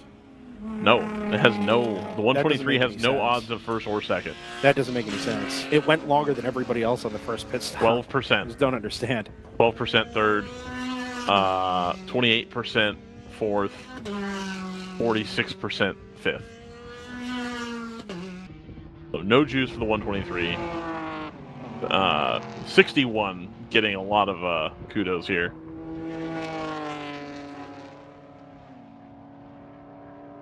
.3D Racing has better odds of coming fourth. That doesn't than make. the Yeah, this is 123 incorrect. has of coming. This is incorrect. I'm just telling you what the chart says, man. Who are we going out to? Oh, the AOA car, of course.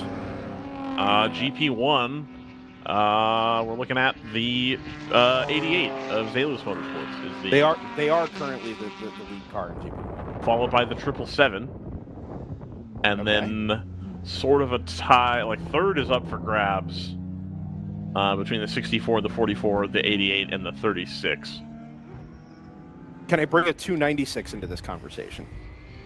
You can do whatever you Start want. throwing numbers around. Okay. It's your show. Cole's here. Hi. Big Cole Oscar Cole. joins us out of the 296. Fresh out of the 296? About 30, 40 minutes fresh out of it. Yeah, All right. so I'm still sweaty, which I'm sure you appreciate. Nice Listen, scent going on in here. It's no problem. This is racing. So thanks for stopping by. You have been a little. I don't know if you've been in the booth at any point this year before.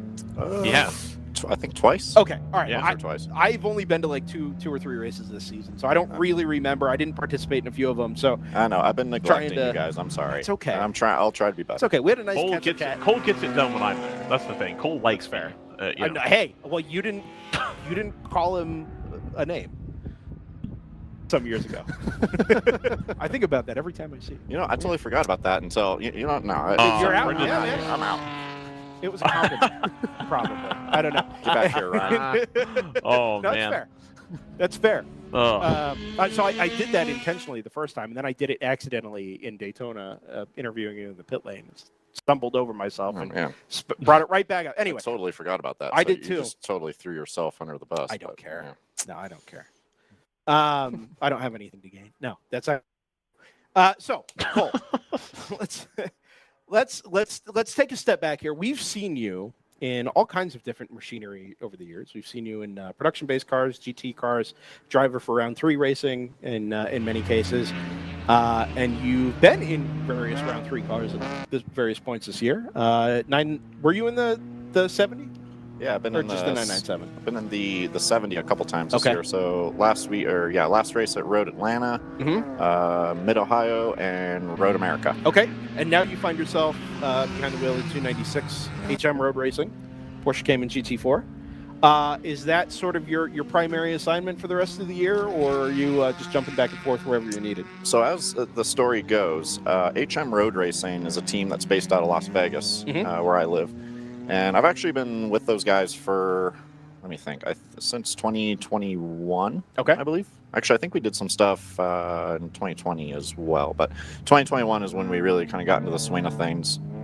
And previously, we just did the NASA Work Series, the Western Endurance Series, because WRL is all kind of Midwest and East Coast, so it's a bit of a haul for a lot of these races. So we largely just focused on the Work Series, but the Work Series car count is not ideal, and the class structure isn't really ideal for GT4 cars either. Sure. Yeah. So the competition there is just, especially for the investment, it's hard to justify it. So we were talking about doing some WRL stuff. Obviously, I had have my deal with round 3, and I with all the experience that I had in WRL, I would always talk to these guys about and say, hey, I think it's worth checking it out and putting together an effort for WRL despite the haul. So the reason why this year's been a little, I guess, convoluted going back and forth. Originally, I wasn't supposed to do anything with round 3, and we were going to do 5-6 rounds with HM Road Racing and WRL. And so originally, that was coming into this year, that was my only plan. Okay. The round 3 deal came together in the 11th hour. Basically, like 3-4 weeks before Mid Ohio, I got a call from Brad. Oh wow! And then that turned into Road America, and then that turned into to Road Atlanta. So that, obviously that's been great, and driving that Cup car's been an experience. It's really been interesting how apples and oranges the Cayman GT4 and the Cup car is in terms of feedback that you get from the car, overall driving experience, sound of the engine. Yeah, sure. The way obviously the way it shifts, different gearbox, but it's been interesting going back and forth. I have to really adjust my driving style quite a bit between the two cars, and but that's a good thing as a driver, right? Because it helps refine your overall skill set, I think, when you have to bounce around. Sure. Different cars. This year particularly, man, I've driven the Cup car, I've driven this GT4, I drove a open cockpit prototype in Brazil, I drove a front wheel drive hatchback Frankenstein car in Brazil, I've driven a GT2 KTM. I've been kind of all over the place this year. What were you doing in the GT2? So same thing in Las Vegas, actually. There's a team called CGA Motorsport. Okay. And they're kind of I guess you could say they're like the official KTM team for for the U.S. at least, and they're based in Vegas too. And we've done some NASA work stuff as well. I've been primarily coaching for them for a couple of years. Okay. But we get to do some racing as well, and there's some endurance races out at Spring Mountain Motorsports Ranch. It's a country club out there, so the guy I coach, he'll have me come in and do some stuff there. So that car is that's another experience too. I mean, it's it's got the handling capabilities of a GT3 car with a ton of power. So Cole, I was gonna ask, and I ended up running out of time and didn't go. Were you at the Monterey Historics? Because I know that they were there showing that car, I thought, or something. Yeah, they were there. I was not there. Okay. Well, I'm glad I didn't ask. Yeah, they're going to a whole bunch of different events, just trying to get the car out there, trying to showcase it a little bit, and I mean, just really anywhere they can run it. They the owner of the team ran Grid Life with it. Okay. Time Attack. I forget what class he ran, but he won his class. So the issue they're running into right now is there's just nowhere to race that car. Right. They actually were talking about, so there's two different chassis for that KTM. There's the GT2, which is the SRO homologated version, and then there's the GTX, which is basically the same, just minus the homologation. It's a little cheaper. Yeah. The engine, the GT2 engine is a built motor. The GTX is not. The turbo is a little different as well. So they were actually talking about taking a GTX and trying to Frankenstein the thing to be legal for WRL. Oh, wow. But they would have to detune that car. I mean, it would almost be the equivalent of trying to run an LMP3 car in WRL. So don't they have a GT4 spec in KTM? They do. It's not very popular at the moment. I just don't see anybody running it. It had its day in GT4. I mean, for a while, it was one of the early current gen, I guess, or previous gen GT4 cars. In Europe, it was reasonably popular, but never, I guess, made it over here. Yeah, so actually, go ahead, Cole. The team owner was the car chief of the SRO program back in the 2017, 2018. So that's kind of where he got his relationship with KTM. I never really asked him why. Slow Stratus here. Sorry, number 60. Go ahead. I've never really asked him why he hasn't built up a GT4 fleet to maybe go WRL racing with it. I think part of the issue is they're a little bit limited in shop space. They have a bunch of customers for the GTXs and the GT2s as well, so I think they just want to focus on that. But yeah, and it's a great looking car too. So I think there's a little bit of affection for it for that reason as well. So one of our hot topics over the years has been WRL expansion, let's say, right out towards the West Coast. It sure seems like there is a growing base of teams and drivers that are interested in racing at a certain level. That is, let's say, somewhere between a Lucky Dog and an SRO. And I realize that there's a big gap there in terms of budget, and like a Porsche Sprint Challenger, one of those one make series, big gap in budget there. But I think there's been a kind of a crater left with not enough people to fill it, right? We want to go racing at a higher level than this series allows, but not spend the budget that this series requires. And it seems more and more like there are more people interested from that part of the country, Las Vegas, Southern California, Utah, Colorado, Arizona, that pocket of the country, that are interested in kind of filling that crater and saying, okay, we want to go WRL racing, even if it means we have to tow a trailer 2/3 of the way across the country. You find that there's enough interest from, there's a lot of money floating around racing in Las Vegas in particular. Is there enough participant interest there, you think, where the series could take that step out west and try and cater to people who aren't necessarily interested in towing the trailer, but, want to do this type of racing? I think the short answer is yes, but the complication there is that WRL has gotten so competitive now to where you almost need to build a car for the class that you're going to run in. And for a lot of the guys that have NASA work cars to rebuild their cars or restructure their cars to be competitive in the class they choose in WRL, that would require an investment and a commitment from their end, right? Now, I think that would happen if the teams that, the regular teams of WRL made the tows out there for at least, the first couple attempts and brought the car count. I think the challenge is, and I completely understand why WRL is perhaps a little gun shy on that, is, if they went and say they did Laguna Seca or Sonoma, which would be epic. I mean, that would be epic. Or even Thunder Hill. I mean, Thunder Hill is an amazing racetrack. If they went out and did that, that'd be great. But they don't want to put an event out there and get 20 cars. Yeah. Right. So I think there would need to be a little bit of effort from the full-time teams in WRL to make that tow out there. And so if the car count shows up, I absolutely think that the teams that are based on the West Coast see this and be like, okay, well, this is the best endurance show in town. Yeah. Now they're bringing races out here, so let's rebuild our cars, to be competitive in GTO, GP1, GP2, whatever class they choose. I think until that happens, I think it's going to be tough to convince the West Coast teams to build a car for WRL. But I absolutely think it's possible, and I think there is interest. Oh, I know there's interest. I mean, people, there's a lot of people at Spring Mountain Motorsports that talk about it, and there's actually a decent amount of drivers that fly out and come do WRL stuff.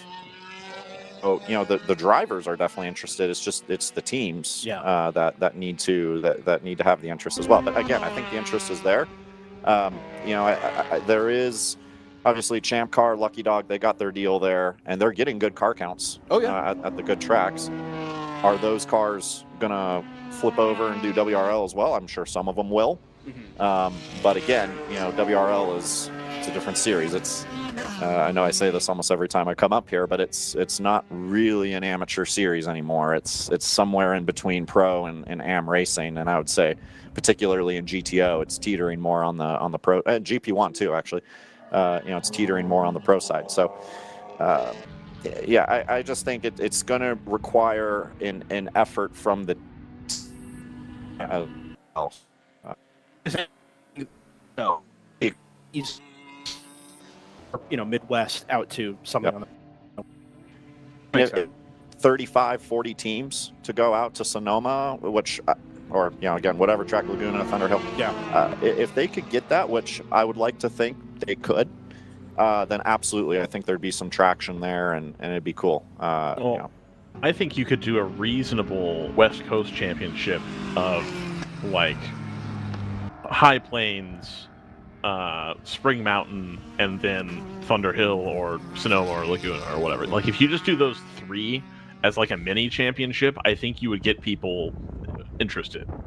Even like West Coast people, like, hey, here's a slate of 3 races. It's something to do. I know that Thunder Hill has an open date at the end of the beginning of December now. No, middle of November. Oh, middle of November. That's right. Yeah. Well, they were going to switch it back, but yeah. There's a date open. I know for sure. Great.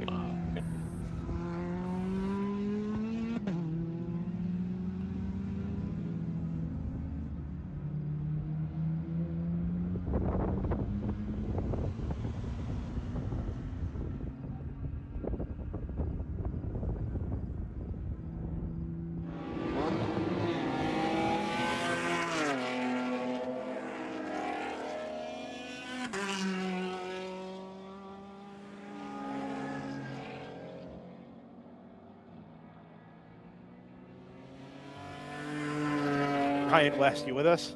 Yeah, there I am. Okay, we made it back. So. Oh. Yeah. There you go.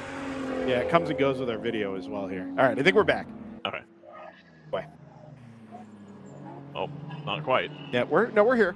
All right. You said. I got nothing, man. Stream is fine for me, but I can't hear you, so.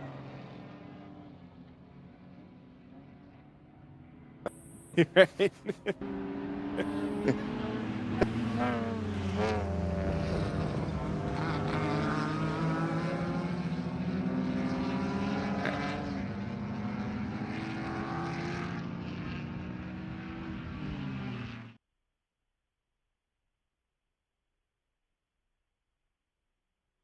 We have you now, Ryan? Yeah, there you go. Yeah, okay, yeah. smoothed out now, noticeably. When we're done here, I'll make some adjustments and see if it improves things. But anyway. Gotcha. So anyway, a 3-race Spring Mountain, High Plains, California track thing I think would be nice. But I don't know. So you'd have to have scheduled cohesion there, right? If you were going to do a mini championship, regional championship. Yeah. Which is a challenge, right? Because you're not going to get dates right the tracks that are necessarily in the same window. But again, it would take participation from the East Coast teams to even get something like that off the ground, right? Yeah. Well, yeah, I think a 3-race series, and even at HM Road Racing, we've talked about that a little bit. Like, man, if we could just get a 3-race regional championship out here, that'd be awesome, because we'd do that, and then we'd probably try to do the Mid-West Championship races as well. So for people like us, that'd be great. And there are cars that are endurance purpose-built cars that are just sitting right now because there's really nowhere to race them out on the West Coast. And there's some teams out there too, some pretty well-established competitive teams that don't really have a consistent place to race. And they're, like I said, they're endurance teams. Yeah. So there's absolutely a market. It's a matter of, like I said before, I think it's a matter of bringing the show. And a lot of that falls on the teams here. But again, I'd like to think WRL is at the level now where I'd like to think that if they put some West Coast races on the schedule, I think there'd be enough interest from the teams to say, okay, it's a 3-day haul, but let's do it. So this is something that I'm going to need your help on, obviously, Cole, because I just opened my wallet and I have $26. But Kurt was part of a Southeast expansion where they licensed the WRL. Is there someone, and maybe it's your employers, maybe it's somebody else, who would do like a similar deal where they would like license a West Coast WRL series and then try to get it into the fold later? Like, do you see a world where there's enough people involved that would want to do something like that? It's an interesting thought. Would the purpose of that to be just to kind of take some of the workload off of, or at least some of the travel stresses off of the current WRL team? Risk, I think. It's the risk. Yeah, it's the risk. You're compartmentalizing, RJ and Kurt's risk on like, are we just going to lose on all 3 of these events? Whereas if they're using WRL's rules, and there's like a partnership type situation, but whoever is at whatever West Coast entity steps up to it, I'm sure RJ would like discuss that. So maybe that's what we need to start pushing, because like, again, they've done it that way in the past and it worked. 2 observations to that, Ryan. Number one, I think there is a large part of the racing of the WRL's value comes from the consistency, right? You're not reliant entirely on local volunteers as pit marshals that maybe don't understand the rule book well. People who are seeing the cars are seeing them on a regular basis. They know what to look for. They know the pit crew guys that can have conversations with them. And also, as many things are happening quickly during a pit stop as there are, you're getting fair and consistent officiating out of the boots on the ground people, and obviously the people in race control, which I think counts for something, right? I think so too. Flying those routes to the West Coast, that increases the cost pretty substantially, right? Yeah. So that increases the risk of running high-level WRL events on the West Coast. On the other hand, I think part of the joy of what we get out of WRL is people who are watching from the outside. I'm sure you participating from the inside, Cole, is the depth in competition. Right? Like, to show up to an event and be like, I've got 35 cars in my class, 35 other GTO cars. That's not something you get really anywhere else. Certainly not that are crammed into a very small performance window like they are in GTO. And not having that, I think you risk not being able to grow the class because it doesn't have the same sizzle that modern GTO or current GTO has in what we do in the east 2/3 of the country with WRL. And I just wonder if not having either one of those things means it's more difficult to grow the class. But then how do you even get it off the ground if you don't have the things that are made the class popular in the first place? You know what I mean? Exactly, You're kind of in a catch-22 situation there. Yeah, and I think what you described, I think that's exactly why it hasn't happened yet, is because the sizzle, as you put it, needs to be there. And if the sizzle isn't there, then what makes WRL special isn't there either. Now, I think the rule set, I think the way it's officiated, I think, everything about WRL, I think, is a recipe for success. So I think the structure is there, 100%. Yeah. But WRL has come quite a long way in terms of the competition. And I mean, WRL, I can't think of a place where the competition is tighter compared to the budget that's invested into this. I mean, there's some big money teams now, but still relative to other forms of pro racing, the budgets are still extremely reasonable, yet the competition level is comparable to really anything else out there, even with higher budgets. So that, I think, is the ingredient that from the competitor side makes it super special. So, but again, the rule set is what's promoted that and what's allowed that to happen. So again, it's up to the teams that are established in WRL that have committed to this series to follow the show. I think. Oh, go ahead. No, go ahead, Ryan. Well, I think the best, the safest financial way to broach this would be there is plenty of GT4 cars on the West Coast. I do see what Cole's saying, and I think it's something that you and I kind of talked about a little bit yesterday, Brendan, with JT, where the AER and Champ Car cars don't really fit the WRL classes perfectly, and it would take a lot of work, I think, to make them competitive. Team and driver skill, of course, aside. But I think if WRL did a one-off, hey, we're going to go to Laguna and we're going to do a GTO race. If you have a GT4 car, show up. We've given our Midwest and East Coast teams discounted entry or whatever, just whatever it needs. And I'm sure you talk to, or I'm sure RJ could talk to whoever and be like, look, what's it going to take to get you to come out to do this one-off that would be cool to kind of gauge the interest. And I think people would be down for that. And then do it maybe even just as a GTO thing. Hey, you don't have to work on the car that much. We throw the tune on there, you get the right tires, you're good to go. You don't have to mess with it anymore if you don't want to. And I think you'd have cars that way, and then from there you start to discuss, okay, is there anybody that has a GP1 car that would be interested? If we'd start saying there's GP1 class, can we get 10 entries?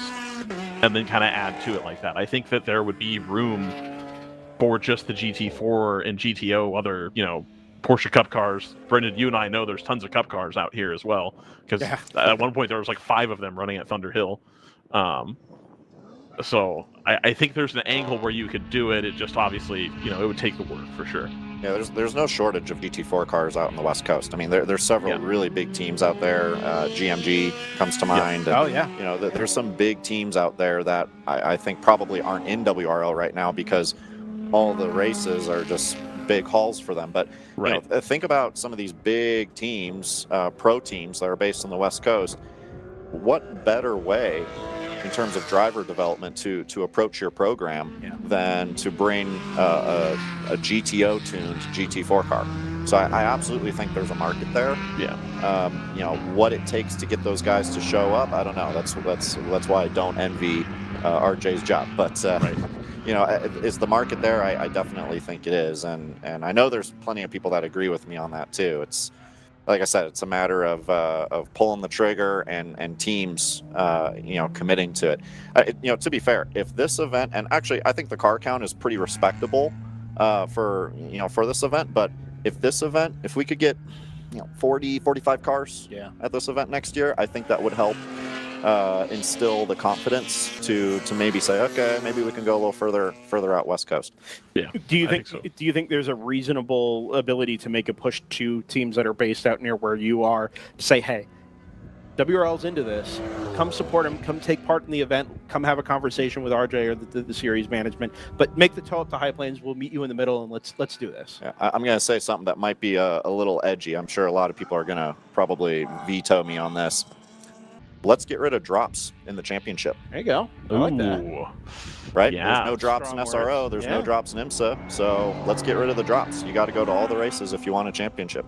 I had in my head kind of mentally proposed like a best of 6 championship and a season-long championship instead of kind of waffling with the regional stuff. Say, okay, if you only want to run half a season, you run half a season, you pick your 6 events or whatever, and that's how that mini championship is awarded, and then everything else is season-long. You can keep the regional championships, and if people just want to focus on the regional, because I'm sure there's some teams that maybe don't quite have the budget to do the full season, and yet they're competitive. They want to race for a championship. I don't want to stomp on those guys, right? But we can keep the regional championships for them.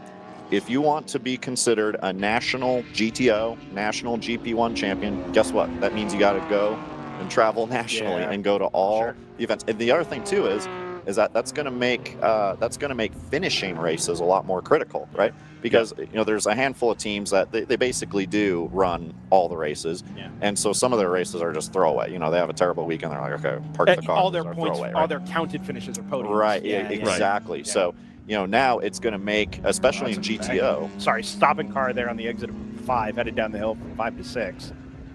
Looks like a black BMW. Maybe the number 8 from Sweet Spot Racing. Sorry, Cole. Just wanted to point that out there. Yeah, you're good. So I think that'd be something to look at. And then now you're going to inspire. I would think anyway. You're going to inspire more car count for for this race. And actually, this is a double points race, so especially for this race. So well, if there.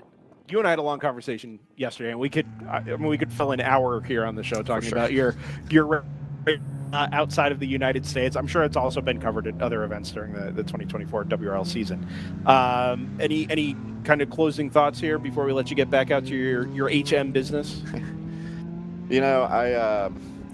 I wake up every day these days, and I'm living a dream, man. Are you full time in racing now? You are.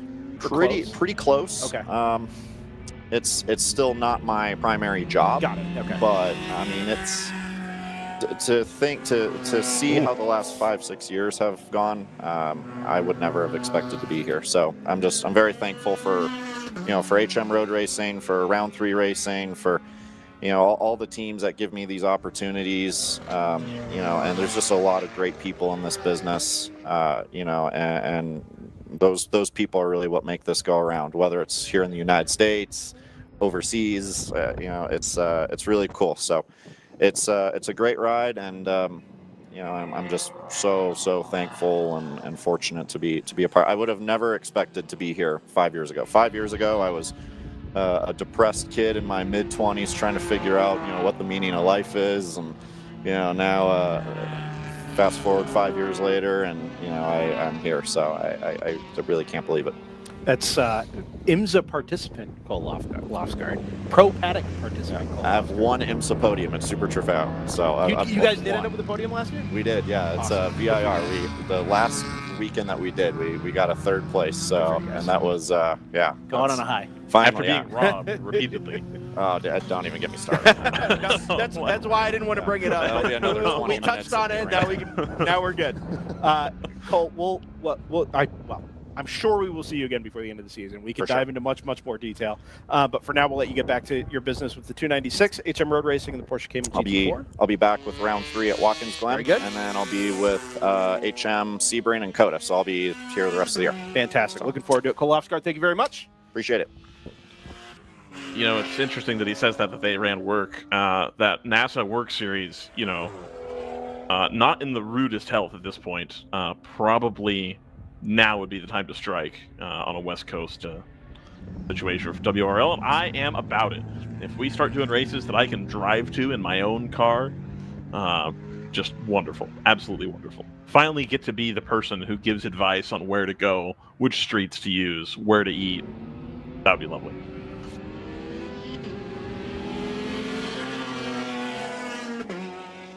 Jordan Worth in the booth. We got 9 hours remaining. How you feeling, man? Hey. Can the people hear you or no? Yes, they can. Excellent. Hello. Feeling good? Yeah, you feeling good? I'm feeling pretty good. I'm feeling excited. We've kept some green flag running here, which has been nice. Pulling over to the timing here. We've got a half second between the 44 of PC Racing and the 64 of Open Throttle. So, oh no, I'm sorry. That's between the 118 and the 64 is half a second, and then 44 seconds back to PC. So GP1, you got a nice little battle there. We're going to keep this train rolling here, Ryan. Oh, there's a train. It is. We actually had a line form. Is this an electric? Is this like an EMU train, or is this like a diesel electric hybrid situation? No, it's a. Well, actually, it's a straight pipe exhaust situation. I think Cole just had a brief conversation here. The 296 is running a straight pipe on the Porsche, as is the number 88 from Zales Motorsports, which is where Jason Harwood nailed it. Yep. Harwood joins us from the still class leading, I think. By a couple laps. Yeah. Yep. 3 laps in hand, 88 back to the 777. So BMW M3, 88. Thanks for stopping by, Jason, first of all. Yeah, thanks. Yeah. For doing the shows. These are great. I appreciate that. We're up against it this weekend. Long race. Thinner field than we normally have, but we're having a good time anyway, and High Plains is kind of a treat for us because we don't get to come out this way very, very often. So it's been a lot of fun. You guys, hey, successful day. It's been a reasonably pretty good season for you guys to this point, right? Oh man, we've had a rough season. Okay, well, you're making up for it now. Yeah, this is our first race. Kind of just the car feels right. Okay, things are just kind of going our way this time. And, yeah, I mean, we got pace. We've got the car's doing great. So that's what are you doing differently? We had engineered a lot of stuff that didn't go our way, and last minute that we're just going to go back to what had previously worked, and we changed up our transmission, changed out some stuff, and everything seems to be liking it a lot more. Were you in a place where you think over-engineering or overthinking, trying to go faster, be more consistent, or was it just like, hey, we tried this thing, it didn't work, we got to go back and do something else? The whole car is kind of engineered for this series. Okay. It doesn't run anything else. This is what we built it for. Mm-hmm. So we really tried to take advantage of all the rules that we could. Yeah. We're not, trying to make other classes work and other things. So we kind of took it and didn't really have a budget. We just spent and spent and spent. And sometimes you end up with parts that are really, really cool. Yeah. That don't go well together. And that's kind of what we did. And we kind of rolled it back from there again. Did you guys choose your platform, the M3 platform, specifically because you thought it was the best option? Did you have a donor car that's like, okay, we want this because we already have it to be able to go competitive WRL racing? Matt Guyvers, who got me into this, he had me come to a race last year, and we drove his M3, or actually he's a 330 CI. Oh, which car? Which team? It was A-Lu still. Oh, okay. Yeah. 330. Yep. And then we got put into the wall, and the car got totaled. So I was like, well, let's go buy some more cars. So I think we bought 3 M3s and just started. Oh, wow. Yeah. Yeah. So it was just a gradual build process to get it up to the spec you guys wanted it in GP1? He wrecked, and I think we were at the next race. So wow. I think we built the whole car the first time in like less than 4 weeks. Oh, wow. Yeah. Okay. Are you guys, I haven't looked at the GP1 championship standings to this point. Are you guys in contention for the Mid-West Championship or anything like that? No. Not that bad, huh? No, it's been bad. Okay. So far, we have not been finishing races. So, wow. Yeah. Mechanical or just? All mechanical. And it's never been the same thing. It never is, yeah. You put all the new stuff on, and you're like, well, this failed this time. You're not going to change it back. And then the next time it's something else. And it's like, what the heck? So you said Matt from Zealous got you into this, right? Yep. Got you involved here. What was that process like, and what is your experience, through being a part of the WRL paddock been like this? It's been good. It's been fun. I mean, it's a lot of seat time. We don't tend to. I don't bring in a bunch of drivers or anything like that. So it's usually just me and Matt. Okay. Matt couldn't be here this weekend, so it's me and David doing 13 hours together. Oh gosh. Okay. Yeah. So yeah, no, I mean it's been really fun and it's different. I come from SRO, Okay. So we ran an SRO. Matt was running a GT4 car in GT4 America, and I was running Lamborghinis in World Challenge. Oh, okay. Any particular reason you guys landed on the, hey, let's build the car, let's do the general production thing instead of taking, maybe one of the GT4 cars or buying a GT4 car and making that GTO ready? Yeah, that's a good question. I weighed that out a lot in the beginning. Okay. I think that, with how many finishes we didn't have, I think that was the wrong choice that we made. But maybe we're on the other side of that now. I like that everything is super close, Mhm. and it's they've done a good job. I think that even this one qualifying, the top 5 cars within 3/10. That's like amazing. that's fun racing to me. Yeah. I think that having cars that have huge gaps and just motor down straightaways and just stuff, that's not as fun to me. So when I weighed all that out, I think GP1 is where I landed. Okay. Are you still running SRO? Not this year. No. Okay. But you find yourself here. I'm not going to ask specifically, is that a budget thing? However, I think there's a pretty significant gulf between the budgets I can put into SRO and pro adjacent racing as opposed to, what the WRL does. If you could have chosen, or you were in a position where you had to choose one or the other, is there a specific reason you ended up with WRL? Because it sounds to me like there's still a decent value proposition running an SRO if you can afford to do it. Like, it sounds like a great opportunity, but things are done slightly differently here. Maybe fewer frills, but the competition level is still very high. So what was what's that comparison like for you? It's good. They're definitely different. The intent behind them is different. The whole thing is very different. The big swing for me over here is that instead of doing this with high pressure and super high budget, we come here because it's fun, and so that's what Matt sold me on. He's like, listen, let's just go have fun, and this doesn't need to be super stressful. It doesn't need to be anything crazy. Like, let's just go have fun. Is SRO not fun? SRO is fun. Okay. SRO is it's different. I don't know. I appreciate that. When you see it from the outside, right? Obviously we use 12 static cameras around racetracks, club tracks all over the country, pro tracks, whatever, right? So it looks visually different. It doesn't necessarily seem like the quality of racing or the quality of the experience is that much higher, even if the promotional aspect is much higher. Much more is being spent on promoting that series and providing amenities for the people who buy in and want to participate in the racing. But it doesn't necessarily seem like the racing or the competition is really that much better than what you would get in doing something like this.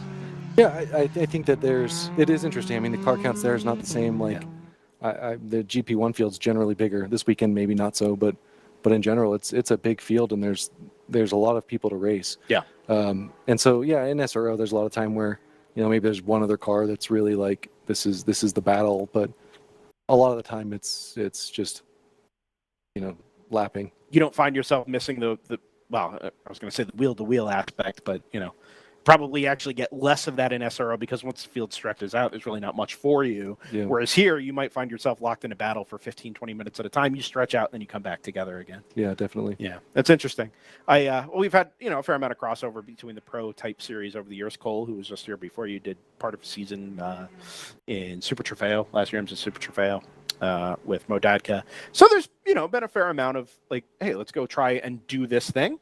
But every time that people go do that, they seem to come back and find a reason to say, hey, actually, this is either it's more fun or the value is better. You get more track time, whatever the case might be. But you guys are, as Zelus, right? Yep. Got the pronunciation right. It's kind of become, a standard flag bearer in GP1.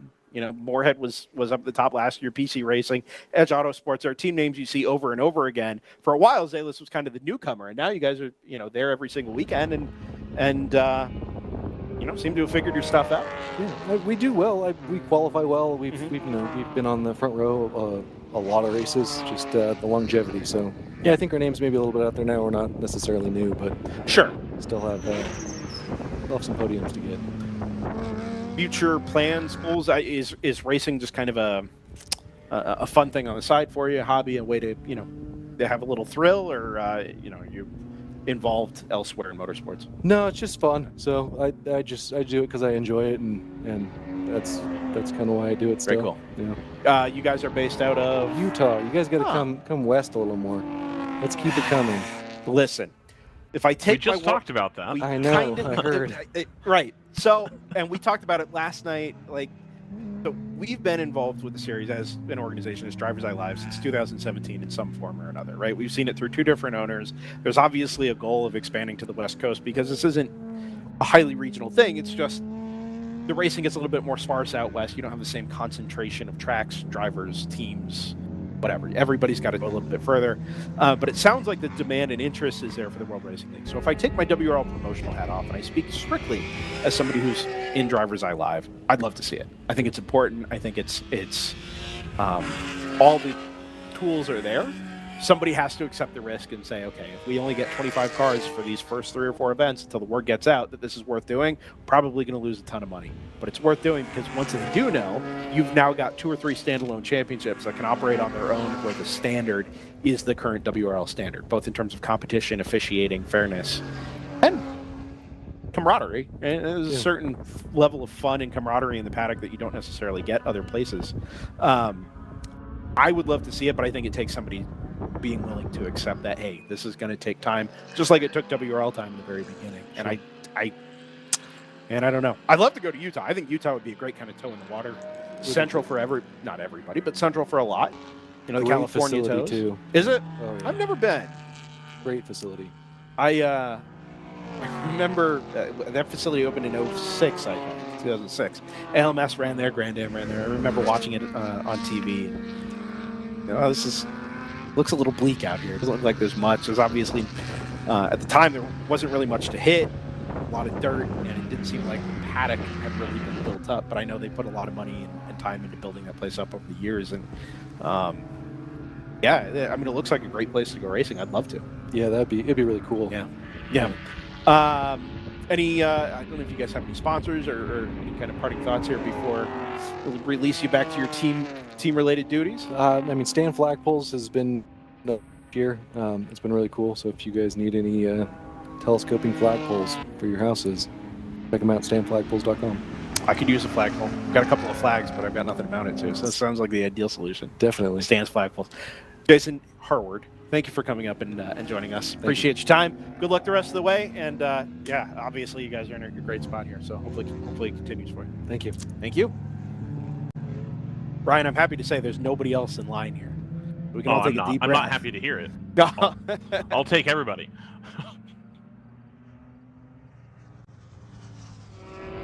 We've ripped 4+ hours of this thing. We have.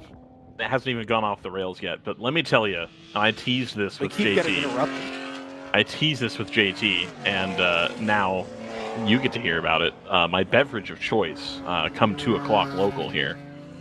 I was introduced to an alcoholic beverage on the internet this week that I think really ticks all the boxes for a professional broadcaster, especially somebody when you're having to go out and do camera work. It's called Gator Wine, and it's 1 part cheap red wine and 1 part light blue Gatorade. This sounds terrible. So, oh my gosh! I think here in a couple hours, when I need some electrolytes, that might be in the cards. All right. Okay. All right. So, you're less viscerally angry than I thought you would be. I can hear that you're disappointed, which I expected. Listen. So you're out on Gator. You're out on Gator wine, is what you're. It sounds terrible. I saw lots of reviews, and people say that actually tastes pretty good, and that they'd rather drink it than just plain Yellowtail. Well, sure. So part of the reason, or part of the issue is I don't like blue Gatorade. Oh, interesting. Okay. And the light other blue or regular blue? I really don't like. I'm not a big red wine fan to begin with. Neither am I. And going the cheap route for that is maybe the worst possible compromise or the worst possible option there. But obviously you wouldn't take a good red wine and mix it with it. You just drink the red wine. Correct. I did have Georgian red wine some weeks ago for the first time. Like from the country. Oh, okay. I thought you meant like from Atlanta. No, from the city, the state. No. This is from the country in the Caucasus. Very, very much enjoyed it. Very tasty. As was the food, of course, Georgian food. Very demure. Bowling Green ended up losing, by the way. Very mindful. Are you a Lehigh fan? Yeah, I wondered about that because you've never talked about it. It's complicated. Okay, so those who know, I live in the Lehigh Valley, Pennsylvania. There are two lower level Division I colleges there. There's Lehigh, which is in Bethlehem, and Lafayette, which is in Easton, and they have a fierce rivalry. It is one of, if not the longest played college football rivalries, or most played. I mean, it's been played for ages. Lehigh and Lafayette. It's a whole thing that happens every November. I'm not from Bethlehem. I live in Easton currently, or just outside of Easton. So, like, based on where I live, I should support Lafayette. Problem was, I grew up outside of Allentown, which is at the other end of the Lehigh Valley. And most people who grew up in Allentown did not go to Easton for any reason because it was a terrible place for, like, I don't know, up until about 10 years ago, 15 years ago. And so they all went to Lehigh. But, like, all my high school friends that stayed in the area and went to school for engineering went to Lehigh. By that point, I ought to be a Lehigh fan, but I live in Easton now, and I just, like, I can't make myself pick one side or the other. I just don't care that much. All right. You know? Well, they won 49-13 against Wagner. Oh, sure. Yeah, they lost to Army last week. Oh, okay. Up in West Point. Another final score: Rhode Island 0, Minnesota 48. Yeah, it's your boy. It is boy, my boy. PJ. Yeah. The Fleckmeister. Yeah, this Texas thing is not going well for anybody. Nobody's happy about it. Horns down. I'm really hoping for Arkansas an and Oklahoma State just tied it up. I'm really hoping for an upset here later. Let me see if I can find where it was. Let's see, because if you go on Bing, it gives you every single game and not just the top 25. Boise State is playing Oregon, which if this was 10 years ago, there's odds that doesn't go well for Oregon. But unfortunately, we're talking about Boise State now, and they're less of a powerhouse. There's a non-zero chance that still doesn't go well for Oregon. I hope it doesn't. I really do. Non-zero. Right. No, I understand. I get it. It's, but Oregon, we're going to go to the Big Ten, and it would be great if Boise State could start messing with the Big Ten's, power situation. So that's the thing, right? That's great. I love that. Oregon messed around last week with Idaho. Right. And Boise State decided they were just going to score every point and run the ball 400 times. And, I don't know. I think there's a world where it gets away from Oregon a little bit, and Boise just grinds the game out on the ground, and now all of a sudden we're looking up and Oregon's, threatening a loss to a non-power school. I hope so. That's what Oregon deserves for bailing on the Pac-12. I think this week in particular, I'm careful what I say here, bearing in mind the state that I'm in. I have no rooting interest in Colorado, Nebraska. As an Oklahoma fan, obviously I'm not a huge Nebraska fan. Sure. As an Oklahoma fan, I wasn't at the time, but Oklahoma lost like a continuous string of games ranked number 3 to unranked Colorado in the 2000s. It just kept happening when Colorado was in the Big 12. Well, then was in the Big 12 the first time, and it was like just not. I don't have any interest. I don't care about the Dion thing, the Coach Pine thing. That's fine. It is what it is. But really don't care for Colorado either. But it's like it's a historic rivalry that's not a conference game anymore. So I'm into it, but I also don't necessarily know that I want either team to succeed. So I will attack the other way, and I will say I absolutely hope that Nebraska wins, no question. So I think that's the way I'm leaning, right? So Oklahoma. I want to put Nebraska, the nail in the coffin for 2 seasons of Colorado just getting smashed, and then we don't have to talk about it anymore. I think I think college football is better when teams like Nebraska are good anyway. Sure. They're not a super annoying fan base. Sure. I was going to mention a school, but one of their fans is here this weekend and listens to much of what we say. So, ooh, that's a car way off in the background. I think it's TC Klein going 4 off in metropolitan Denver there, out in the hills, but gathers it back up. And as Glenn said earlier, very little to hit here. So, carrying on. Anyway, I think college football is better when fan bases like Nebraska aren't miserable. Sure. So yeah, I probably am rooting for Nebraska, but also The other big matchup I'm looking to watch at Jordan Hare Stadium is it's absolutely the game everybody's looking forward to is California at Auburn. So glad we restructured the conferences so that Cal can play Auburn. I was going to say. Loads of people give a damn about that. No, people are very excited about that matchup.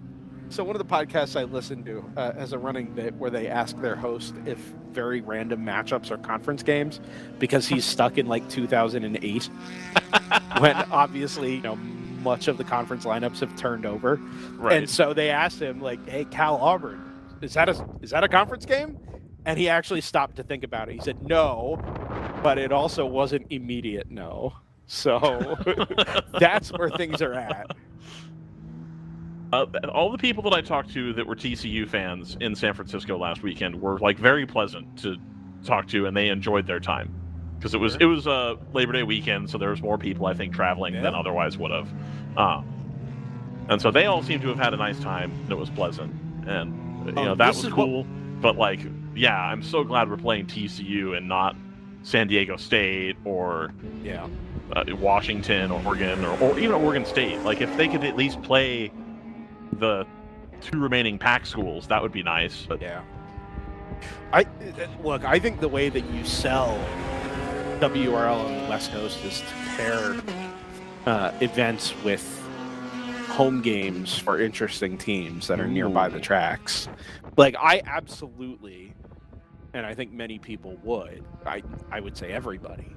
I would absolutely make the trek out to the Tuella Valley and Utah Motorsports Campus if it also meant I could go catch.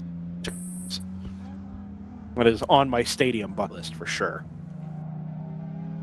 You're not going to come out here to watch Stanford face Syracuse? Oh no, that's going to be there. That's going to be at Syracuse.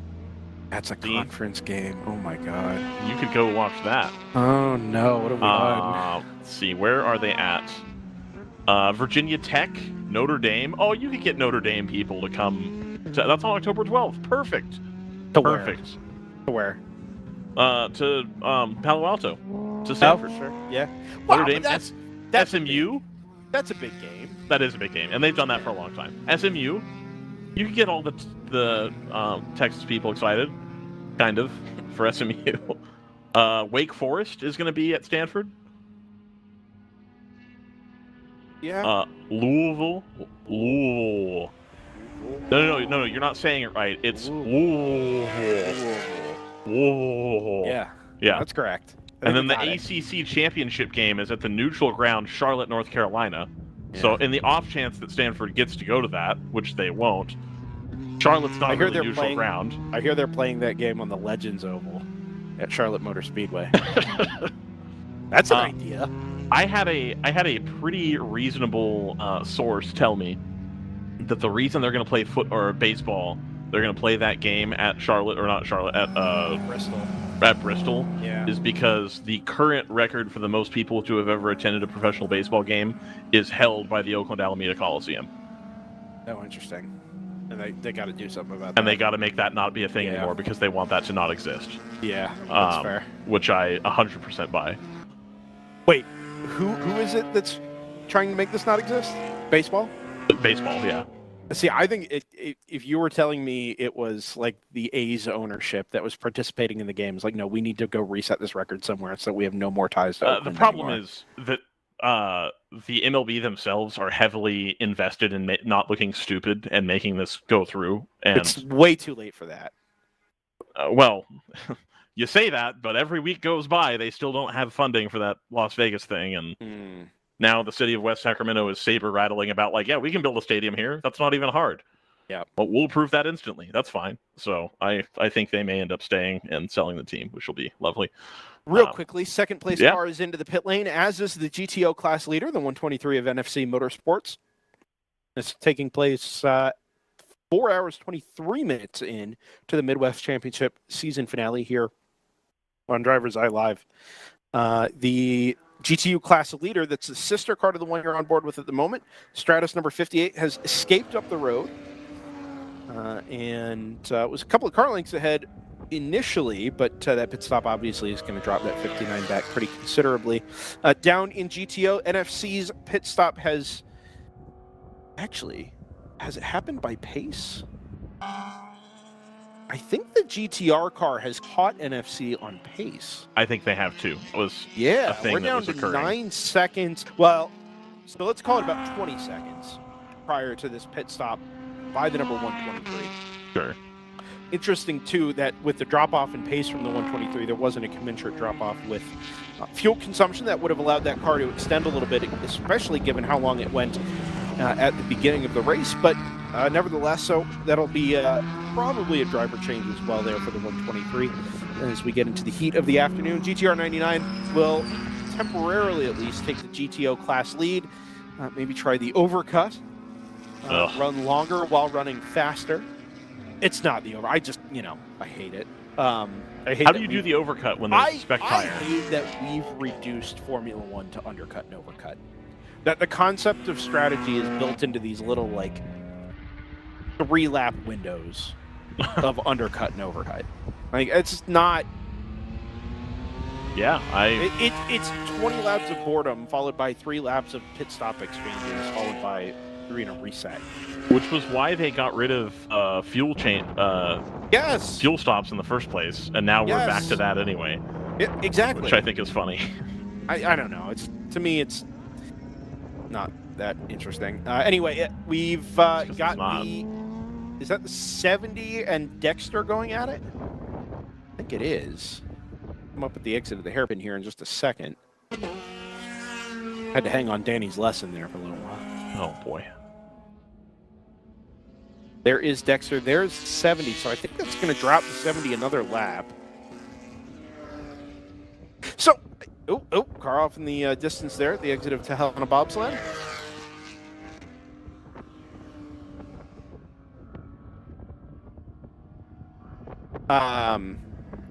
Anyway. Where were we? Oh, yeah. Bring down the field. HM Road Racing sits in 6th place in GTO behind that round 3 racing number 70, Dexter Racing up there. In 4th, the Stratus number 60 is hanging on to the tail end of the GTU podium because there are 3 cars in GTU, but is about 2 laps off the back of its sister cars, 58 and 59. GP1 led at the moment, still by Zalis Motorsports. 3 laps in hand over the 777 for Big Mission. And the deepest field we've got here this weekend there in GP1 is stringing itself out pretty considerably here. Yes. You jump back to the 3rd place car, the number 118 of Blaze Racing. I'm sorry, the 64 of Open Throttle. Blaze is there in 4th, but only 6 seconds behind the green BMW of Open Throttle. So that's been stable like that since you were doing cameras. I remember reading that they were only 8 or so seconds. I mean, we know from our conversation with Scott Mann that Blaze is trying to stretch the fuel mileage here, and to that point, they've still only made 2 pit stops. Yes.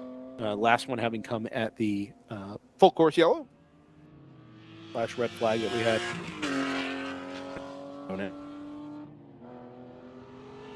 Jordan Worth, what do you got for snacks there in Daytona Beach, Florida? I got some pasta. So is the pasta thing a bit, or is that just all you want to eat? Oh, no, or is that all you have time to eat? Genuinely love pasta. Okay. And if it felt right to have it 7 days a week, I would, but it feels weird to do that. Now, do you change it up ever, or do you use the same red sauce gravy, as it were, every time you eat it? It's usually the same gravy, but I'll change up what the pasta is. Like, for example, this is linguine. Maybe next time I do it, it's going to be rotelli. We change that up.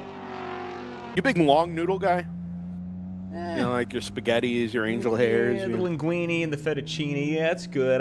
I've lost favor with the long pastas. Really? Yeah. I'm a big cascatelli evangelist. Oh. The new pasta. Mm-hmm. It's available at Trader Joe's. It's like Tell me about that. Is that a brand or a cut or what? It's a cut. It's a unique cut that was made by a podcaster who was trying to build a original, unique pasta shape. And he successfully did it. So the company that actually makes it, that's licensed to make it, is called Sfolini. It's in New York, and they make really good pasta that I've had before. and it's impossible to get from them. But Trader Joe's has the same die now. He's like authorized them to do it, and so they're about an inch long, and it's got like lasagna ruffles on the outside, and then the middle there's like a wave shape almost, and they're kind of shaped like a J. It's really goofy to try to explain, but it's So it's like a Frito scoop, but for pasta. sort of, yeah. So it holds onto the pasta, but then there's varied texture as you bite into it as well, because his theory was that good pasta either has good texture or it holds sauce, and he wanted to do one that did both. Can we talk about the recent ditalini boom? Have you seen if you'd these like, TikTok recipes that are like, oh, cacio e pepe ditalini? It's all over the place. I don't know if like the ditalini lobby is behind it. Like they're just spending dollars to promote it I mean, on it TikTok. happens. Like, popular pastas come and go. Like, a few years ago, it was, fuck, what was it? It was, I can't remember the name of the pasta, but I can picture it. It was, like, one of the popular ones. And every restaurant you went to only used that pasta. I mean, penne's a stalwart, but that's also a traditional pasta, you know? No, it wasn't penne. It was, dang. Yeah, I forgot. Wait, there was definitely one where it was the thing that was in everything. I think it just goes in phases. Yeah, sure. Yeah. I mean, it does. I just... cavatappi is the current one, or celentani. Oh, cavatappi was the one. Yeah, the big corkscrew, like the 3 or 4 turn. Yeah. One. Yeah. Yeah, that's all over the place. So anyway, it is my mac and cheese pasta of choice. I did send this pasta in the chat. I think that this is the optimal pasta for any sauce combination. Sure. As it is proprietary, we won't be putting that on the screen because no free advertising. Yes, absolutely. Yeah, sure. Yeah. We do not have an official pasta sponsor, but if you would like to become one, it's available. We have an opening for that. Yeah, yeah. Stop as well for the number 61 from Dexter Racing, by the way. That white Toyota Supra was in just after the number 70. Those two cars were more or less together on track if separated, but well, they were separated by a lap. So wait for that to cycle back through. There goes the 70. I do not see a white Supra in striking distance. Indeed.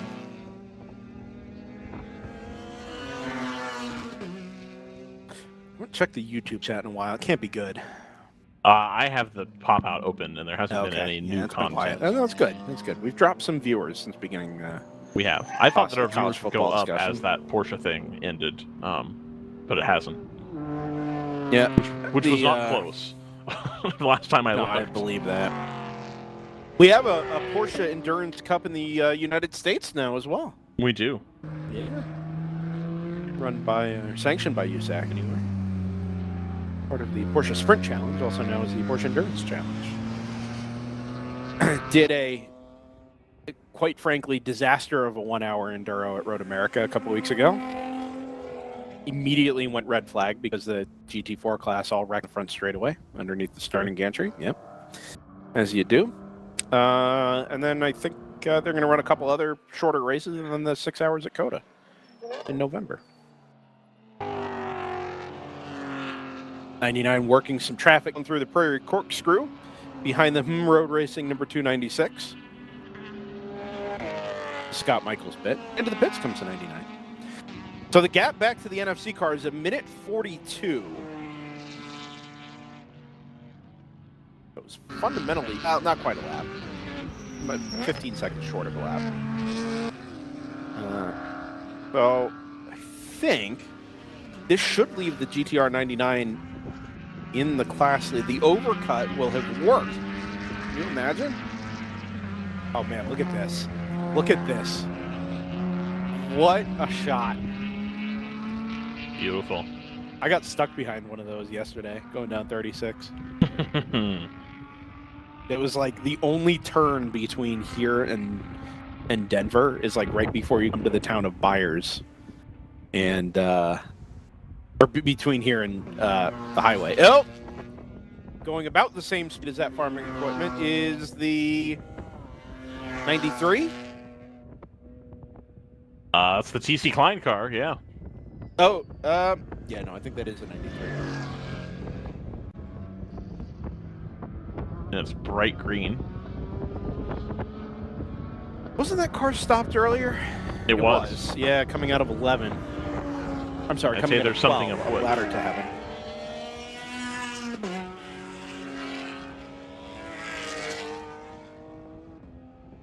Cal versus Auburn game has not begun, even though it's 12:34. It says it should be on. So I cannot tell you how. Oh man, look at that! Beautiful. I cannot tell you how much the time zone is messing with my head as it pertains to the start time of college football games. Oh, don't you love it though?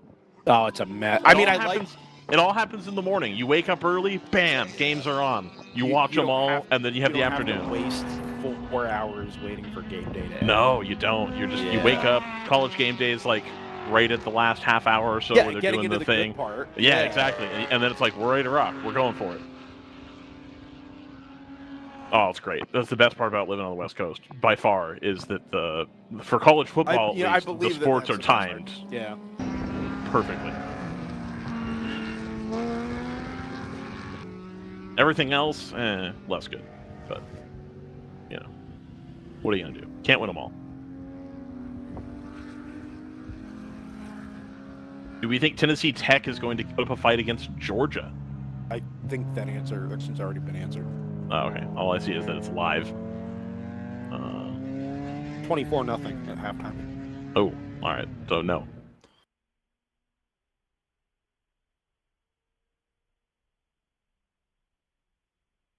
Kansas State has figured it out against Lane.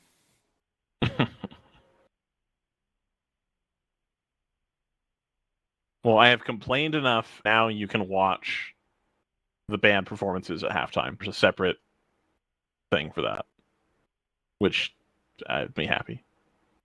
TC Klein has stopped on the way up out of 11 and 12 again. They just passed it on board the number 59 here. But I think it won't be in our camera shot.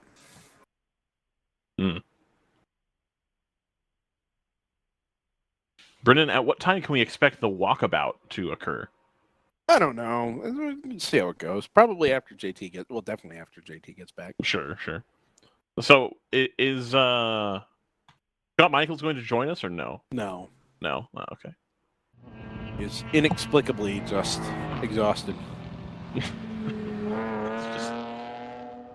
The overcut has worked for GTR 99. Wow. So, a couple of things here. The NFC car's pit lap was 3:28 with a 2:10 inlap. GTR did a 2:07 inlap with a 3:11. So that itself was a swing of close to 30 seconds. Gap's now 33. So I think it probably would have... well, it would have been close regardless. Like, I think it would have happened anyway. But I wonder if the NFC car just had a slower stop, if they did a driver change, or whether we're at the point now where they would be doing tires. The tires thing is interesting, this race in particular, because we know the life of the hardest work tires on those GTO cars tends to be about 4 hours. Maybe push it to 5. But the left front does kind of take a beating here. There's a lot of fairly high-speed right-hand corners where you're leaning on that outside front tire pretty hard. No. Yeah. It's a 93 there on the right side of the shot. Chilling. Yeah. A lot of green in this photo between the shuttle bus and the TC Klein car. And the grass, even. Some grass, yeah. Other grasses are available. Sometimes.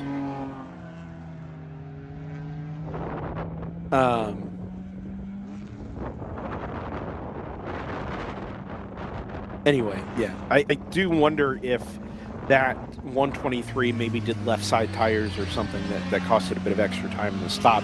Their pit stops they're pretty much right there with the best in the field, which tends to be GTR and Thunder Bunny. Right. So I wouldn't expect them to be giving up. I'm going to stop like that, especially not 15 to 20 seconds. I mean, this is a reasonable time to do tires if you think your tires only last 4 hours. Well, that's exactly it, right? If you're going to split the race up into chunks, you do 2 hours now, or I'm sorry, you do a set of tires now, you do another set, and with 4 hours to go, and then you've got reasonably good tires as the track starts to cool down. The other thought is, well, maybe you only want to change tires once, so you try and stretch them. Right. I will note, I don't think we really mentioned it, but you can see the lower speed corners where it's all mechanical grip, just how much these cars are moving around. Yes. On entry and exit. It's some of them actually look like they're quite a handful. Yeah. Oh man, Tulane, first and goal on the 2 with 27 seconds to go. Down a touchdown. Mm. Did you watch the end of the professional football last night? No. No. I was pretty close. It was I actually. didn't watch the end of the college football either. Oh, it was pretty good game there at the end. Who did win last night?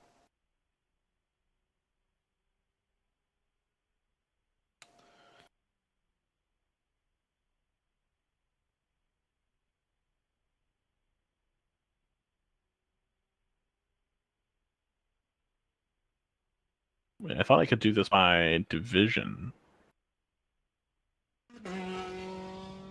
Well, that is sketchy coming up the hill, huh? There we go. We just cut away from it. The truck parked in behind the number 93. That is the way you do it. And as Glenn said, we're one of the few places left in the country that still does hot poles aplenty. Yep. And it just looks very dramatic. It's they got the car over to the left side of the track for pit in. All's well there.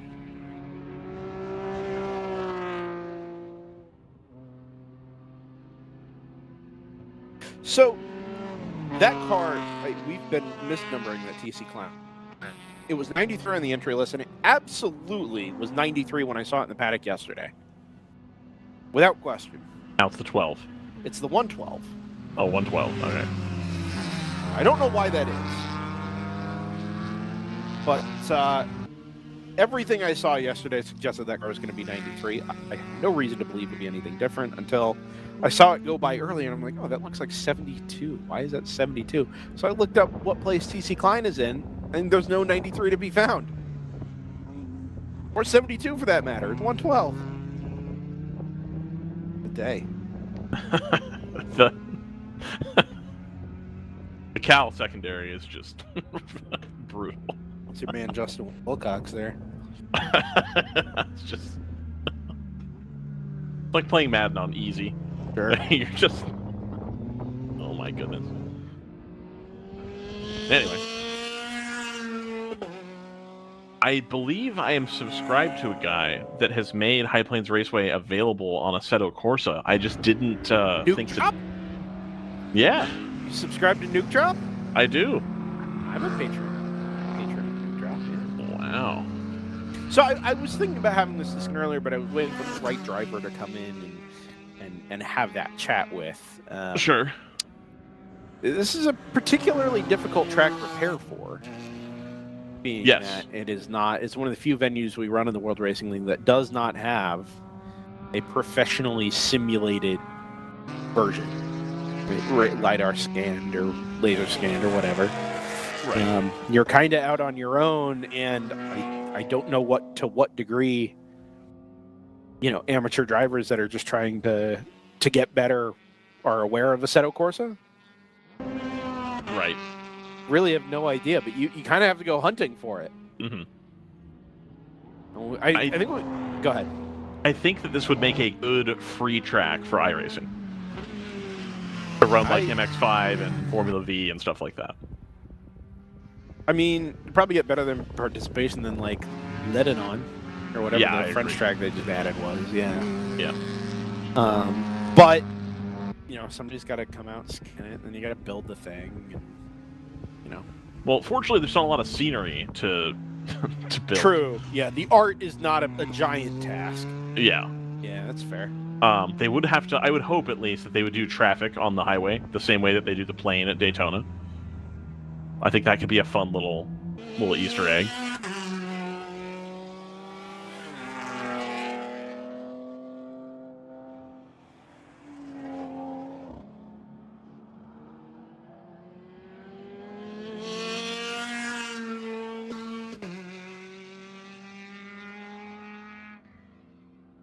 Glenn realized he left his sunglasses here. Sorry, just popped in. No, not a problem. Ask him when they're going to get scanned, or if they've been scanned.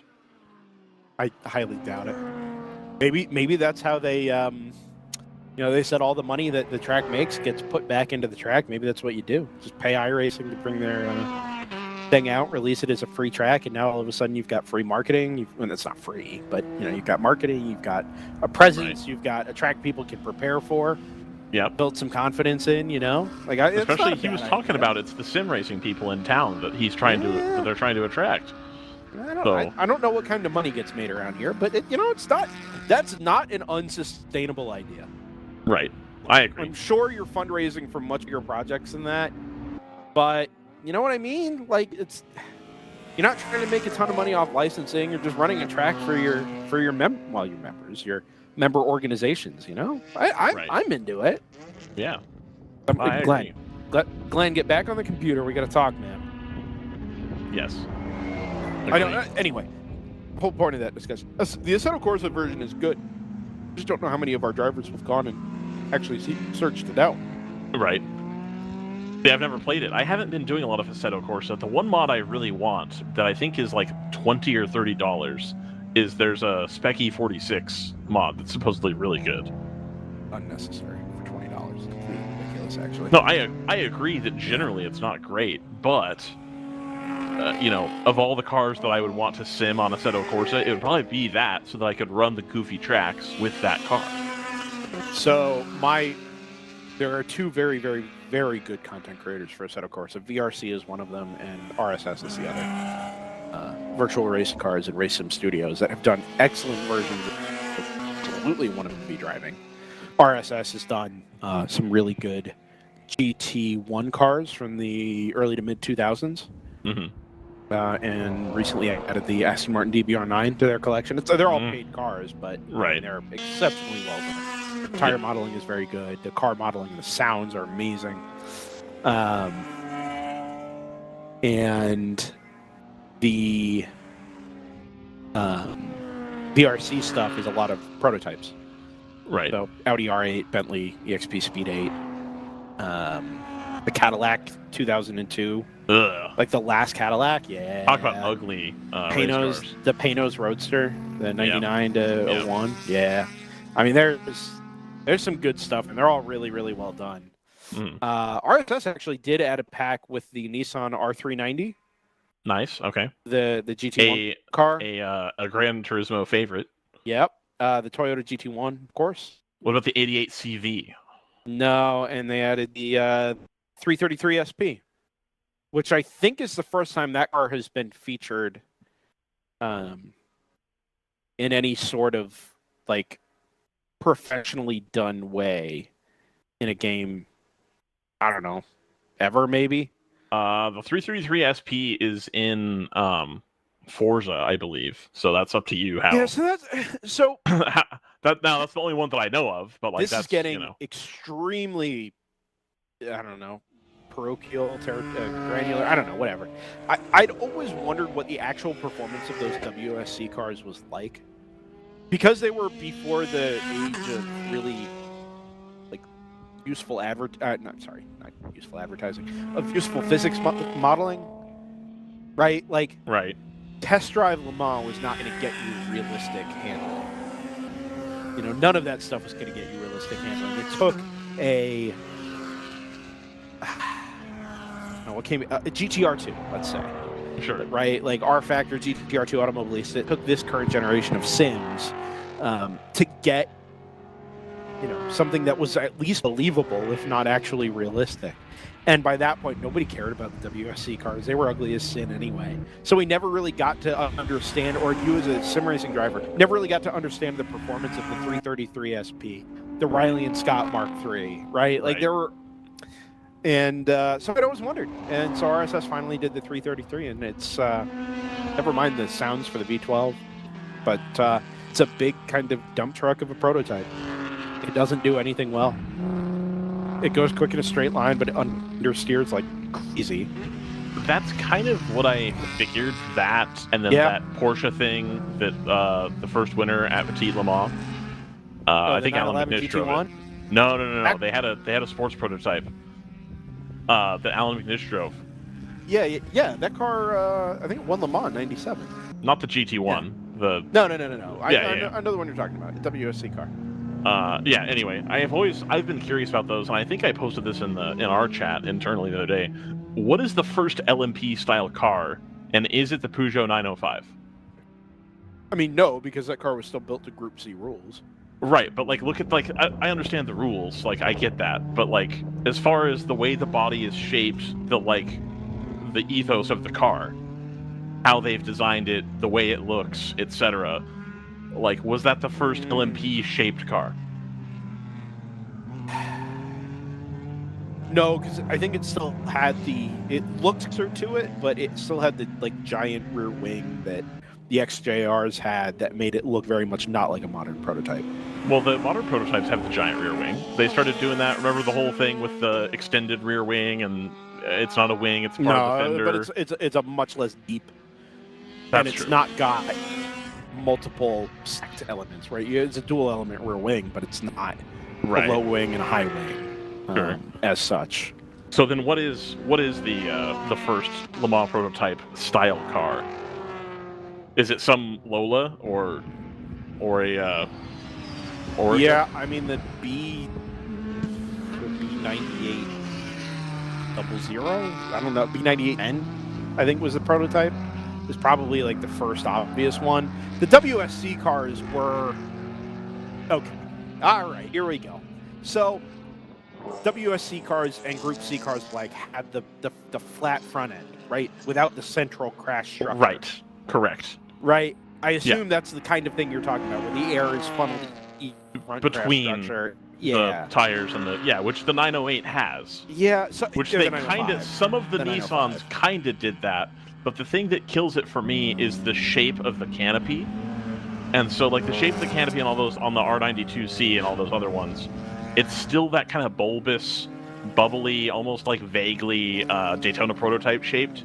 Yeah. Whereas the 905 has that narrower, teardrop-shaped cockpit. You know what I'm saying? Are you feeling what I'm putting down? I get it. Yeah.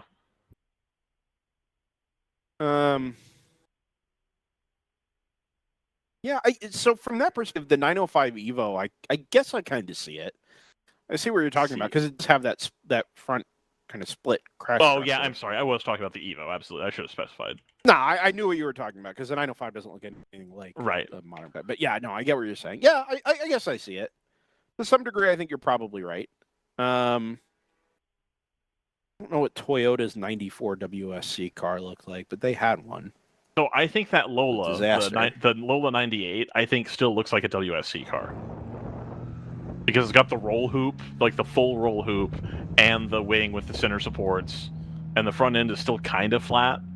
And if you look at it dead on, it looks very square. No, I mean it's got the structure down the middle of the front. Kind of, but like the pictures I'm seeing are the B98-10, and Yeah. it doesn't look that modern. It's okay. B2K00 was the... No, that was a kart car. Is it that MG? Is that no, EXP01 because MG the first? Audi, the R8 are already existed by that point. Okay. So we're looking for something that would be like 1998, 97. Yeah. 1997 Sebring. I mean, that Porsche thing kind of had a split front end too, didn't it? Yeah, but that was still a WSC car. Like, you can...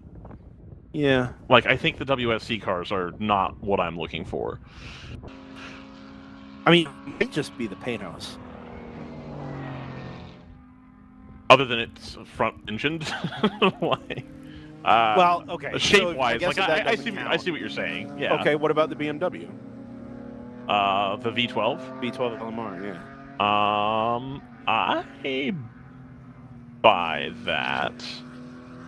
I mean, they all had single roll hoops for a while, so... For some time. Yeah. Well, I think that's why I also gravitated towards the 905, because it was closed cockpit.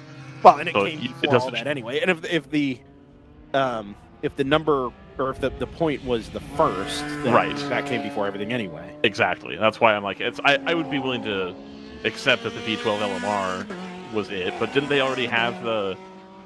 No, because the Audi from that time was still the WSC looking. It was the R8C and the R8R, and the R8R Right. had it did not have the front structure, the grass structure. Yeah. Need to take a brief aside here and say Talk hello about to the racing? chat. No, I was just gonna say hello to the chat. Irwin's here. He made it. Yes, and Boy from New York. And Boy from New York. Yeah. So the two most important viewers from the 12 Hours of Saw have joined the party. So hello to Irwin. Hello to Boy from New York. Hello to Pretty Lady. And Jack Russell Monmady, Yes. who rightly asks if we know when driver IDs are going to be available.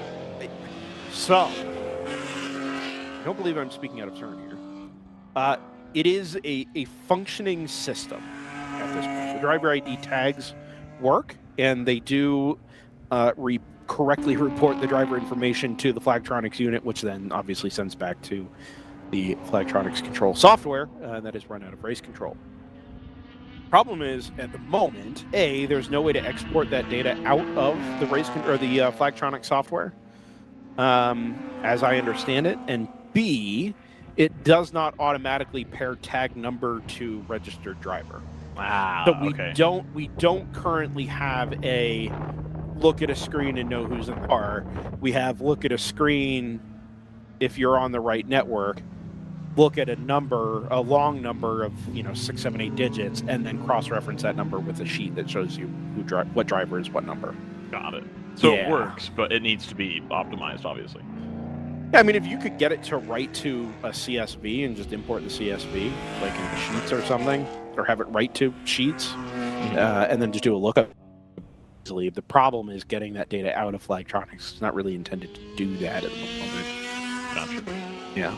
So it's been a long development for Flagtronics, and obviously, I think the buy-in from the teams has been fantastic. There's, very patient with that build-out process. I know James Ballinger over at Flagtronics has done a ton of work to get it up and running, while also building out an open cockpit solution or a small cockpit solution for the SCCA, because Flagtronics is going to be mandatory at the runoffs this year. That they've had to come up with an answer that will fit into an FV, FC, FA type driver area. So they've had a couple of projects going in real time, and while we were meant to have driver IDs at Mid-Ohio, so it finally came to fruition at Road Atlanta. Last time out was, I think, the first time we had that whole system deployed. So looking forward to it. My hope is that by the end of the season we have something we can, reference who's in what car. It'd be great fun at Circuit of the Americas. Great fun.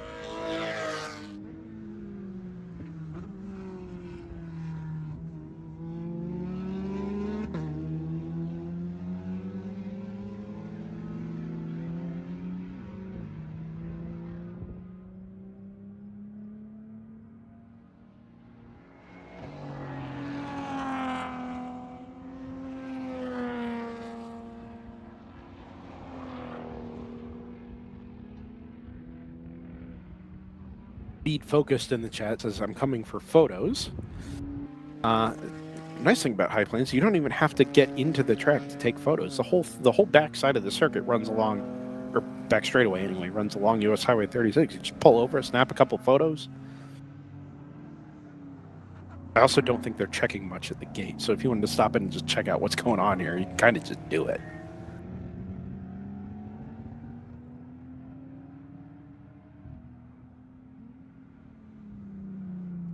Thanks everybody for being with us. Just about to crest 5 hours out of this 13-hour Mid-West Championship season finale on DriversEye Live. Brendan Kazmarek, joined at the moment by Ryan West, who's just stepped away for a second. JT Tammy is off running a sim race. We'll be back in probably an hour or two for the conclusion of this one. And Jordan Worth is on production. Does have a microphone as well. Not participating though at the moment. Hey. Hello. Hey. Hey. This is the Bottom Split CEO. Where can people find you on Twitter, X, Jordan? Bottom Split CEO. Yeah, CEO. Yeah. On Twitch at Bottom Split, right? That's the one. Yeah. Yeah. Not a big YouTube streamer? You know, I just don't find the UI that intuitive. Interesting. Is Twitch that intuitive? I think so. I think YouTube is definitely better for just watching, anything. Yeah, see, I just don't use Twitch. You know, I know a bunch of sim racing content streamers are on Twitch. I don't know, I just never think of it. That's also the main reason why I'm on there, because, the majority of iRacing stuff is on there. What was a school bus? Friends with any other? Oh, yeah. Where are they coming from? /YouTube. What could that possibly be? It's a field trip. Could be. Yeah. That emphasis on field. Right. That's all. That would be the trip here. Is look at the field. You tight with any of the road racing content creators, Jordan? I know of them. Yeah. Okay. So no. Yeah. The answer. Yeah. I haven't really broken too deep into the road. That's fine. But I'm trying. You're not best friends with Basic Ollie? No. No. But That's weird. I'm trying, on some F4. We very Stuff like nearly that. took out Basic Ollie at Majors 24. You're kidding. Back in June. No, it was real close. That's ridiculous. It wasn't my fault. Yeah, it was Joseph. He did it. Just Porsche curves, things got a little dicey. Mm-hmm. But then they got taken out by somebody else later. So it didn't matter. Forgot all about us. Anyway. What a beautiful day. You ever been to Colorado, Jordan? I have never been anywhere near this part of the country. Right. I've enjoyed it. I've only been in Colorado once prior to this. I was here for a wedding, and Fort Collins, really. Somewhere up there, north of Denver. I never really even got to go to Denver, or any of the other things you do in Colorado. It was just in a random town. Right. I love to go out here. I love to check it out. Yeah, I obviously had never been to Nebraska or Iowa before last week. I got 2 states for the price of 1. Iowa. Because the hotel I stayed in for the airport for 2 nights, not even just the one, 2 separate nights. That hotel was in Council Bluffs, Iowa. It's much nicer out here, PO8, but we have managed. Is that when the boom started? Was that the big Denver boom hog dog? I don't know. I don't really remember the Denver timeline. I know they did some. I don't know if the legalization of certain substances coincided with my awareness of Denver as or Colorado in general as a place that people wanted to be for various reasons. The Denver timeline. Or I was just getting older. I don't know. Yeah, they were in the AFL yeah, okay. in the early '60s. Denver, yeah. Well, Yeah. no, we don't talk about those here. We're not. That's fair. We're not Broncos fans. Then they merged with the Yeah. big league in the early '70s. There. The green boom. He called it the green boom.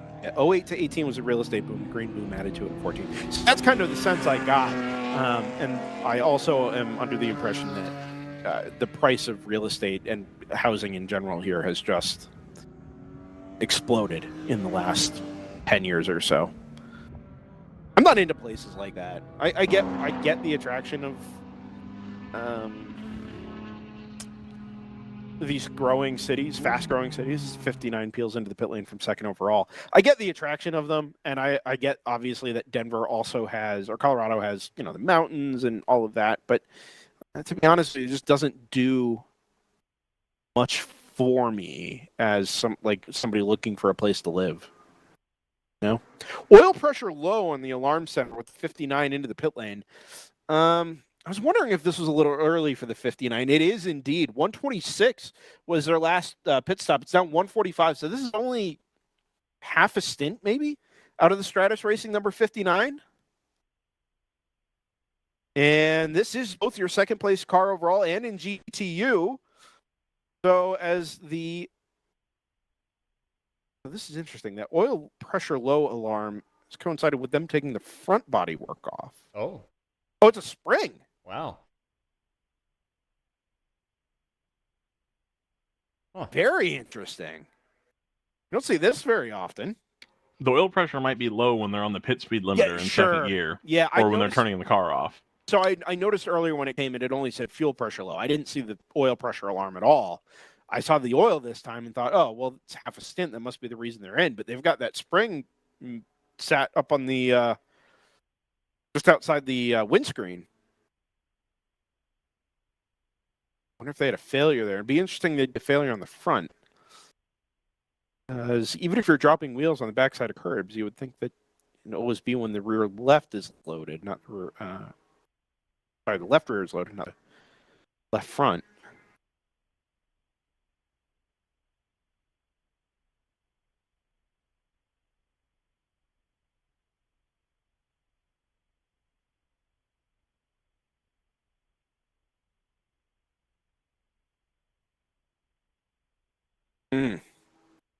Does it put a damper on things in GDO?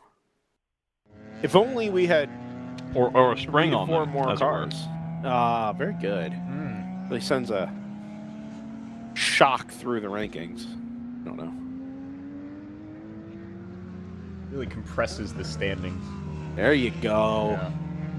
Yeah. Oil binds Hopefully things together a little bit. Hopefully they'll rebound quickly.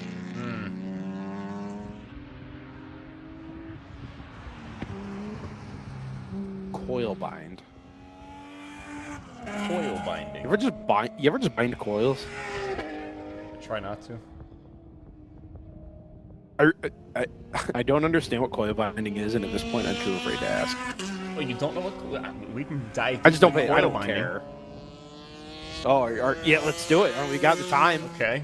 So they figured it out started in the early 2000s in NASCAR, and the springs would literally completely compress. Because then the coils are just binded to each other, and it pulls the front end down and gets the front end sealed to the racetrack in the corners. And a couple teams figured that out, but not all the teams figured that out. But the couple teams that did were way faster than everybody else. How did they bring the coils of the spring together? I think they just ran really small springs that would do that. I don't totally know the full technical. Was aspect of NASCAR not issuing spec springs at that point? Oh, not at all. No. Oh, okay. The only ones they were would be the rear springs at the super speedways. Right. Okay. Right, and now it's all issued by NASCAR, right? No, yeah, they could still. Oh, you some spring things are mandated at some tracks, but interesting. Yeah. Huh. Well, It yeah, strikes me it as doesn't make IndyCar sense. adjacent now. Dual rate springs. Interesting. Robert Apple asked if VIR is going to make the WRL schedule. I can't speak to that because I am not involved in the schedule making process. But I do hope that we do have a schedule release to come soon.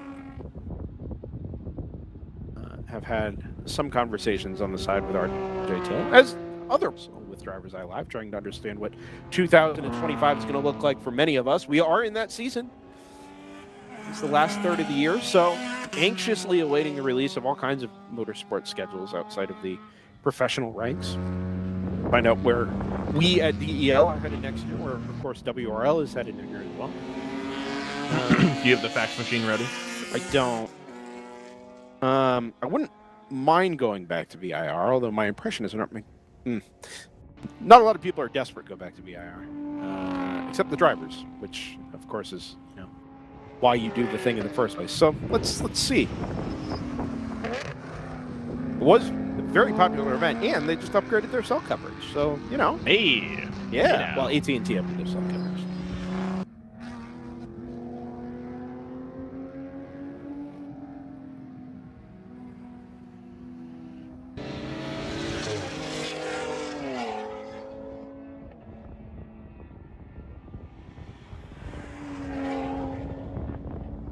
Is that a vineyard out there off to the right? It is not.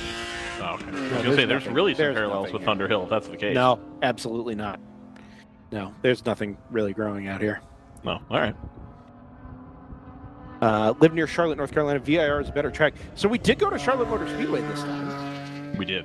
this time around, and I had also part of the Endurance Championship. I had a great time. 12 hours on the Saturday, finished under the lights. It was hot as heck. Our cameras didn't love it, but I thought it was a really kind of cool, very intimate venue. It's all contained within the 1.5-mile bowl with the grandstands on either side.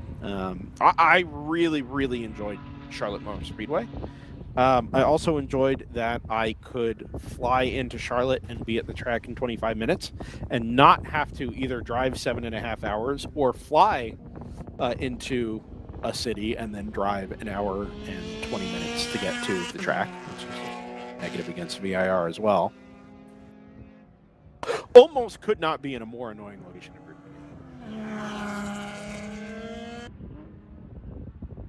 Or almost North Carolina, as the case may be.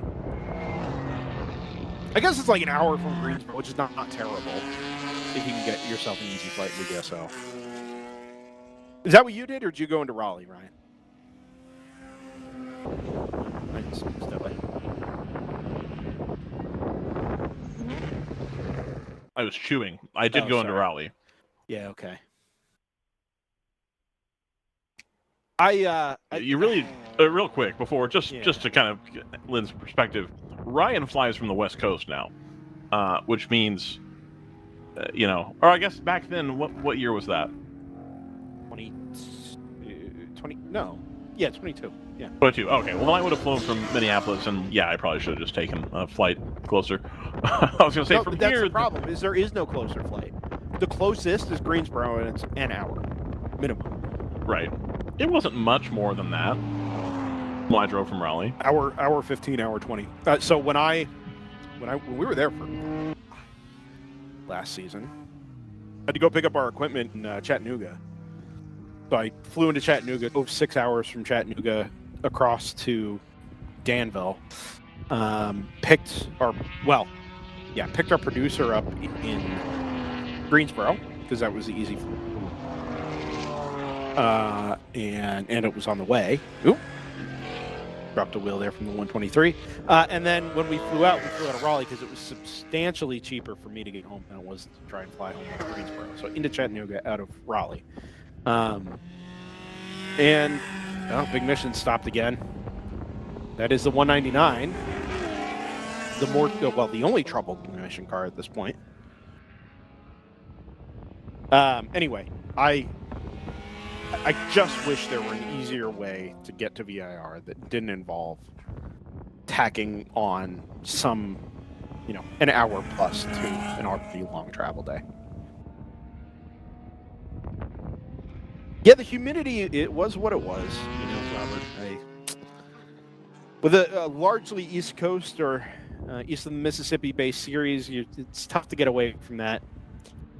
We do a fair amount of racing in Florida here as well on DriversEye Live, and it's just not, you can't get away from it.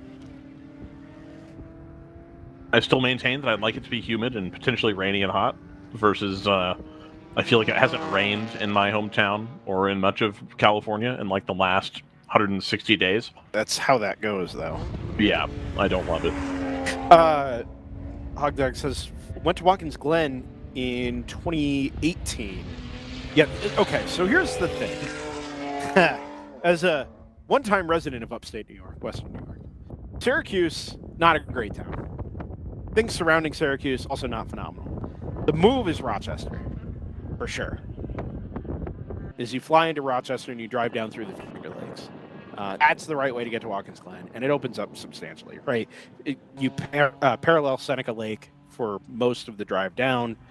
There's all kinds of vineyards and wineries and breweries and stuff on the way down. And then, of course, you get to the town of Watkins Glen at the south end of Seneca Lake, which is much more interesting than like coming through Elmira, or frankly, any of the small towns between the lakes.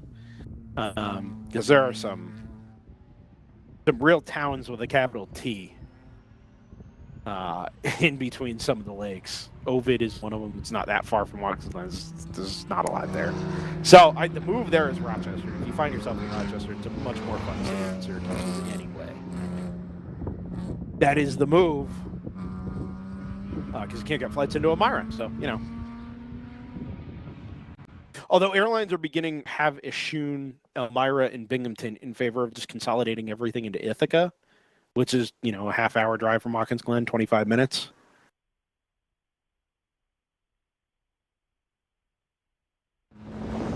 If you want a drive, fly into Oklahoma City and then go to Hallett. It's actually not unlike this, but there's actually more towns. There's definitely more towns. Some recovery vehicles headed out on track. One presumes that is to go pick up the number 199 from Big Mission that sits here at the exit of turn number 8.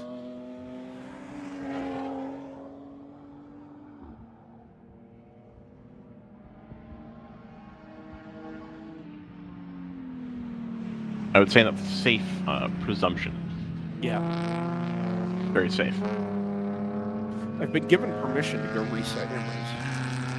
Permission? From who? Yeah. From whom? From Glenn.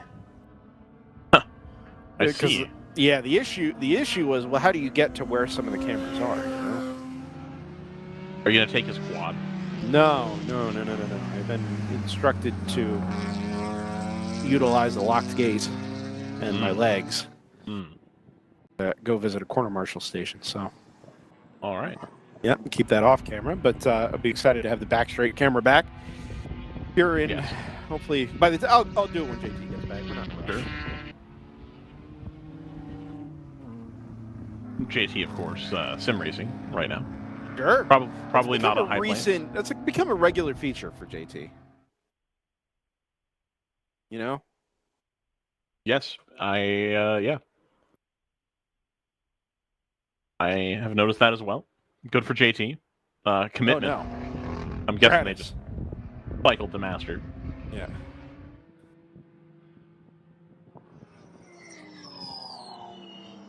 Meow.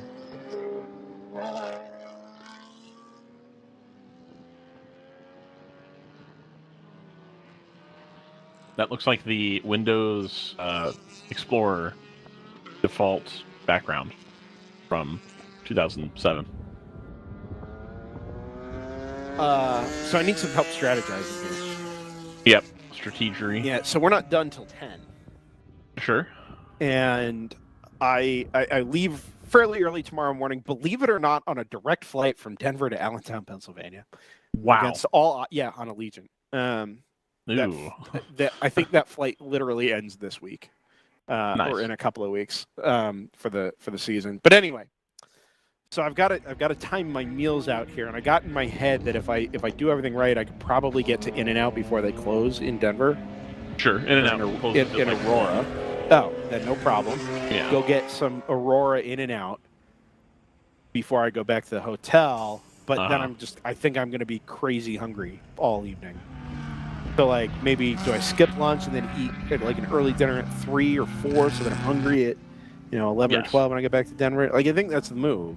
Yeah, I believe so. Or do I just bag the In-N-Out thing and just, eat? I don't know. I don't know, man. What I do know is tough that strategy decisions here. What I do know is double that stint, you want to eat the In-N-Out at In-N-Out or as close as possible, and not take it back to your hotel. In-N-Out is only good when it's hot. There is no food item that has a shorter shelf life than In-N-Out fries. Yes. Well, I'm not even talking about the fries. I think the burger too. I actually don't mind when burgers sit for a minute because a lot of times you'll get stuff that'll like drip together. No. Ooh. The 123 kind of pulling over there and letting the Stratus go by, and now he's back up to speed, headed into turn 11. Nice and friendly there. It was considerate, I would say. It was awkward. I think that's kind of awkward but considerate. That describes me in high school. No. So, one of the things that I've not done any endurance sim racing for quite a while. I've now done 2 24-hour races this year. And one of the things I kind of forgot about was that, maybe this is an issue for the 123. Yeah, it was last in at 125. We're out to 150 now, and the last lap was a 2 minutes 12, which is not anywhere near the kind of pace that car has been running. No. Yeah. Anyway, the point I was going to make is it is even if you think you're holding the car behind you up, sometimes it costs everybody more time to pull off the line and try and let them through somewhere they wouldn't otherwise expect to be let through. You know, Right. it'd be like moving over in the S's at Road Atlanta. Like, listen, trying to do this too wide is going to cost us both way more time than it would if I just followed you through. Right. You might as well just hold the racing line and I'll follow you through, you know? And that can be frustrating if you feel like you're in a hurry, or at worst, just really awkward.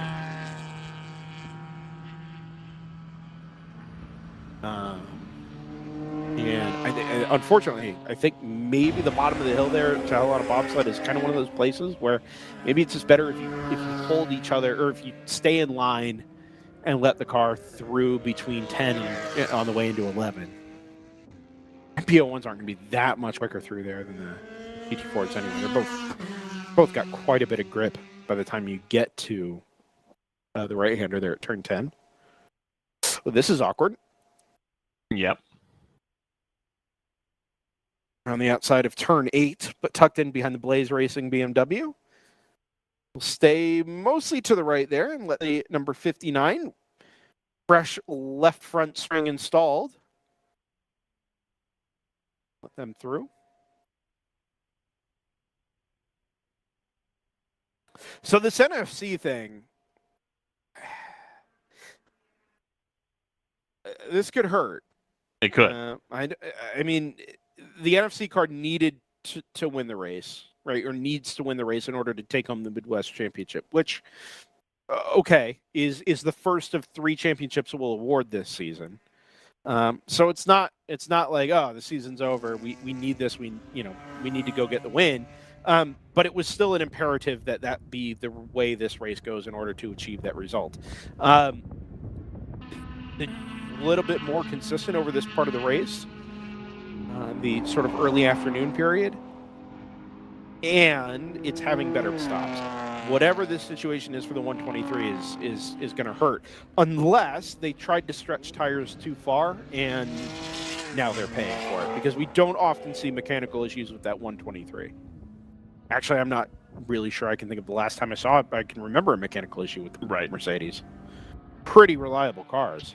Indeed.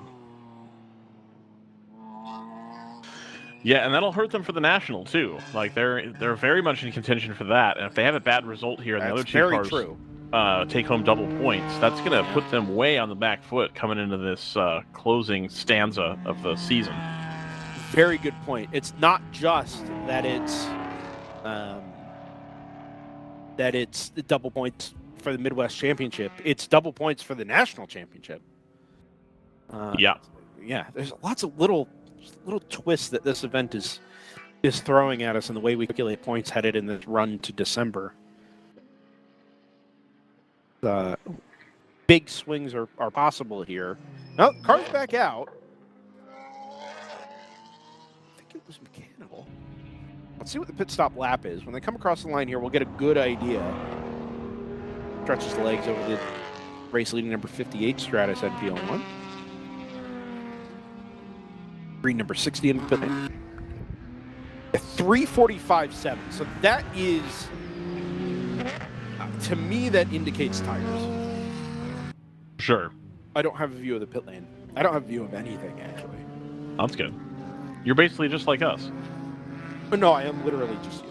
I'm in a classroom staring at a whiteboard with a TV screen next to me.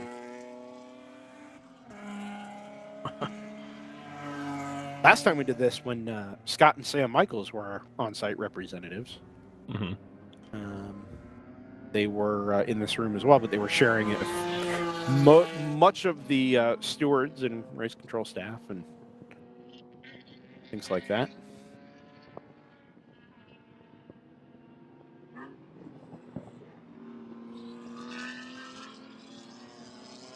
You realize we have just about a standard length WRL race still left. I noticed that a little bit ago, yeah. Yeah. I was pretty excited. Yeah. You know what we don't have? Oh. Weather. A made field goal? Oh, for whom? Stanford? Oh my gosh. No, for Cal. No. Oh. Brutal. Getting to cloud up a little bit. Should take some heat off. literally. 86 out there right now. The number. Just speared the upright. Oh my goodness. Oh, that's the AOA car. Oh, the other AOA car. The blue one's been in the wars a little bit. That's the first time we've really had reason to call the number of the 55. Yeah. Although it's been significant. I think it actually came into the race late. I think so It too. absolutely did. We only had 28 cars take the green flag, or 27 cars take the green flag. The 28th appeared substantially later, and that explains why I haven't talked about it, because it hasn't been out there. Right. I'm going to bring it in, take a little look.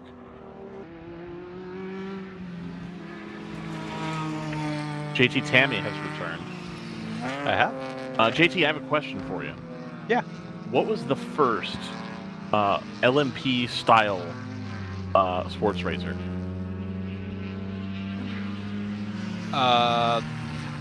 Like a legit sports racer? Or Like, what was the first car that like remotely resembles LMP1?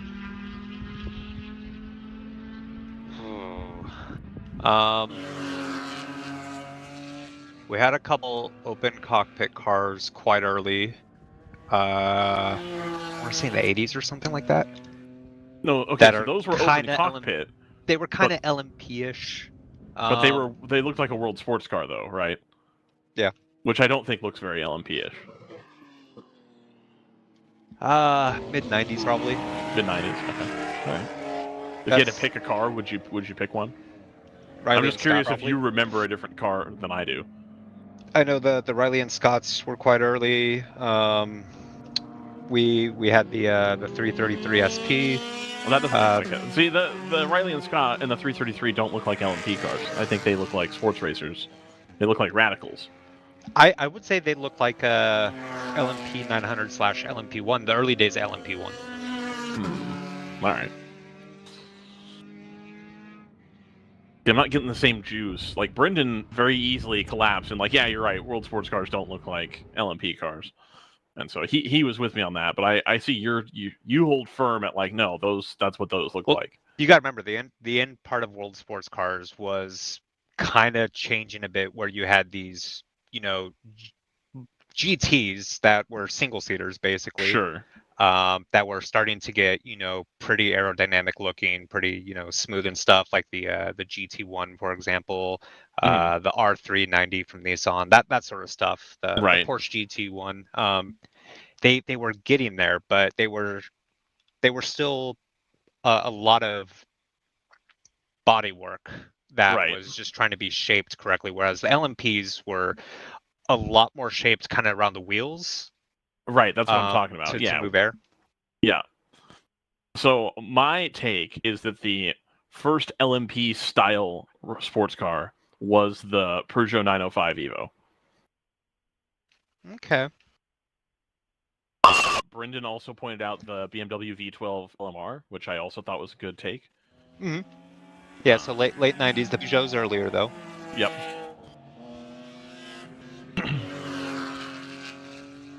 But that's still kind of WSC look to it, because it's Does it? Yeah, usually the rear fenders are quite a bit high. Like there's not a lot of slope once you go from the front fender to the rear fender. It's more or less a solid line in terms of its height, whereas LMPs generally would be a lot lower. Okay. Okay. All right. I see that. Sure. Yeah. So if you were to compare the 905 next to Toyota's GT1, it'd be quite similar looking. Right. In terms of the body work to the side, as it leaves the slope from the cockpit, as the Right. See, I think the GT1 is also one that is close to that. But it seems like the fenders on the rear themselves kind of taper down to nothing, as I recall. Like the whole rear end just goes down to flat, whereas on like a modern LMP car, the fender stays fender shaped until the rear edge of the bodywork. So it slopes down a lot like the early 2000s LMP1 cars, like the Audi R8, for Like the example, Audi R8, or yeah, the that did Best that a little Corolla. bit too. The only thing you're missing is a larger diffuser. Right. Okay. All right. Ooh, not like in the. No, another off there. Yeah. My hope is that Brendan is out resetting cameras or about to get a interview for us.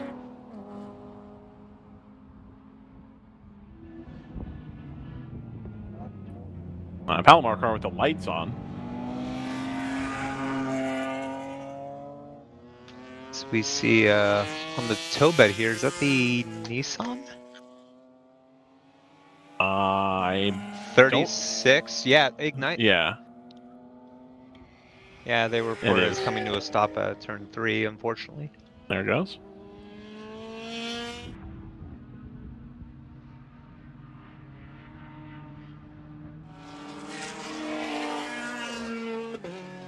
Let's go. Yes.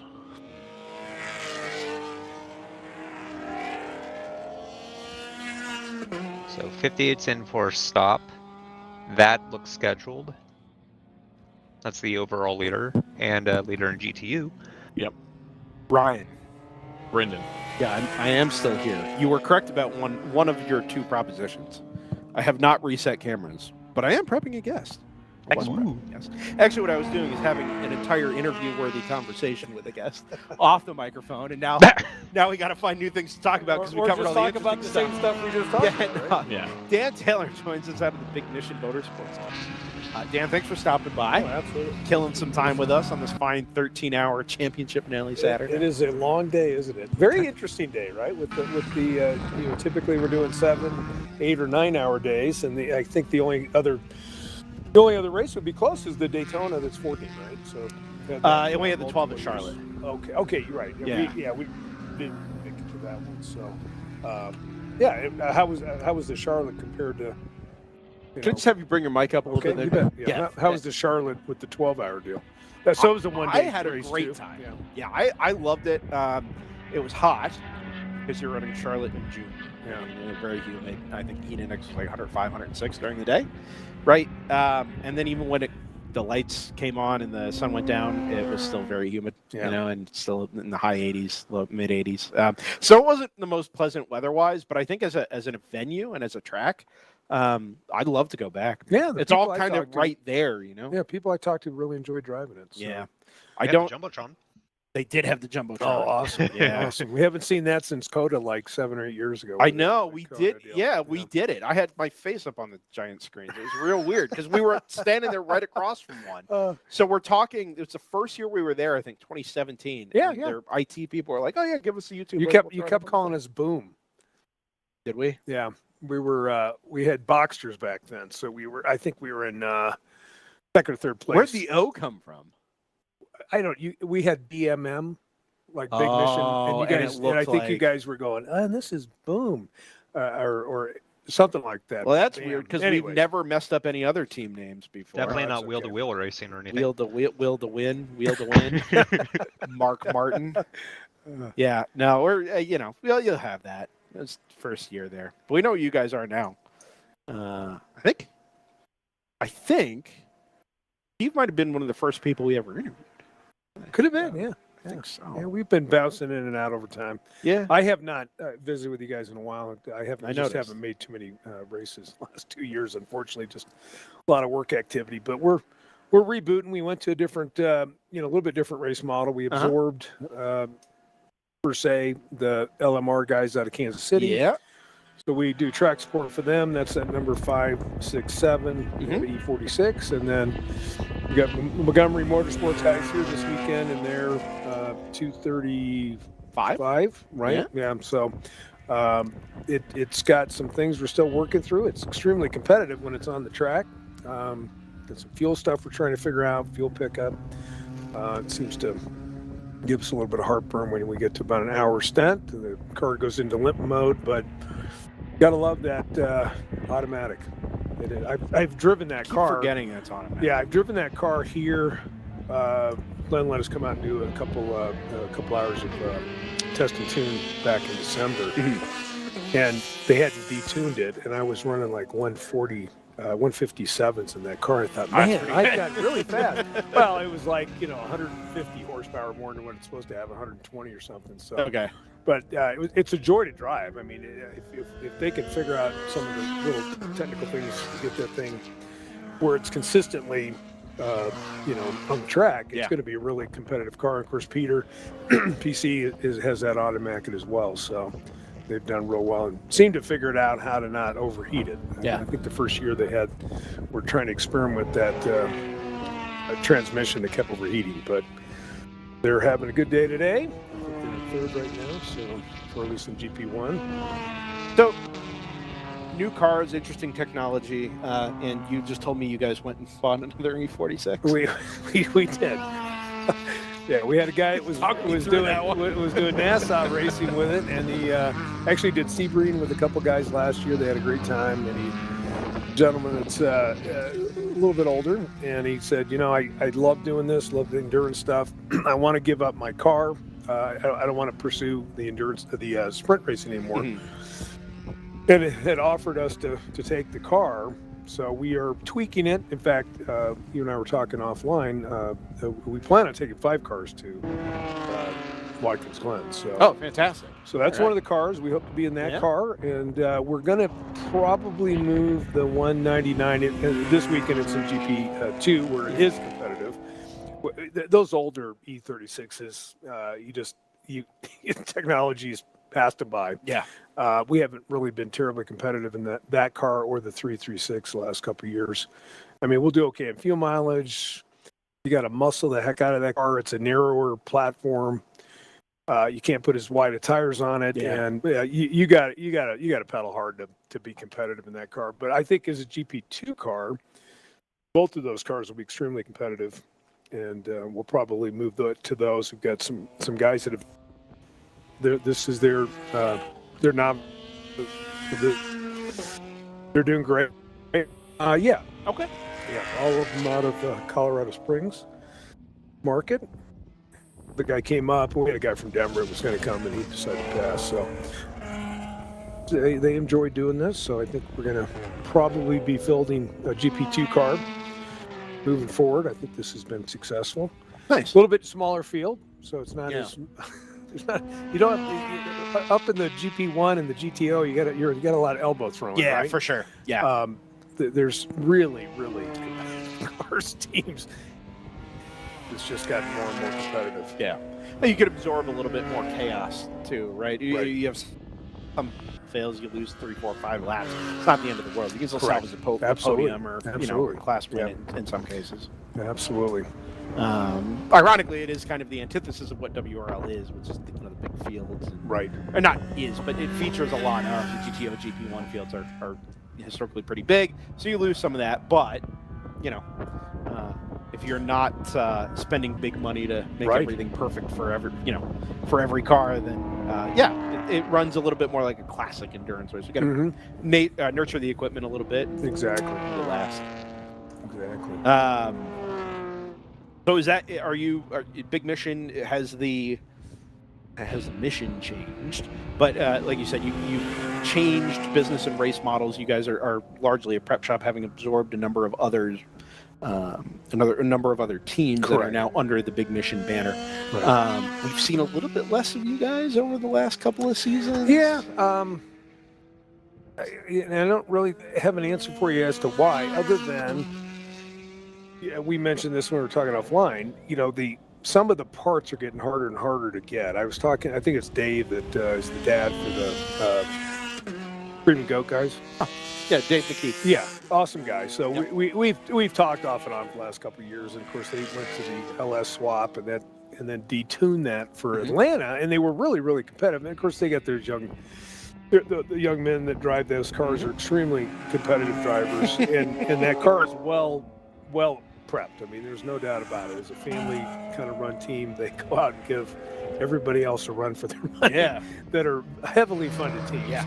And they're out of Houston, so I know they hang out with Peter a little bit. They're friends with the Montgomery guys.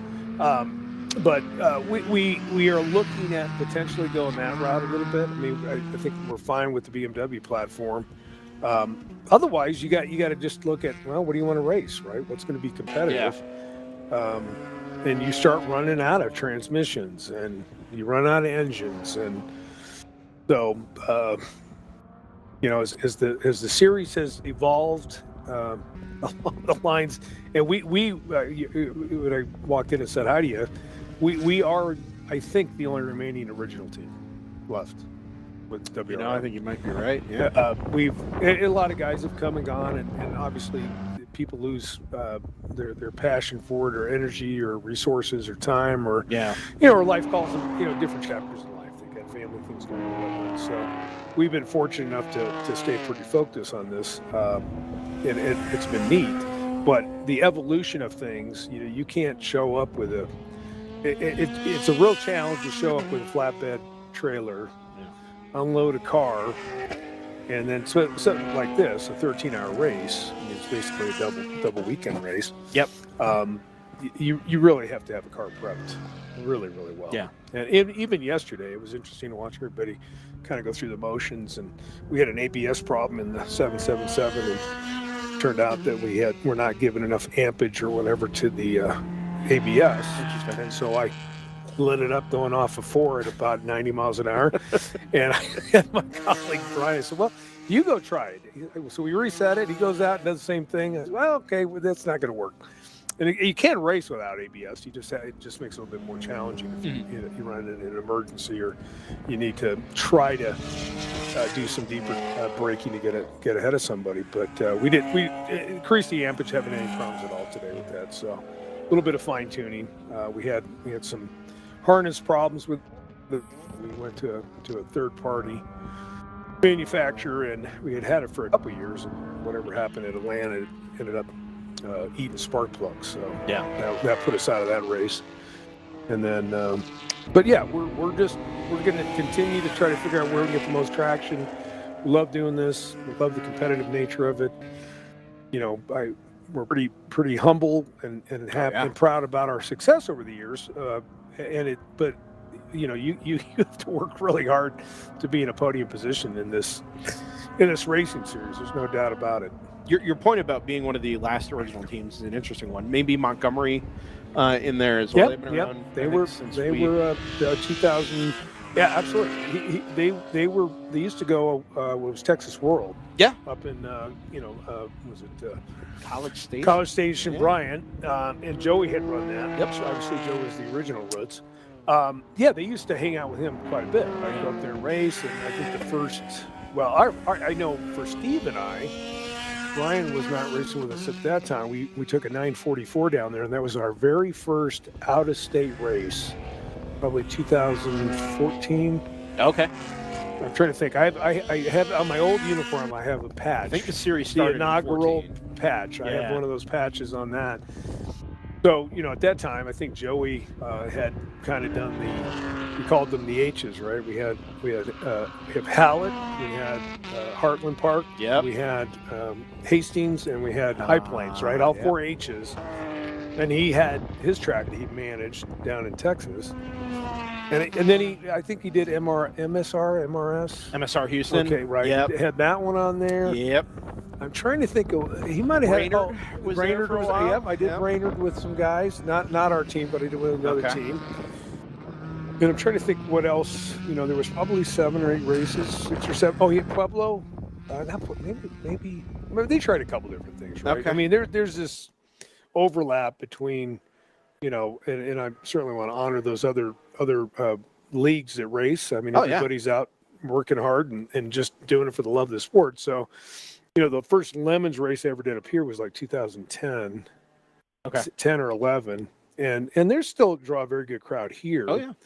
And then, Champs then turned into Chumps turned into Champs. And I think, they had a race here. They had a race in La Junta. They had a race in Pueblo. They had a race at Pikes Peak. They had a 24-hour race at Pikes Peak, actually. So I did 2 of those. That's tough. Yeah, the Rovals are not especially not that one. At least Charlotte, you got some elevation changes and some different things. But Yeah, 24 at Pikes Peak. Yeah, that was a. Did you do that? Did you? No, no.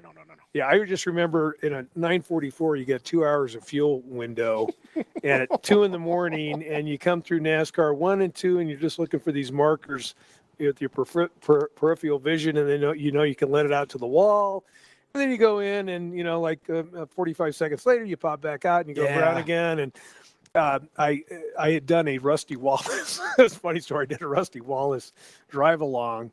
I think it was 2016. My son bought me one of those Father's Day gifts. Okay, yeah. So it was like 8 laps, right? Yeah. So I show up. It's Father's Day. There's probably 100 guys there. They're all dads. Yeah. And I had my own gear. So they asked me, well, do you drive? I said, yeah, do a little bit of this. And have you been on this track? Yeah, probably, I don't know, 8 or 10 hours of night driving, not counting everything else, DEs and everything else here locally. So I go out in the car, and they let me go follow the guys that were doing ride-alongs. Yeah. And I'm going between 1 and 2, and all of a sudden I'm looking at the wall.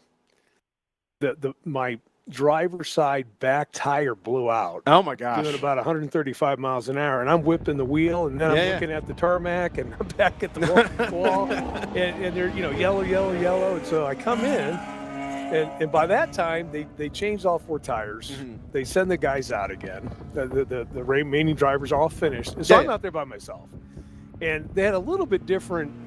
I guess the Porsche Club taught a little bit different, on the gas a little bit different, which didn't matter. So I came in, and the race instructor, Stewart or whatever, the gal comes over and goes, "Hey man, thanks for keeping that off the wall. That was really good." And by the way, the guy up there, so and so wants to talk to you. I'm like, man, did I get in trouble? What did I do wrong? I'm just driving the car and the tire blew out, right? So I go up to the pro driver, and he goes, well, man, that was solid. I was right behind you, and you did a really good job. And I have a picture of it. My wife, a lot of people coming over and go, hey, man, that's really solid driving. Yeah. It took about an hour after that, just an adrenaline rush of holy cow, you guys. And nothing against those programs. I mean, I'm sure the safety is a priority, but the most expensive thing they do in the day is tires because it's gas. These are like second, third generation old NASCARs, and they've got them rev limited out at 135, and car will do 200 or whatever. So it little bit of the rush. The rest of the afternoon was like, holy cow. And I had bought the insurance. It was like $60 because it wasn't where I thought. Yeah, no brainer. And I just thought, whoa, that could have really been ugly. But it was a very good indication what happens in these when you get these pro guys on these big, huge tracks. When the tire goes down, along for the ride. Yeah, you're just along for the ride. So that's my PPIR story. And it's still to date. I think I've been on probably 20 tracks. It's my least favorite. That's crazy. Honestly, I don't. Well, how is that possible? I don't care for that track much at all. I think it's a stereo. You do 8-10 hours of racing, whatever. Do a 24. Nothing ever happens. You go out for 3 laps in a NASCAR stock car, face it backwards immediately. Yeah. It was a pretty nutty deal. So PPIR would be off the WRL West. I would hope so. Yeah. Let's go do something else. Pueblo's a much more exciting track, and it's even that. Yeah, it's not at the level that it needs to be at. But this track, I mean, you've been out here several times. It really is a terrific amateur track, and part of the history. I think I was talking to Brad McCall about this the other day. He said, why in the world is this so far out here? I said, well, because the history in Colorado was we had like 3 or 4 tracks that all got shut down in like 2 or 3 years. Yeah. They're now housing developments. So this track, and I don't know if Glenn's ever showed the history with you, but basically the track is owned by 5 or 6. Yeah, or 7. we actually had Glenn in here a little earlier. Oh, okay. Yeah. So he went through that whole thing, and he, in fact, his family's name's on the original plaque, and many of the, in fact, probably a third of those folks we know through different clubs, and are very, very big, racing car track enthusiasts all over the state. And so that's why it's out here, is that in our lifetime, we're not going to have houses out here. Yeah. And they've done a good job trying to add some amenities. I mean, the showers are fine. They're no worse than a lot of tracks I've been to. You just got to plan, right? Of so course, we bring an RV out or a trailer. We rent a trailer, and it's affordable.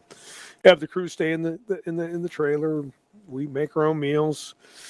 And then, gas is a little bit of a hump, but, Yeah, of course. we go get that. And last year, the year before, we were to get a cube of fuel. 1,000 gallons of fuel delivered here. Yeah. No cost for the delivery. I think in Colorado it's predominantly 91 octane. Okay. And it was really very cost competitive. I mean, you had to buy the 1,000 gallons, whether you used it or not. So we had an extra 100 gallons or 150 gallons at the end of a race, because I think we were racing 3 or 4 cars that weekend. So everybody gets some fuel in their own personal car before they go. Sure, But as it really was beneficial. I mean, at 7:00 this morning, I was going to Strasbourg. Steve's already gone to Strasbourg. We got 3. We have 3 cars, plus we support the 3D racing guys. So they're actually in the other part of the building that we have a race shop, and a repair shop on one side, and then they have part of a unit on the other side. So part of the race support for them is helping them on fuel and other things that they need as well. So so we'll see if we have to make one more run. At this point, there's gas here at the track. Of course, it's a little on the convenience price side. Yeah, sure. But it we have to we can finish it out. But part of it is, as you know, you have 3 or 4 or 5 cars on the track, and one doesn't finish. Sometimes you have a couple of 100 gallons of extra fuel, and what are you gonna do with it? Well, in every single race, right? It's somebody's, hey, we got 55-gallon drum. Anybody want to buy it, right? Yeah. So we'll play it by ear the rest of the day. I mean, shoot, we still got 8 hours to go? No, not almost 8. 7. Sorry, Almost 7. Yeah. Well, a little more than 7. 7:09. Yeah. So 6 hours. Not quite halfway. 7 hours. Yeah. Yeah. So long day ahead of us still. We'll see what happens. You like the longer format, or you prefer the one-on-one? It's a great question. Well, I think the interesting thing about this, being our home track, we shame on us if we don't have a little bit of advantage understanding the track better, the nuances of what goes on. We're gonna have to work hard today. It's 13 hours. Right. And so I find it exciting that it's like Daytona, where we were fortunate enough to win Daytona. In the E36, it's different, right? I mean, it's a long day, 13 hours, 12 hours, 14 hours. The 24s we won the first one here, and then the second one we came in 4th place by a couple of minutes. That was and it was just one mechanical thing. Just tells you how competitive things are, right? I think there was 45 or 50 cars in the race that year, and we had one mechanical thing, and it cost us a podium. All of like 3 minutes. 3 minutes in a 24-hour race. Those are, we haven't had one in a while. We were talking about it yesterday. We're probably back to where we could stomach a 24 again. Did you guys do Sebring? We did not. The 25, no. But Montgomery, I know Jay Tomlin went, and I talked to Laura Hayes and the Thunderbird guys. They had a good run at that too, and it was just a little out. And you know what's funny about that is, we got 2 races before we're there at Sebring again. We love Sebring. We have a blast. Part of it is, you hear the rumors about how rough it is around 17 and 1, and it is. I mean, I'm not going to say your kidneys aren't woke up, because it is it's an experience going around those 2 turns. Crazy thing is, La Junta is also built on an old World War II runway. Oh, The right. racetrack is, right? So they've got 2 or 3 turns, basically. They've got like Brainerd. They have this wide sweeping turn 1. Okay. And it transitions into the runway. So it's ba-boom, ba-boom. And if you don't hit it right, the brakes, I mean, there's scratch marks all over the place through there, and then it kind of winds around. So the first time we did that race 3 years ago, and then we did get a chance to podium last year. The first time we're out there, it's like, this is total comfort zone. We know exactly what this feels like. Boom, boom, boom, boom. and I think I would say, honestly, it's a little bit exaggerated how bad it is. I mean, sure. You just got to get used to it. I mean, it's not like that track's been there for a long time. If it was really out of control, they would have done something about it or fixed it. I mean, you just have to be prepared for that car hopping through there a little bit. you hear drivers say like it is the character of the place, right? And I really believe if you were to just take two-dimensional Sebring, make it billiard table smooth, fresh pavement evereverywhere, nobody would go. It's not interesting. Like, it's a layout. Right. It's, it's the history. It's the pavement changes, the feel, the look and feel of the place. And everybody comes out of there with a unique experience. Yeah, yeah. Whether you're there for the first time or you're there for the 10th or the 15th time. Now, I will say, you start making your 6th, 7th, 8th trip to Sebring in a year, it's like, well, that's a lot. I could do without the 2 hour being 2 hours from everywhere, and having to fly into Tampa and drive down, or Fort Myers or whatever. And Sebring as a town is not much to write home about. But when you're all there together and you're having a good time, like those weekends they're fun. Well, and remember, was it 2 years ago they had the Halloween deal where they had all the trick or trunk or whatever? Yeah, that trunk was or treat. Awesome. Like there was hundreds and hundreds of kids that came That's out. what I heard. I was off, prepping our stuff for Saturday, but I Okay. had heard it was an amazing success. It was a blast. Yeah. We were handing out candy. I think we bought. I remember Glenn's Glenn raced in that race. Yeah. His fiance Desiree was down there. So her and Laura Hayes, and there was another gal or two. There was like 4 or 5 gals. They were all dressed up. Oh yeah. And they were handing out candy, and all the kids were coming over and, hey, do you race the car and stuff? It was. I thought it was pretty special. Obviously we don't race on that weekend. Coming up, I think it's November 2nd, 3rd, 4th, something like that. But what a neat community. I thought that was neat that they did that. Yeah. I mean, they're like a lot of these, communities. I mean, Road America, the people, you don't get any better quality just hanging out, like mid-American Americans. Everybody's friendly. Everybody smiles. Who's it, Mike, that runs the safety up there? I mean, you can run into him having a hamburger, and he'll sit there and talk to you for 15 minutes. We had breakfast with, there's a guy named Bert who actually works the corner for the Kink. Okay. So he looks down. He looks down from the King. Yeah. So cars coming through there. Yep. The first year we were there was probably 17, 18.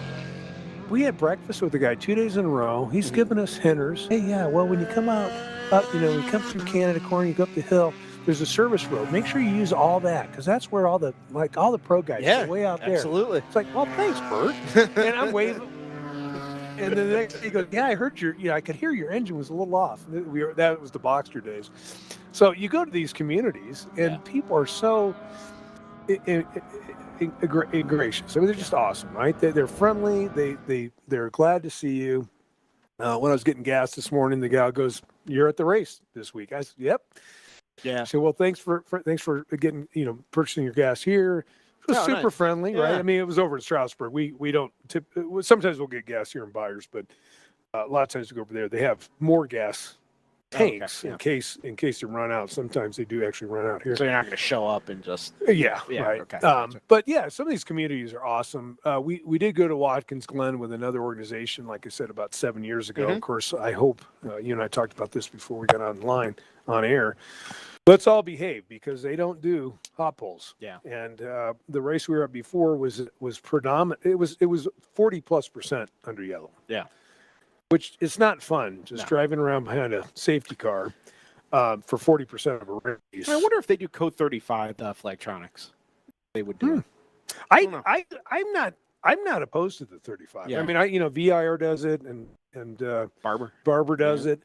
And once you get in the groove, right, and you figure it out, because part of this whole thing is, pit stops. Can you time them right? Can you fuel and, leapfrog some of the guys that are maybe a little bit quicker than you? We've gotten mostly, I'd say, relatively good success trying to figure out, some of the patterns. And then some tracks are just more, prone to it, right? So I'm going to give you a piece of free advice here. Yeah. Code 35, hit every time. Well, we do quite a bit. Yeah. There's no reason. It's basically free time, right? Yeah, It's just the time that you're stopped, and the chances of you being able to extend further and further and further. Exactly. You're better off. So you lose, 6 or 8 positions while you're in there, and everybody's going 35. Matter of fact, Brian, my racing teammate, I think it was the first year of Barber or VIR. He ended up, I think RJ gave him a bottle of booze for hitting a perfect 35 for like 14 minutes straight or something. Now, obviously, there was a lot of luck involved. Yeah, because sure. There's no yeah. way you would just perfectly hit 35 Yep. miles an hour. But whatever he did, he had like multiple laps, and it ended up being average of 35 miles an hour. So, Well, so the thing I like about Code 35 in particular is, as an endurance racing fan, somebody who, does this 10, 11 times a year, never mind watching a lot of stuff like that, right? Safety cars interrupt the race. And I get that at this point in American motorsports, especially, worldwide motorsports really now as well, it is an inescapable part of racing, right? It just comes with the territory. You are going to have to deal with safety cars. And I appreciate that that is a thing. However, as somebody who likes to watch the development of the race, watch the strategies, how they diverge, how they come back together, it is way more fun to watch something that, that's a 199. There's one of a novice. He gave it a little too much oomph, didn't he? Maybe too much speed on the way in. That's 8, yeah, isn't that 8? When you say 8, turn 199. Oh yeah, turn turn 8. eight, Yeah, turn eight, yeah. It's a 199. Yep. Yeah, that's young man is named Adam. So Okay. he's done a couple Ds.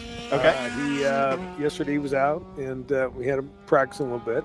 But this is a perfect track for something like this, right? I mean, Absolutely, nothing to hit. we do not want these guys doing novice driving. When I say novice, I mean he's got hours and hours of track time, and they monitor. And Jimmy spent time with them, and in fact, like I said, we got a couple guys. So, and we've coached them. Just you run your line. Let all these other guys are going to go around you. Don't do anything unpredictable. And that particular turn, that one and 6. It doesn't take much for the car to step out with a little I bet, extra gas. Matter of fact, I'm not going to help you with this one, but there's certain lines over, let's say, certain colored parts of the track that there's a lot more traction than actually. Really? More traction? Yes. Interesting. Yes. In fact, there's probably a minimum of 3 places on the track that instead of being on the track, I'm driving across colored.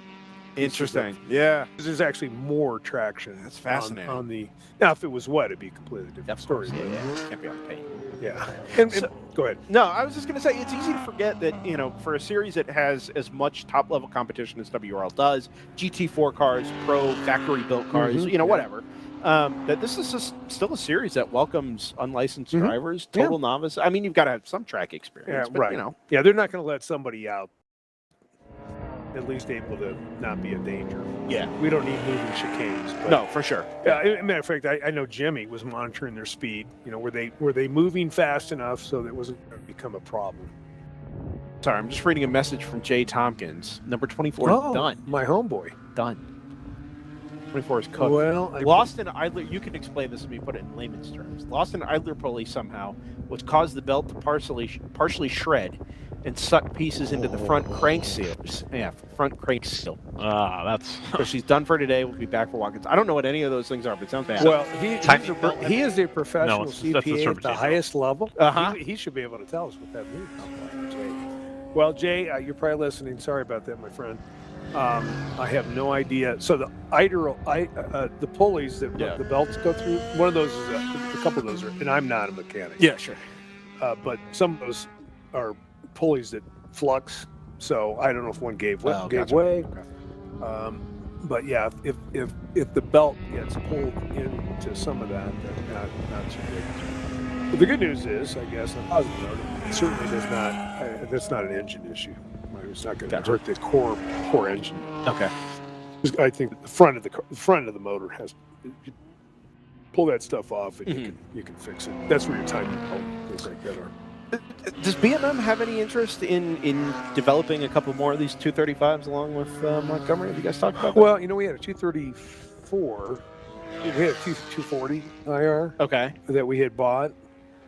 It was It was less. Was it the M? Yes. Okay. It was less. Racing. Yes. It was not a very favorable experience. Okay. Because then you had to buy the German computer to translate it. Oh. Well, and also, and you guys know this because you've watched. You just learn German, man. Those 240s 3 or 4 years ago, 5 years ago, were really competitive cars. We just had that conversation. We buy a used one that's like a 2-year-old car. We go out and we're like 4 seconds off the pace. Yeah. Well, that didn't do us any good because we had dabbled. We were trying to get in the GTO level because we had a couple clients that rented seats from us that, that's what they wanted to do. Yeah. And of course, I guess we're just kind of old school grinders. Let's just build a street car and then go compete against. And we become, including Jay and those guys, you become friends with all these guys that you compete against. Of course, yeah. I mean, these guys, we enjoy hanging out with them, and it just is a different. And there's nothing wrong with the GTO world. It just is a different avatar, Of course. right? Yeah. And so, you dabble in that, and you've got, you look at Mark Martin, you look at who's the other guy, Tim, that had the Audis. You got these guys that they've come in and they have really nice setups. They look very professional. They run great operations. They must have clients that's what they want to do. Yeah. They're willing to pay whatever dollars, and I know some of those are significant. And then they race.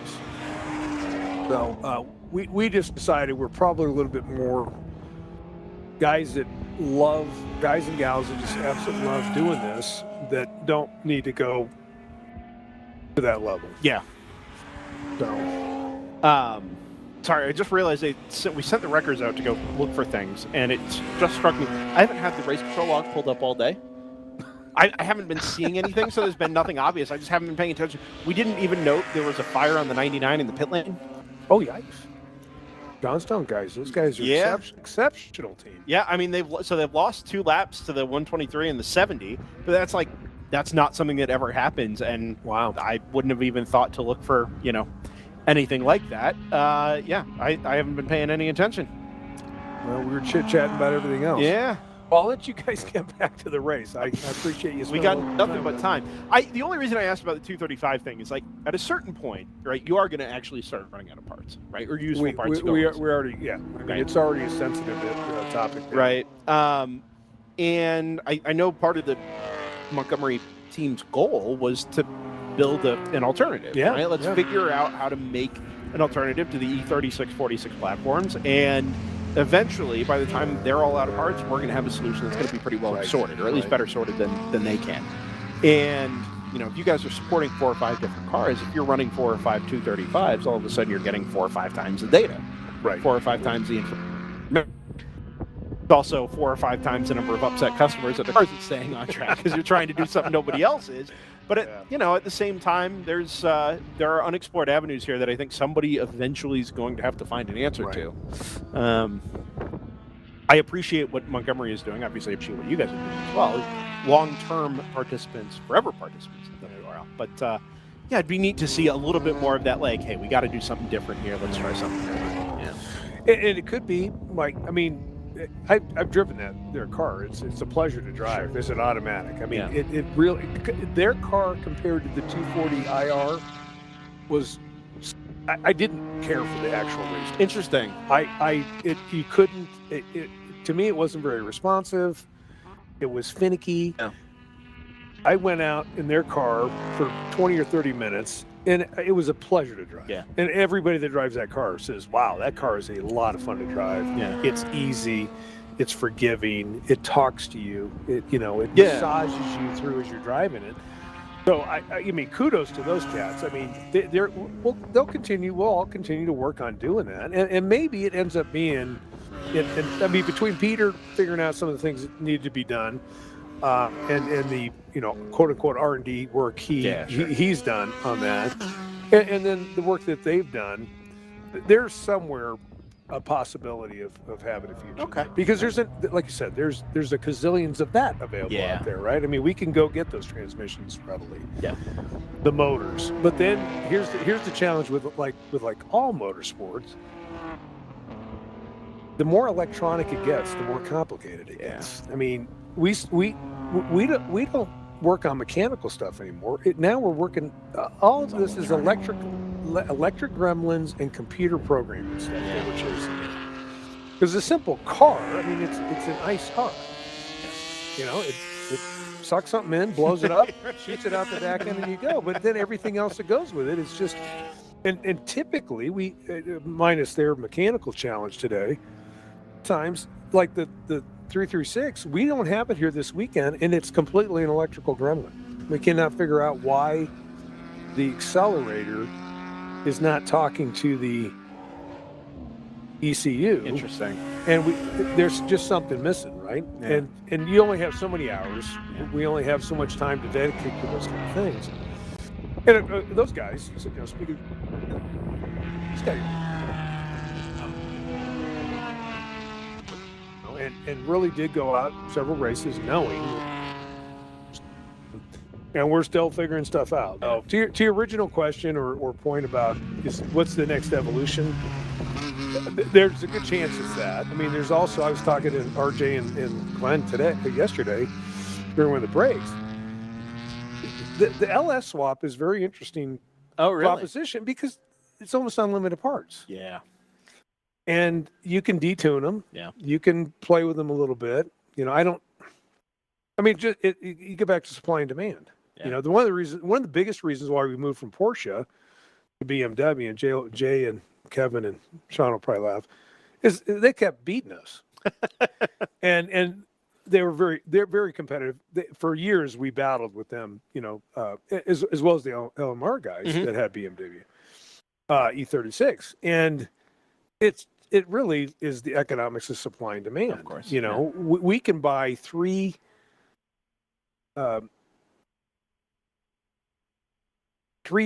doors for, let's say, doors, or I'm having a senior moment here. Quarter panels. Okay. 3 or 4 quarter panels for like a third of what a used Boxster part used to cost. Oh man. And I don't know if you knew the guy Woody down in Texas. There was a guy that had an entire operation supporting Boxster, spec Boxster stuff. Yeah. And it really, for a Fender, $600 used, we can buy like 5 of them for $300. Yeah. A BMW part, right? So again, some of it's just pure supply and demand availability. They're just simply more BMW parts available. Yeah. There's more aftermarket, people that support that. Yeah. And they're just as competitive, right? And in fact, it's funny. I mean, many of us still own Porsches. We're still very involved in the Porsche Club. And I got nothing against Porsches, but I had just as much fun driving a BMW once I got used to the different, platform. So I don't know what the next evolution is either. I thought we were going to see more Mazdas that the chill out guys play with. Oh yeah. Right? Yep. Of course, I don't know what they spent on that GP2 car to win overall races 3 or 4 years ago. That car still was it TCS car? I don't know, man, but that thing was incredibly fast, crazy good mileage. For a GP2 car, they would hang with GTO cars. Oh, it was immaculate. I don't know if you ever saw it with the hood up or any of the panels pulled off, but that thing is and he had solid drivers driving it, young guys that were really, really good. But I thought we'd see a little bit more of that moving into the, whether it be GP2, and I don't know enough about the displacement and horsepower and weight distribution, whether those guys can run in some of those classes, but the AOA, yes, right? They're out of Atlanta, right? Mm-hmm. They still put a lot of cars on the track. I thought that was going to continue to be and it still is, right? I mean, this is predominantly what BMW, Mazda.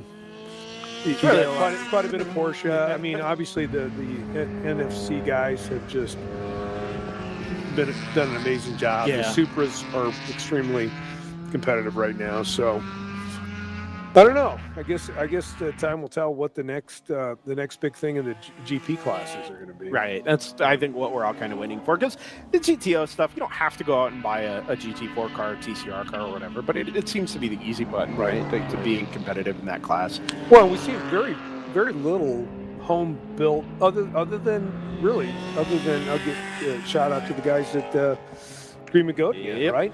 Yep. Those guys have been able to put a car on the track that's GTO home built that can compete. Yeah. If all things go equal, they are as competitive as anybody on the track. So, but like you said, to buy it out of the box and have factory support, and I understand Toyota and BMW have been very, very favorable. Mm-hmm. With working with those teams. Toyota especially is what I've been told. And good for them, right? Like, I'm a big Toyota fan. We've had many Toyota vehicles in my family. Sure. They make an incredibly high quality vehicle. But they aren't really known for their endurance racing, Yeah, sure. right? Including the famous, broke on the last lap in Le Mans. What was it, about 6 or 8 years ago? Yep. Yeah, 16. I thought they were going to burn the building down after that or something. That was just Porsche ended up winning that race. Yes, they did. I mean, you got to lead all 24 hours, not Yeah. 23 hours and 56 minutes. Yep. Yeah, I mean, they're building up a new program, obviously, and the car is based on a BMW platform, so it's not like they're coming in completely blind Right, how to build right. that car out, right? So the problem with that's going to be, Brendan, that they're going to stop building that car here in about a year and a half. Oh, right. So Wow. I don't know what they're going to do after that. This is the Supra or the The Supra platform. and the Z4. Oh, right. Okay. Yeah. Well, And then, speaking of what's on screen, right? Yeah. I think this is another. I mean, these vehicles are relatively affordable, all things considered. we're getting several more of them next season. Awesome. Well, and Brad and McCall's going to run a few of them. oh, is he? Okay. Yeah. I don't remember the primary name. Ben Waddell. We've raced with him, and he's had people he's coached race with us. So, he's one of their primary drivers. This is interesting stuff too, right? I mean, because I think many quality drivers could get in those, and if you had 10 or 15 of those on the track at one time. The only downside to GTU at the moment is there's really no variety. Right? It's all the same. Pretty car. much all the Yeah. MPO ones. Yeah. Now I have a solution to that. You familiar with the Volkswagen Fun Cup? I'm not. No. A Fun Cup, huh? They are tube frame Beetles. How about that? They are like 9.8 to 1 or something as they run. Now, they aren't crazy skinny tires, and they obviously don't generate any downforce. But if a couple of these things find themselves in the garage for 15, 20 minutes at a time, that's your GTU champion right there, man. How VW about that? Fun Cup. How about that? Get a couple of those over. Tyler Huffman, who runs with Kingpin, Okay, yeah. they did a support race for these at Le Mans this year. He was out there How about running one of those, like 5-minute laps at Le Mans. So is it rear engine, the whole 9 yards, or is it Oh, yeah. mid-engine? No, I think it's mid or rear. Okay. But it runs on the crazy skinny not DOT tires because it's in Europe, obviously, but road tires. You truck the thing into a corner, you just ride it opposite lock all the way through like you're dirt tracking it. Keep the revs up because the thing doesn't make a whole lot of torque. That's awesome. It looks like a hoot to drive. I would love to see a couple of those things in GTU. Well, there's something to said about. I mean, we have a Mazda that one of the guys has that we at Ozarks we practiced in his 0.6 liter or whatever they are, and of course you just got to pedal it. Yeah. Don't hit the brakes. So the whole time you're telling yourself, don't get off the brakes. Get off the brakes. Yeah. Right? You're just trying to keep the At momentum. Ozarks too. Yeah. Which is a great track here. The lower horse. I mean, as we know, it was not very favorable. I mean, we were getting wheel spin through the roller coaster in the back. And then we've never had tire degradation like we had. I finished. I finished Saturday, and it was all cords all the way across. Glenn was out there the next day, all cords, which now we know you can race on cords. Like, what the heck, right? But that track, with the they have 7 or 5 left off amber left turns. Okay. Yeah, they're blind left, Yeah. and they're off amber. So if you're in the wrong place, it just digs into the tires. Yeah, sure. And then the other thing is, I mean, it is a mini Nürburgring. I mean, there's no doubt about it. You got to have your act together. That's the fact that year was very disappointing because we had the 134. That if we had just finished that race, we would have beat Peter for the national championship. And unfortunately, that car didn't get on the track because we had to rebuild it. I got told that Road America had another, and at that point, it wasn't worth trying to salvage. The front end had enough damage to it though. But that was our fault. Like he was chasing Peter guy, and our driver went right off and took off the whole left side of the car, and that was the end of the game there. But it'll be interesting also to see what tracks we end up next year at. I mean, hopefully we're back at Daytona. We'd like to get back there. Yeah, I gather that was a one-off. Yeah, it seemed that because way. they Yeah, needed to pave the backstretch around. So minus now it's like what was it the football game the other night? And I don't watch a ton of football, but even the golf game with the Chiefs, Lightning. you know, and then rode Atlanta, Lightning, Yeah. you know, and I mean, you know, Sunday turned out to be a really kind of long day It was where, awful. well, we have like a 2.5 hour delay of Lightning. The race was supposed to run 7 hours. We did 89 laps. I think was the final lap count. It was awful. Yeah. And then the torrential rain. We were loading in the rain. I was up to my above my ankles in rain coming down the paddock. You know, I mean, it is what it is. I mean, but if it's just the time of year we're at certain tracks and where you can fit into the schedule. So, yeah, we'll see what the World Racing League folks put together next year for next year's schedule. And do you have ideal venues in mind? Well, I mean, obviously IMSA tracks, especially old school ones. You know, we love Road America. We wrote VIR. It's a shame that we didn't get on the. We love VIR. We love Barber. We love Sebring. Yeah, even Mid Ohio's been good to us over the years. We enjoy that track. Very technical track. Would you guys go to a Pittsburgh pit race? We'd probably try. I mean, you know, we weren't real big fans of going all the way to New Jersey, but did you go to New Jersey? We did. Yeah. You know? Okay. I mean, for everything, we There's not average much there. Our average is 20. I think we average 26 hours per tow. Per tow each way. Yeah. And you know, I think what is it, the Palmera guys? Palomar, yeah. They're what, out of San Diego? San Diego. So we got nothing to complain about, right? Yeah. I mean, they got another 20 hours on top of everything we do, or 18 or whatever it is from San Diego.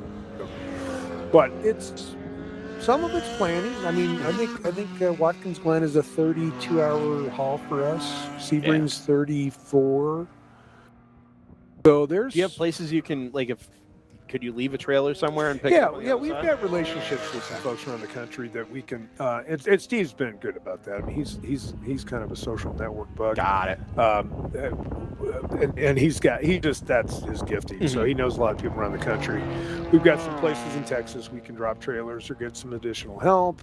Got some places down in the southeast. In fact, Sergio with Harrison Motorsports. Okay. Right? Yeah. We're tied with those guys. In fact, one of his guys worked for us, helping us build some cars.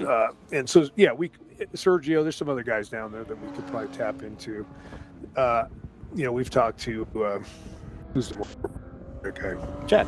Chad, about, you know, hey, if we're whatever. He's been very gracious about potentially having. So yeah, there's options, right? Of course. And then you get to the Midwest, Chicago. You get the shop in Chicago. So I'll hit you with a couple tracks here. You tell me if you do go support it, you think they do well at WRL. Okay. Would you go back to NOLA? I was not there for the tire disaster, but when everybody's shopping at Pep Boys to get street tires, got it.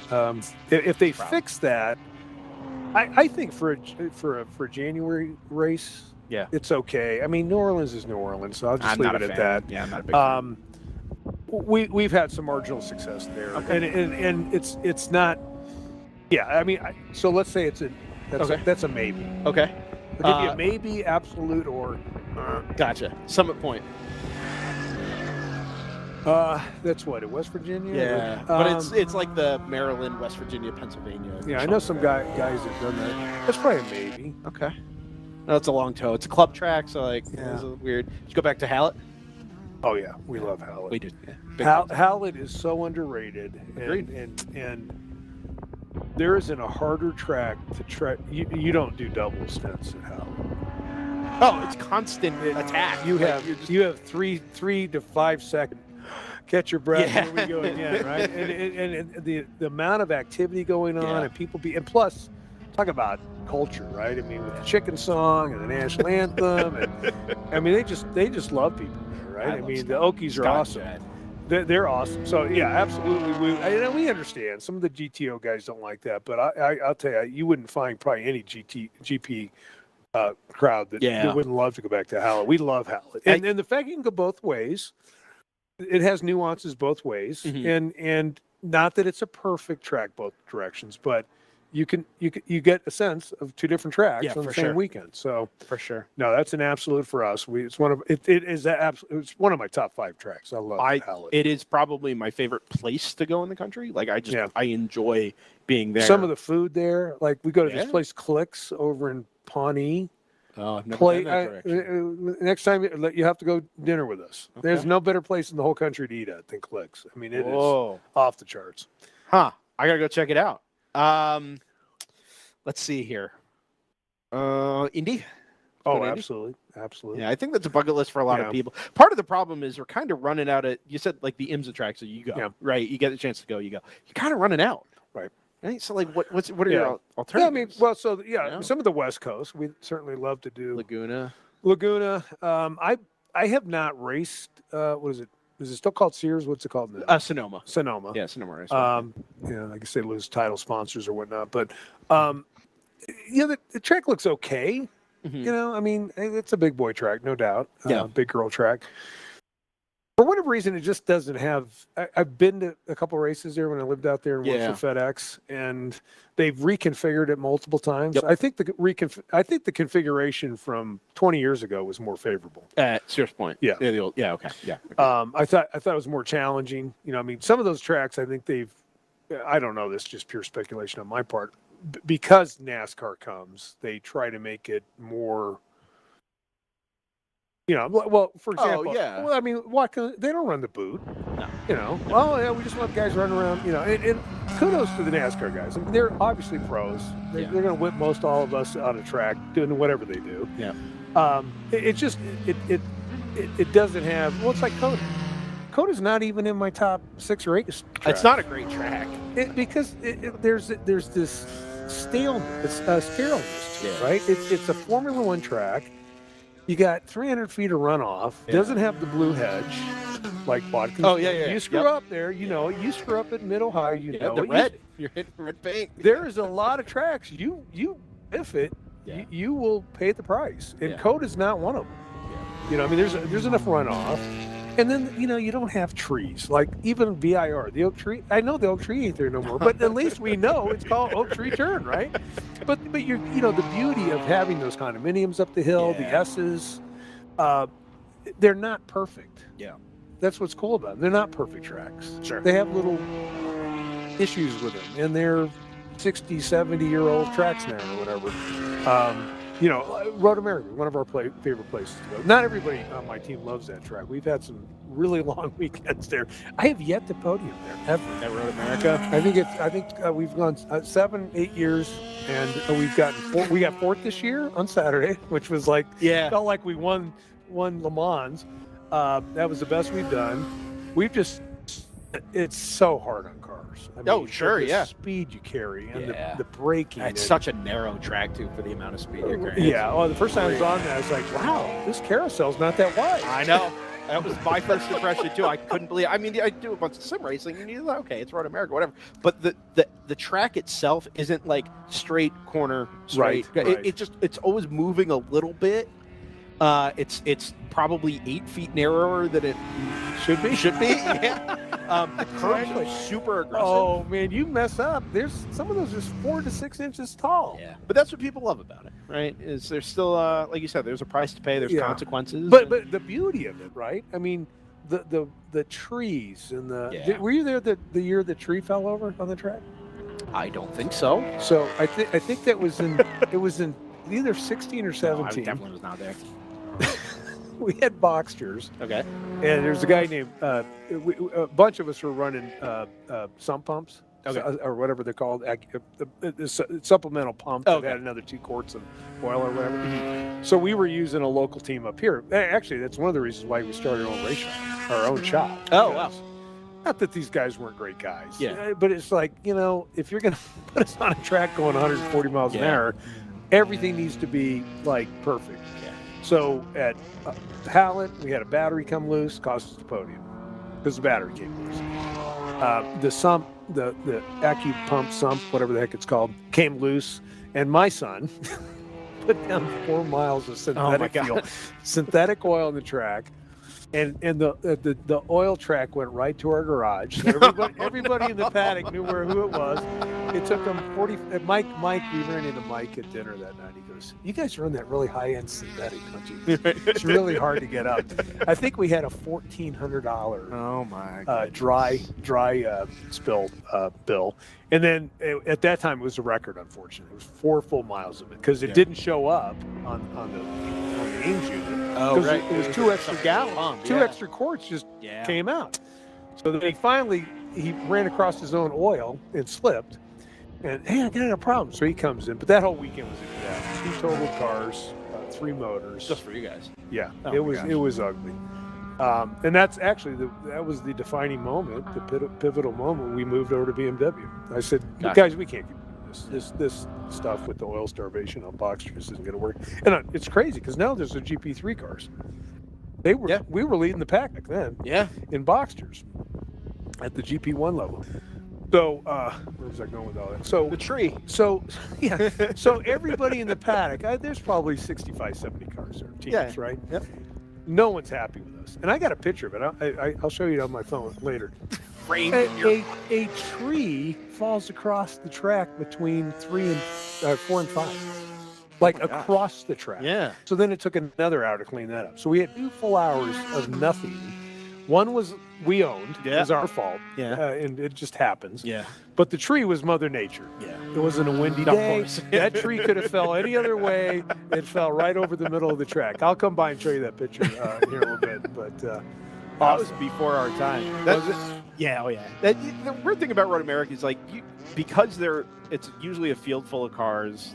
There's a price to pay. Accidents at Road America are usually not small accidents. Correct. You do tend to end up with a couple of red flags over the course of the weekend anyway. So in the grand scheme of things, you guys oiling down the track using an hour is really not. So I don't know if it was that year, or the year before, that 199 that we have, that car won Road America. Overall or in class? Overall, Yeah, with 60 cars. The pedigree of that car was solid. Yeah. It's a super light car. Sure. You know, it doesn't weigh much. As a matter of fact, was it 2 or 3 years ago? We would have won here if we hadn't blown up the motor. We were stringing it neck. Yeah. Because I think we had an aluminum block 3.0. Okay. And we were getting 2 hours and 15 minutes fuel mileage out of it. Now we were a second or two off. Yeah. Right. Sure. But we were going to shave off 2 pit stops. Yeah. So we were down to 1. Brian got in the car. I thought, okay, I'm getting in last. 8 hours, this baby's ours. We have 1 more pit stop. Everybody else has 2, if not 3. Yeah. And then he put a big hole in the block. So, well, enough of that. That's what happens when you string the life out of a motor. Yeah. And we detune everything now. So I think that's one of the reasons why the engines have been so favorable. We've had very few actual engine challenges. Matter of fact, I don't think we've had any engine challenges in the 5 years that we've been running the BMW platform. It's more transmissions and electrical gremlins and harnesses and everything else. So, listen, my friend, I'm gonna good visiting with you guys. Yeah, absolutely. And I'll swing by later and show you that picture because you'll please do. you'll laugh your head off about the picture with the tree over the track. But best of luck to here. I'll send some other guys over. You can hang out and talk to them. Yeah, absolutely. You only have 7. You have 6 hours and 45. Yeah, I'm gonna do a lap of batteries here in a little bit. We gotta. They only last so long. Oh, really? Yeah. I saw your camera out there between 2 and 3.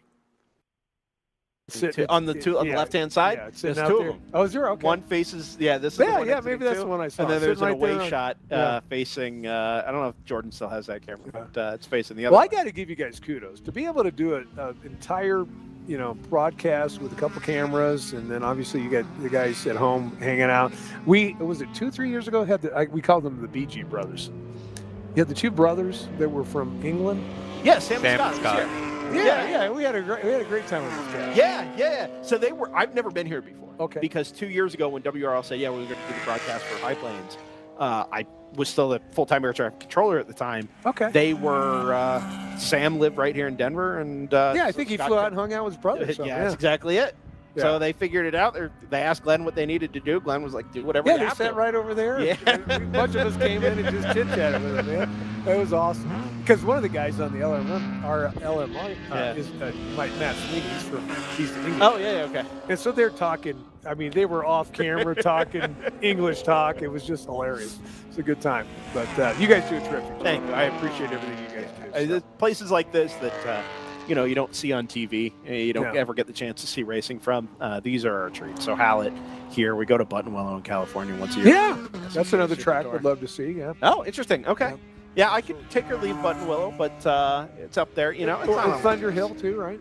We started 25 doing this. hour. Yeah. That was our first race we ever covered. 25 hours. Thunder Hill. Crazy man Glenn's done it like 5 times.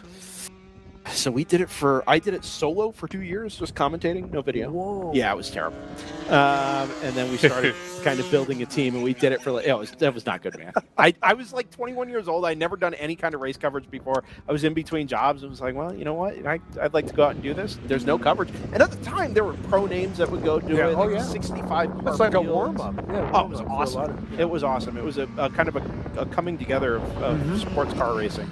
And so whatever, we did that for 2 years, and then 2013 through 16, we kind of put a team together. We did social media, we did pit reporting, and we did all kinds of stuff, plus the booth from all on site. And then they pulled the plug and said, we're going to do our own streaming for the next year. Okay. And said, so we kind of got kicked out and emailed Joey on a whim, and we're like, hey, we all got the weekend off because we thought we were going to be at Thunderhill. How about we go to Coda instead? Can you cover that bill? And he's like, actually, yeah. That's awesome. And here we are 7 years later doing video and all kinds of stuff. Absolutely. I would still be an air traffic controller and that year that we had. Oh, I miss him. There's times, I mean, we had a great relationship with him. I love Kurt and RJ, obviously. They've been phenomenal partners. Well, we wouldn't be where we are if things hadn't with us. And that's okay. I'm not faulting anybody on that. The landscape moves, and you do the best you can. But I don't think Joey was long for this world anyway. I know he had other stuff going on. Right. But it was a great collection of people that were really passionate about it and had fun. Absolutely. Had fun doing it. Absolutely. So, good deal. Yeah, man. Dan Taylor, thank you very much. Out of Big Mission Motors. Killed another hour at the High Plains 13 All hour. right. Yeah. We did it. Thanks, Dan. What a day. What a day. Take it easy, man. Yeah. Slow progress. TC Klein definitely says it's been a day. Unfortunately, we saw their car have they come called in. it a day? Oh, I don't think so. We just saw okay. their car, come in on the tow rope. That's when you had first discovered a race log. And after a little bit, we saw them try to leave pit lane and come to a stop on pit exit, which was unfortunate. So whatever they're trying to solve with that car has not yet been solved.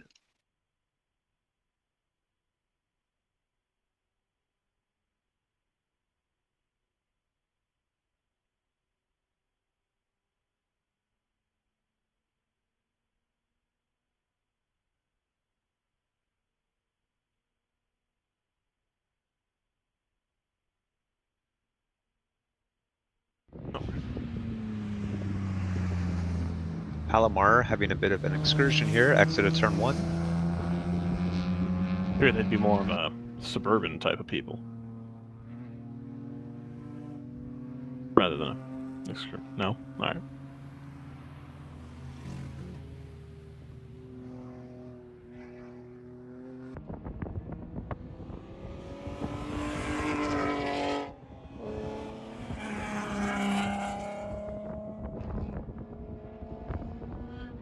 Man, Boulder's doing an excellent job in GP2 today. Currently sitting 4th in GP1. And PC Racing has just pitted from 3rd place after being a little bit further on down the order. One of the favorites, of course, in GP1 always. So long as they can keep their car on the track, which they've been able to do thus far.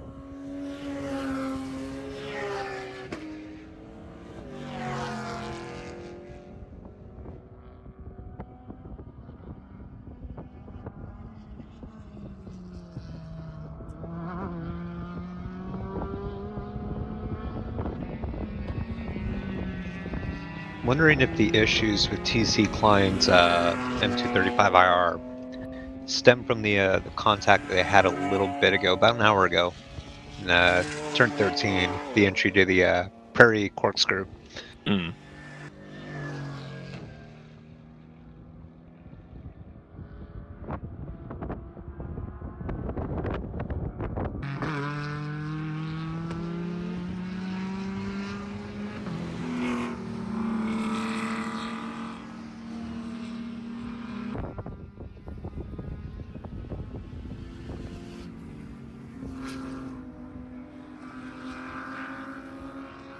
Manned camera in turn 2. All right. Yeah.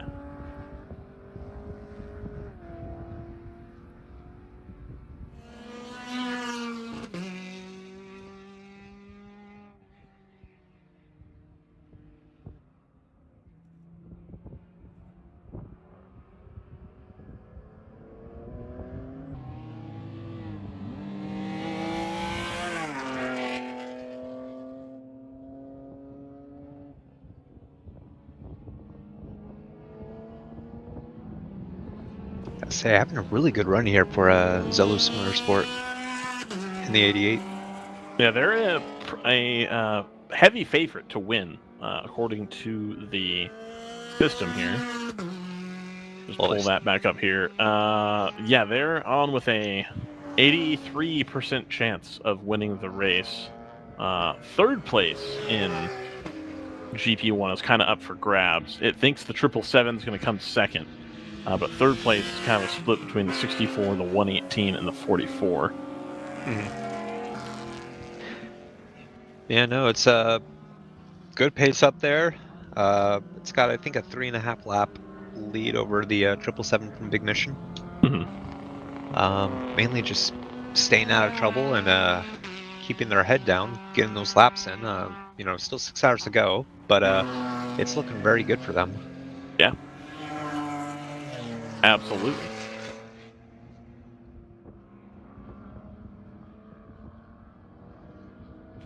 Fortunately, I do not see them on the entry list for Watkins Glen.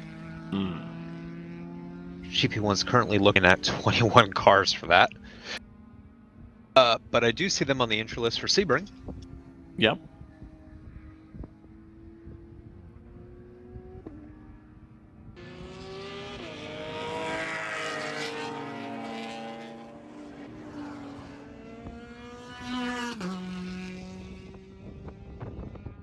Despite being briefly on fire, the Supra from 99 GTR still plugging away, doing a very good job out there.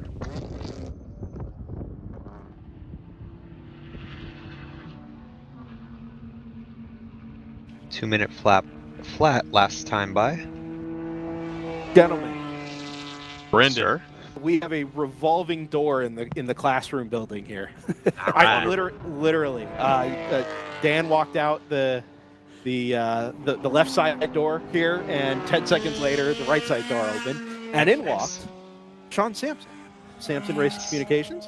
All right. The number 181 is out there in GP1, and yeah, I don't know if you're getting out of the sun, Sean, or coming to hang out a little bit, but thanks for stopping by. Yeah, absolutely. Actually, yeah, just jumped out of the car, had to take a break, and I Yeah. walked by, saw the building. I thought, oh, I'll stop and stick my head and say hi. I appreciate it. Thanks Yeah, for coming yeah, on absolutely. in. There are so many places we go to that you know, it's harder to get people just kind of on a whim. We're across track, or you know, somebody's got to cross a bridge or a tunnel or something. But here, everything's right. I mean, it's literally right here. Yeah, right? absolutely. So- What a facility. Yeah. As a racer, this track's wonderful. It's a great go-kart. It's got reminds you a lot of Thunder Hill aspects. Absolutely. You know, Yeah. the off cambers and fun hill corners and a lot of blind stuff. It's a great track. So we're just catching up very briefly off air before donning the headsets. You are obviously a racer yourself. You guys are Sampson Race Communications, have been around for some time. The team used to compete in the 25 Hours of Thunderhill. Sure. Obviously, Yeah, we've got a championship there in 04. Okay. That's dating us a while, but yeah, we did that for 15 years. That's a long time. Yep. And still involved in the NASA Western Endurance Racing Absolutely. Championship. Yeah, WRC, yeah. Yeah. So this is kind of the one place that WRL and WRC cross paths, right? Is this part of the country? Yeah, absolutely. Does WRC run at High Plains? No, still? they don't. Or at all? They don't. Okay. They come as far as Utah. Yeah, okay. Miller, you know, now it's Utah Motorsports Utah, Campus. Yes, exactly. Yes. Yeah, so old school. But NASA out there this weekend, actually. yes, yeah, championships. Yeah, I've got a lot of friends been following them as well. Very Yeah, nice. Yeah. So it's. I mean, at its core, it's still endurance racing, amateur endurance Yeah, racing, right? There's 100%. a lot of things you're doing the same. Some minor tweaks to the rule book, but you mentioned off air that you know, you guys are bringing your car for the first time here. You Yeah. know, it's not necessarily going to be competitive, but I'm sure. I hope you're having a good time in your first experience Sure, at WRL, and sure. B, that you're finding it all fairly familiar when it comes to the race itself. So Yeah, having a absolutely. good day so far. Yeah, the quality of drivers are great. The quality of the cars are excellent. The preparedness, that part's being great. Okay. Being out on the track with everybody's been good. I don't have to worry about anything too silly. Just race the car and do my own lines, and everything seems to be fine. But we're not the fastest into the sharp end by any means, but we're just ticking away. We didn't qualify. We figured we'd be at the back of the pack, and we figured through attrition we'd work our way forward, and that's what's happening. So we still got a long ways to go. We got 6 hours, 7 hours still. 6 hours, 16 minutes. There we go. So yeah, a long time to go. So and my partner Troy Lindstrom and I have been doing this a long time together, doing endurance race, and we know Troy Lindstrom. Yeah, so that's a name I haven't thought about in a long time. Yeah, he's been around a long time. Didn't as he well. run a truck? Yeah, the exactly the super truck. Yes. Yeah, the Jägermeister. And, Yeah. Dog Whiskey. Yeah. Yeah. Yeah, the super truck. So much fun. That is a 780 horsepower beast. Ridiculous. Yeah. I love it. You got that thing in GTO here. Just put an LS3 in it, detune it a little Don't bit. even throw that out there. You're gonna. I'm not No, racing I'll with it. throw it No, out. that's what it needs. This is That's what we want. need. So, we talked about the Thunderhill thing there briefly. We called the Samson name, plenty over the years, sure. trying to Thank keep you. track of. You guys were in E3. Everything from E0 to all the way to the E3. Okay. So, yeah. All right. Yep. So we kept track of as much as we could. 60 cars over 25 hours. Yeah. You're bound to call every name once or twice. But in those days, for us, we never really got into the drivers. We didn't do a whole lot of interviews at the time, just because we were tucked away up on the third floor there. Because your pit lane guy was terrible. Yeah, that's true. Which one? Things have changed. It's a lot easier these days. That's for sure. Well, except at Thunderhill, where there's still no cell coverage. Yeah, no, actually, they finally got better. It actually It's a little works better, now. yeah. Like recently? Yeah, recently. Yeah. Last year when I was there, I went. So Thunderhill actually took place last season, the same day as, was it COTA, or what were we doing that day, Brendan? COTA, correct. Yeah. Yeah. Same day. Yeah. So Yep. after COTA was over, I actually drove up there and watched with my wife, and I was surprised that I had cell service on the hill. Granted, wow. there was way fewer people in the paddock, so I think that might have had something to do with it too. Yeah, there's a Verizon tower now right up on top of that hill. Yeah, so okay. that's what helped out a lot. We did SCCA Super Tour was there last year. And we went out, we did some video coverage from there, and it was not It wasn't as good as you would like to have. Yeah. No, of course not. Yeah. Well, this is great. The coverage here is awesome. Thank you. Yeah.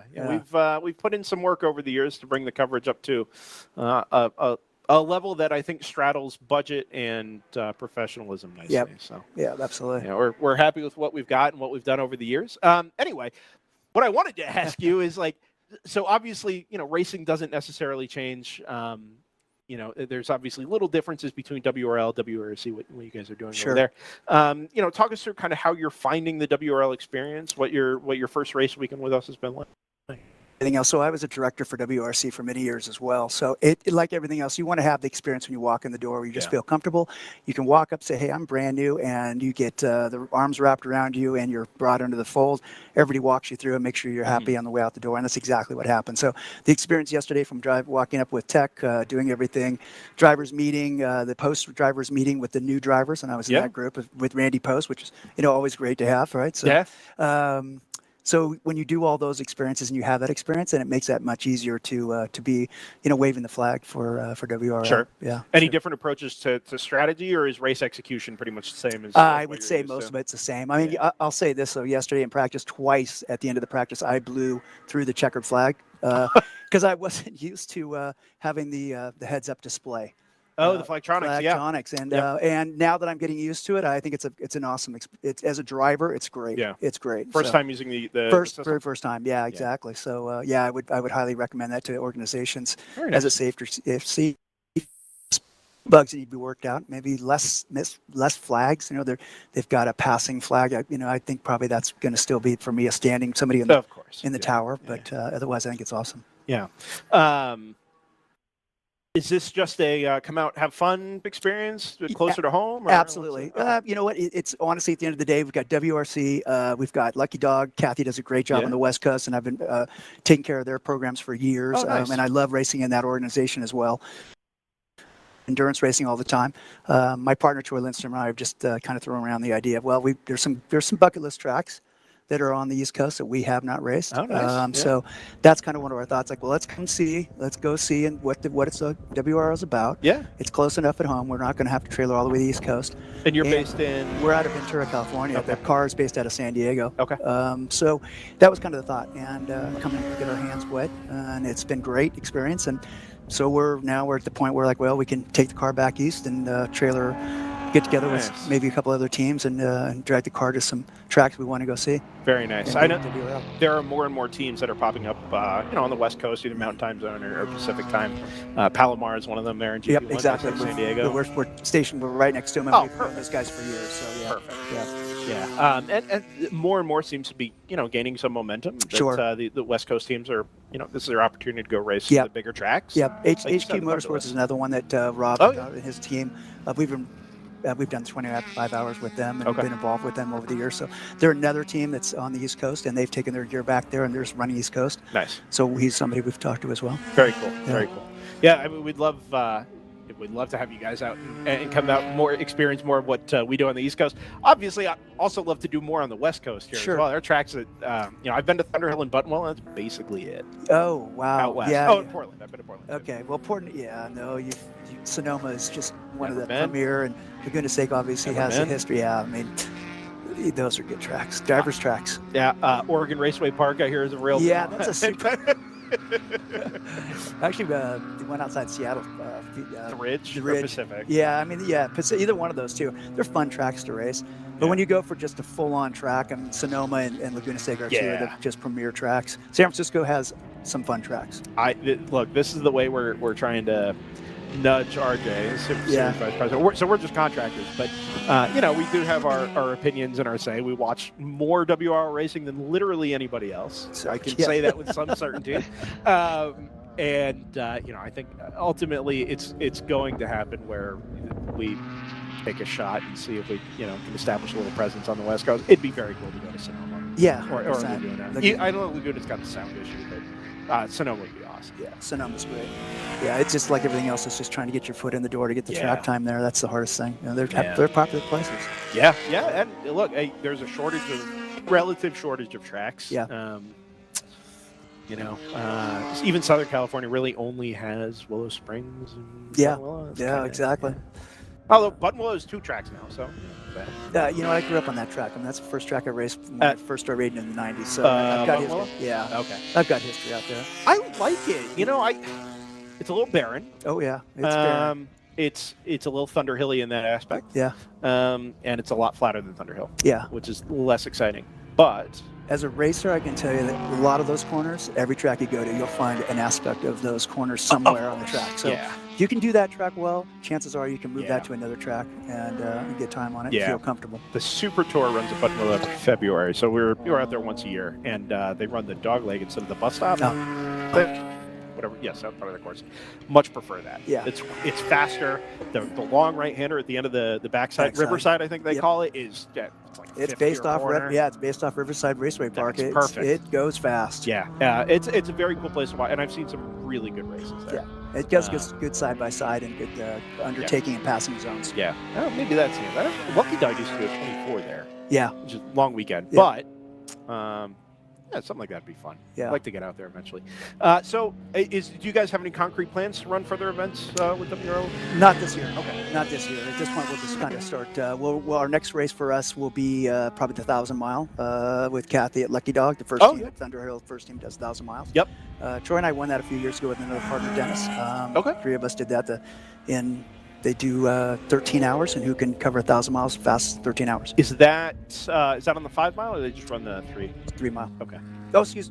No, that's on the 5 mile. Okay. That's on the 5 mile. I honestly. Yeah, no, it's on the 5 mile. That's Actually, cool. it's really fun. Yeah. The 5 miles is a go-kart track on the back, but it's super fun. Yeah, I'm not a big fan of it, but so when we did the Super Tour there last year, they did this kind of goofy concept where they wanted to run different layouts in each day. Mm-hmm. So the Friday and the Saturday were the Super Tour. They ran the chicane one day and not the next. And then on the Sunday, they ran the 5 miles. Yeah. Not for Super Tour points. It says its own kind of standalone race. Something different. It was very different. Yeah. And it was weird to watch, the very fast prototypes and the Formula Atlantics, whatever the open wheel cars are. You watch them around the flowing half, and then they get to the back, and it's just constant corners. You're never really straight or fully on the throttle. Yeah. And it didn't make for the best racing.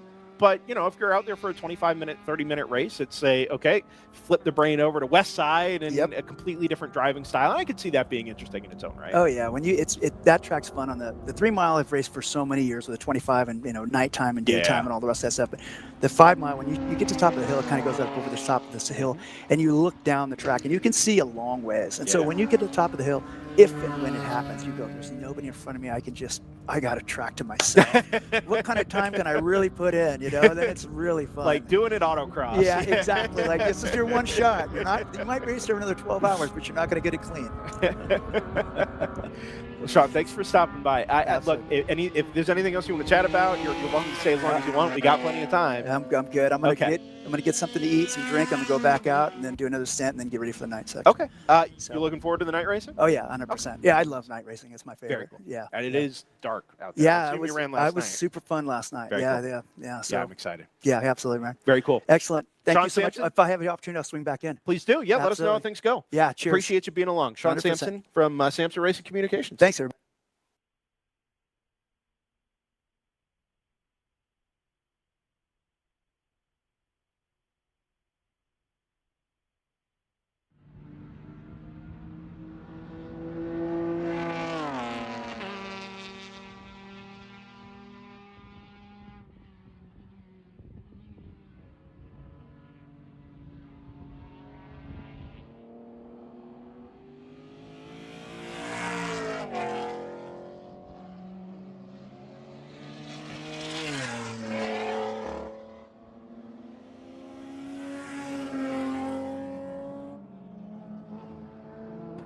Wow.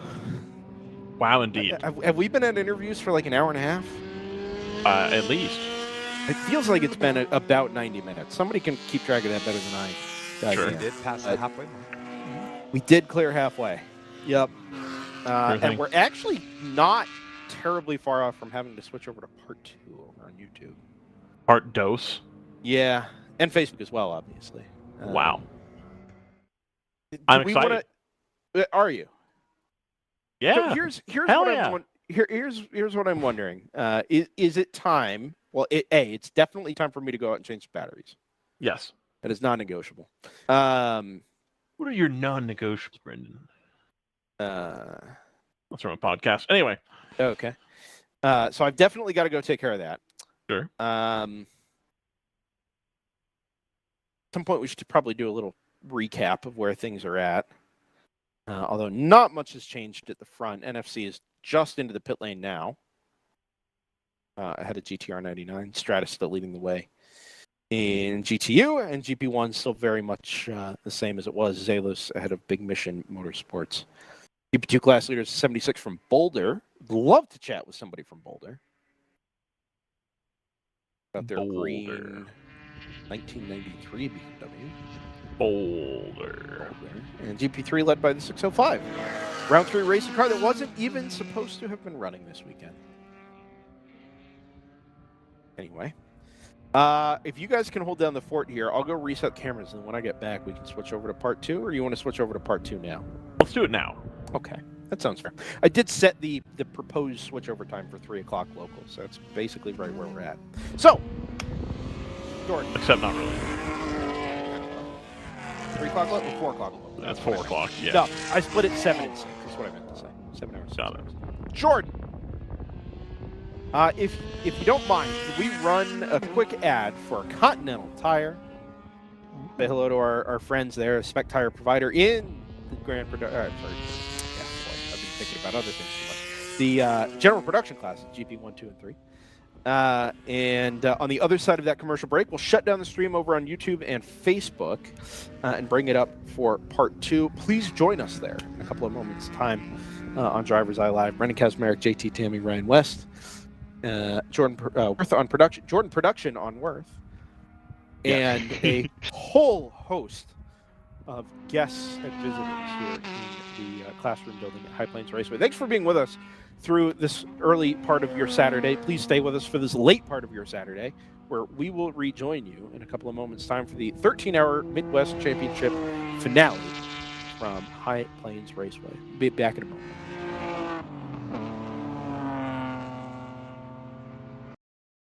You can feel confident Continental is the smart choice in tires. Can they handle extremes? Yep. Tested from the Texas desert to near the Arctic Circle. Really? Really. Anything for the guy who finds that one pothole? Yeah, road hazard coverage has your back. For real? Absolutely.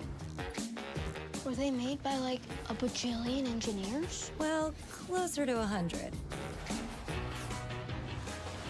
Continental. Welcome to the smart choice in tires.